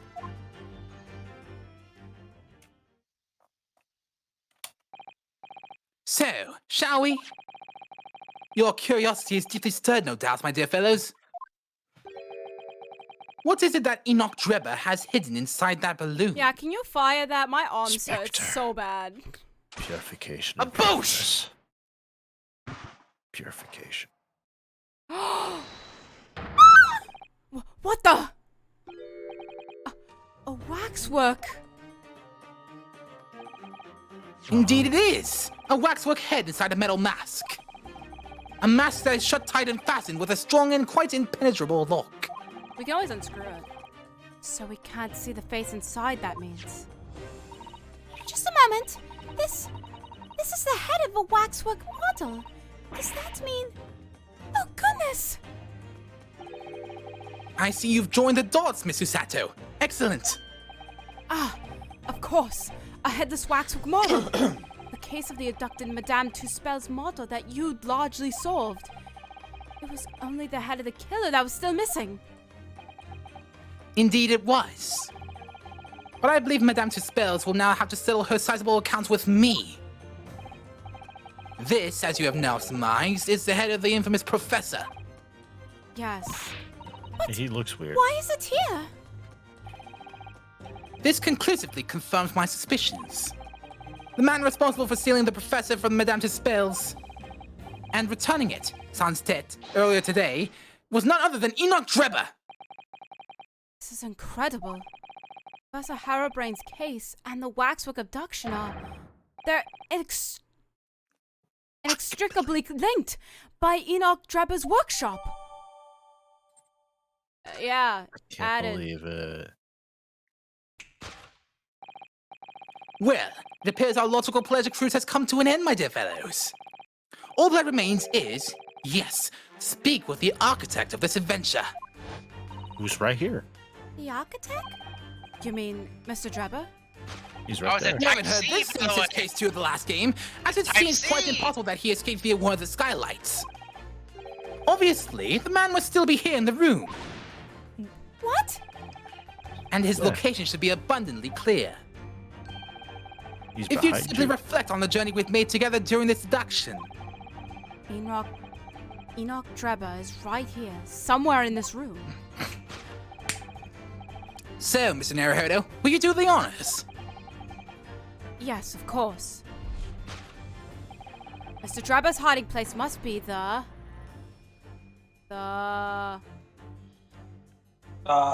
Safe. The safe. Take that! Wait, really? Before we gained access to this back room, we heard noises from in here. Which tells us that the engineer was still in the building at that point in time. He was in fact searching for the combination to his safe. And pressed for time, made no attempt to right the furniture that he overturned in the process. From which we can deduce that his search for the combination happened very recently indeed. In summary, Mr. Enoch Drebber Is dead inside the safe. is at this very moment inside the safe. Whatever. Thus concludes Sherlock Holmes' great deduction of this topsy-turvy puzzle. With Ryunosuke Naruhodo trademark corrections. Inside the safe. I refuse. Surely he's dead, right? Like, you can't breathe in there. Not with that attitude. It's like go, hiding in a Picaro. fridge. So, Mr. Naruhodo, I think perhaps it's time we ended this game of hide-and-seek, don't you? By opening the safe, you mean? What else? Let's see. The combination was 1432582. I knew that. No, you Alright didn't. then, here goes. Wait, is he pushing buttons? Hi. How are you that quiet? You found me. Like, he made no noise as he was in that safe. Robot hand. Oh, I see. Never mind. Oh. Okay. Oh, he got the moves. Oh, alright. Uh-huh. He's so suave. Oh. Uh-huh. Meet the Oh. best Welcome character in the back. game. Yes. Alright, yeah, sure. Mr. Enoch Drebber, I presume. Correct. You'd better start talking. You tricked Professor Harebrain with that bogus machine you built. And you shall have to explain the theft of the waxwork from Madame Two Spells as well. Wassel. Wassel? Wassel? Wassel. Well, I would be delighted to answer your many questions. Personally, I would advise that you deactivate my little parcel first. Deactivate? Your parcel? A bomb. I refer, of course, to the time bomb. It is I a left bomb. it in a most prominent position. Ha, ha, ha. I see. Stunned silence. It's sounds of death. You're all gearing up to die with me then? No! And then they died. Mr. Holmes, with only 7 seconds to spare! That was too close for comfort. I've got one foot in the grave already. Are you trying to help us get a killer or get us killed? Mr. Holmes' deductions can be completely life-altering, can't they? That's one way to put it. Well, my dear fellows, that was a close shave. The resemblance to an anti-gravity device is really quite startling, I must say. Oh, for Yeah, God's what did it sake. even look like? And Anti-gravity devices don't exist. God damn it, Mr. Holmes. I wouldn't push it, Mr. Holmes. I really wouldn't. How you? Hello there. What on earth happened in here? You've found me, haven't you? No need to screw me down any further. Everything in here is precisely what it seems. Yeah, well, we'll be giving it a thorough going over. Don't you worry, Trevor. What fails to click with me is how you were able to locate my workshop that I was not expecting. I was more when I said he emphasizes his words with the warrant. I was saying when I heard whistling in the other room, I knew it was time to bolt, etc. That's literally how you emphasize. When I heard whistling from the other room, I knew it was time to bolt. Bear a line next time. Hang on. Just keep going. Well, you already read it. Reddit moment. Whistling? Shut up. Ah, that would have been me. Oh, For some reason, I woke in fine fettle today. Feckled. Grr. No words. Just tightly squeezed chips. Clearly, I must have a screw loose, though I couldn't remember the combination for the safe. And another one loose, as I couldn't remember on which a piece of furniture I'd written it down. You also found a rope over by the wall. Yes, I had hoped to exit through the skylight, but sadly the rope was too short. So, I then set about searching for the combination code to open the safe. And burning the incriminating blueprints, don't forget. Regrettably, though, you failed to retrieve the head from the balloon among the rafters.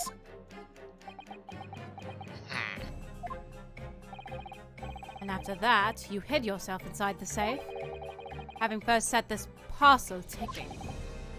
Well, I had no intention of being nailed by the police. Indeed. Ah, see, we're trying to blow himself up. Blow our ass up. Got a death wish, have ya? Hiding right beside a ticking time bomb. You'll be fine. Please. Why do you suppose I chose to hide inside the safe? It's no ordinary safe. It's specially designed. A dynamite explosion wouldn't leave a scratch on it. I thought. So, in fact, the safe was the only safe place. Precisely. but once you'd climb inside, you wouldn't have been able to get out again.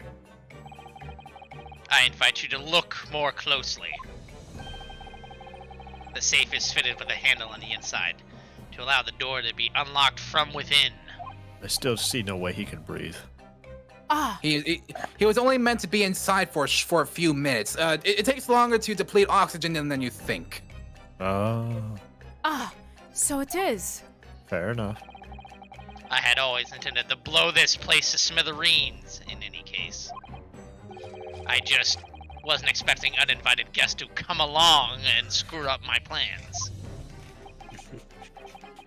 Do you? You mean to say you're planning to blow all of us up? Precisely. No, that was unforeseen. What do you mean? I mean, it's obvious what he means, that we're just stupid. I think he literally just said it, too. Most people run, you see, when they see a ticking time bomb at their feet. You know, I can kind of imagine, like, while he's in that safe, and he literally hears, like, us coming in, and just, you know, we're like, oh, what's this? And then we had this debate, and he's like, are these people stupid? What?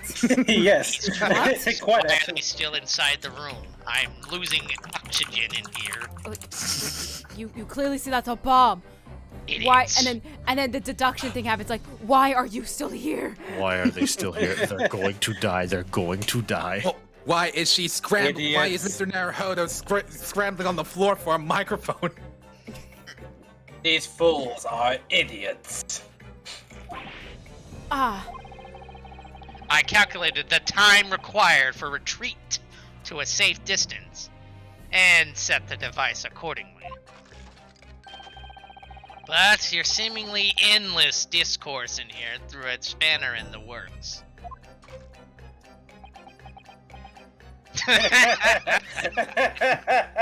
You're buying this.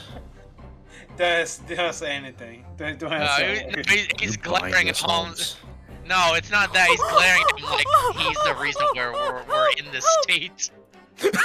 Yeah, exactly. So he don't say anything. You got it when he blinked.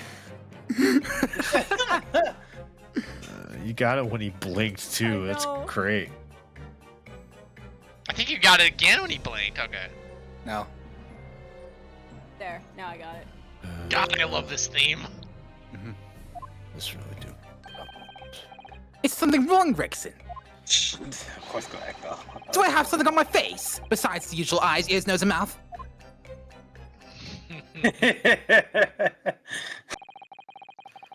I think we have a fairly good idea of what's been going on here now. But what about the 2 incidents you've evidently been involved in recently? Professor Harrowbrain's instantaneous kinesis experiment at the Great Exhibition, and the waxwork model you stole, which this head belongs to. That's no ordinary head, you know. That's the head of the professor. Clad in a mask with a lock so strong, I'm unable to open it safely to reveal the killer's identity. I've been considering carrying it around as such protection. That's enough! Oh. Uh-oh. What's going on here, Gregson? I'm sure you're aware that I have sole jurisdiction to investigate here. Yes, well... Dr. Sith again. It's the forensics investigation team out here. And you know full well this engineer is a key witness. Why are you allowing this lawyer access to him? Like, maybe also talk and I get a fair chance? Well, I mean, to be fair, we If Lord almost died. Strongheart knew of this, you'd be finished. We were just about to die. You lot, leave at once. My dear madam, there's no need for such a threatening tone, I assure you. After all, that's no way to greet an old acquaintance, is it, Dr. Sith? Old acquaintance. Hello, Holmes. Mr. Holmes knows Dr. Sith? Holmes knows everyone. I mean, yeah. He's special. Oh, God. If it's protecting the machine next door that's causing such a sour expression on your face, you're quite misguided. It's really nothing more than a shell you... Get out! But of course, we'll show ourselves a door. I see you haven't softened at all. Mr. Naruhodo? Yes? It would appear that our delightfully entertaining investigations here have run their course for today. But Mr. Holmes! Let us leave this place in the doctor's capable hands. I said get out now, all of you! Your presence here is not required either, Gregson. Man. Yeah, whatever. Perfect spot. Well, I'll just say one thing before I head off. If it wasn't for this lawyer and his companions, we never found this place. And the whole workshop would have been blown to bits. There was a time bomb set in here that this lot disarmed. Inspector.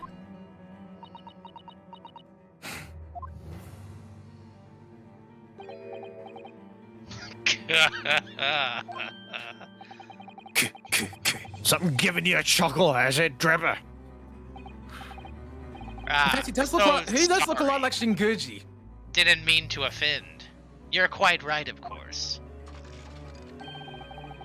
You did disarm the time bomb, didn't you? What do you mean, duh? Yes, you did disarm that one. Oh. Wait, Gina, why? Eh? Oh no. What are you? That one? Yeah, you mean? I can't do it. I don't know if my mic is gonna pick it up though. That's the problem. Damn, that shit was. Why is Gina holding the bomb? Well, he literally. bye. 2, All right, Lowe's. 1, kaboom. Well, game's over, folks. Thanks for watching. Well, they Blimey, died. we've been cooked. You didn't really notice that, did you? No, I heard the donation. That bomb was in the actual Yeah, like experiment piece that's at the Great Exhibition. He blew it up. Yup. It was an hour later that we heard the news of the enormous explosion that ripped through the experimentation stage at the Great Exhibition. Professor Harrowbrain's invention and all its secrets were blown away forever. Game over. Start again. To be continued. Get good. I don't I'll control it, see you huh? next week. Thank you, Bobby. Blimey, we've been good. Probably thank you, UA. You're welcome. You were elite. We made it. We made it. We did it, guys. Do you regret having gone through this and not stopping then? Yes. You know what? No, Yes. because you guys got to hear me funnily trying to get my mic to not fall. Yeah, I don't agree with that. You could have hurt yourself, and or the mic. But that's content. That's No. content. That's content. I mean, I've never voiced Drebber before, so I'm trying my best with the whole, emphasizing and all that. But I'm like I said, I'm not a god like you would here apparently. It was interesting doing Gina. I was like trying to see how I would do it, and then like, of course, it took me a while, but I feel like I used to it. Wait, I don't know how you do it. You are a legend. She's hard. Wait, who is? Wait, Gina. who's her? Oh, Gina. Meganaunt, well, this man has Settle down. essentially Settle lived down. all around the world, so he knows many of accents. So Not. Well, I know a bit more than the next guy, but You ever been to Eh. Belgium? no. Hmm. I've never been to mainland Europe.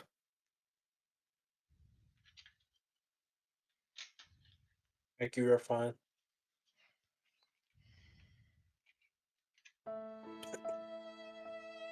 Belgium. that's some weird silence. Yeah, Oh, 9. So, right, I forgot. Voice mod Yeah, doesn't 9. work. Hey, 9. Oh, Yo, I can't. She would talk to herself the entire time. No, I wasn't talking. I used a sound effect. Stream knows it. Stream knows it. Oh, You guys okay. gotta wait. What sound effect did you use? You'll Was see. it this one? Nope. It was this one. No. what's that from? It's from a game. It's pretty off. Kind of Oh! Is it not? It's not gonna be off though. It's home, right? You got that from home, right? No, it's off. off. Wait, really? I do remember you were playing a bunch of home. Yeah, we were doing that recently. We still gotta finish it. It's a huge pain grinding because the enemies in that area one shot you and it can't go back. I am the better. I'm sorry. Prepare to Mega. die. I'm sorry. I heard nothing but pain from Mega. But Suffering. But yeah, so we were saying like the Enoch. Yeah, we were talking about it was an off. That's basically one of the I guess you gotta find out if you watch his videos. Ooh. Yeah. Ooh. You know. And Like, what comment, chat, and subscribe. yeah, what chat and all the viewers should do too is like go to the people at the bottom left, like go through all of them and Just watch me, only all their- me. If you subscribe, anyone will kill you. Watch all their content, like all their Whoa, stuff, whoa, follow all whoa.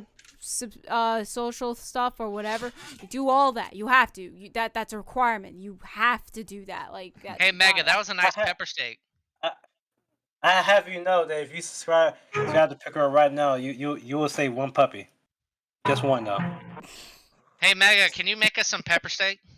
No, Why? I don't wanna. Tired. I will say if you subscribe to Uwe right now, you will save one English bulldog. Just one though. Well, if you I personally am subscribe, getting off. if you subscribe to anybody in those things, you save a ton of puppies. A ton. Just a ton. Oh just ton. Nothing more. Why? Hold on here. Why puppies? Why not kittens? And kittens. What's and your kittens. what's your Puppies horrible and kittens. Puppies hatred and towards kittens. kittens, Puppies huh? and kittens. No. I caught you on it. You don't like kittens. So I have first 3 of all. cats, mind you. They're wonderful. Yeah, Nine's a big fan of cats. I have dogs and cats. Well, actually, no. Correction. I have a dog and cats. And 8 cats? And cats. I'm a big fan of the cats. Dogs kill me. I like They all kill you? animals. Oh, allergies. Oh, that Yeah, depends shit, yep. on. Well, okay. I personally have to go. So this is a good time. Well, we're gonna Alright, end. go We're ahead. gonna end. We're gonna end. Yep. Thank you all for stopping by. Good seeing you. Catch you tomorrow, 3 p.m. EST. That's it. Have a good night. Thank you for stopping by. Until next video stream. We'll see you all later. Bye-bye. Bye. I'm nasty. Supposed to speed running ending so fast. Copyright. Bye. Copyright.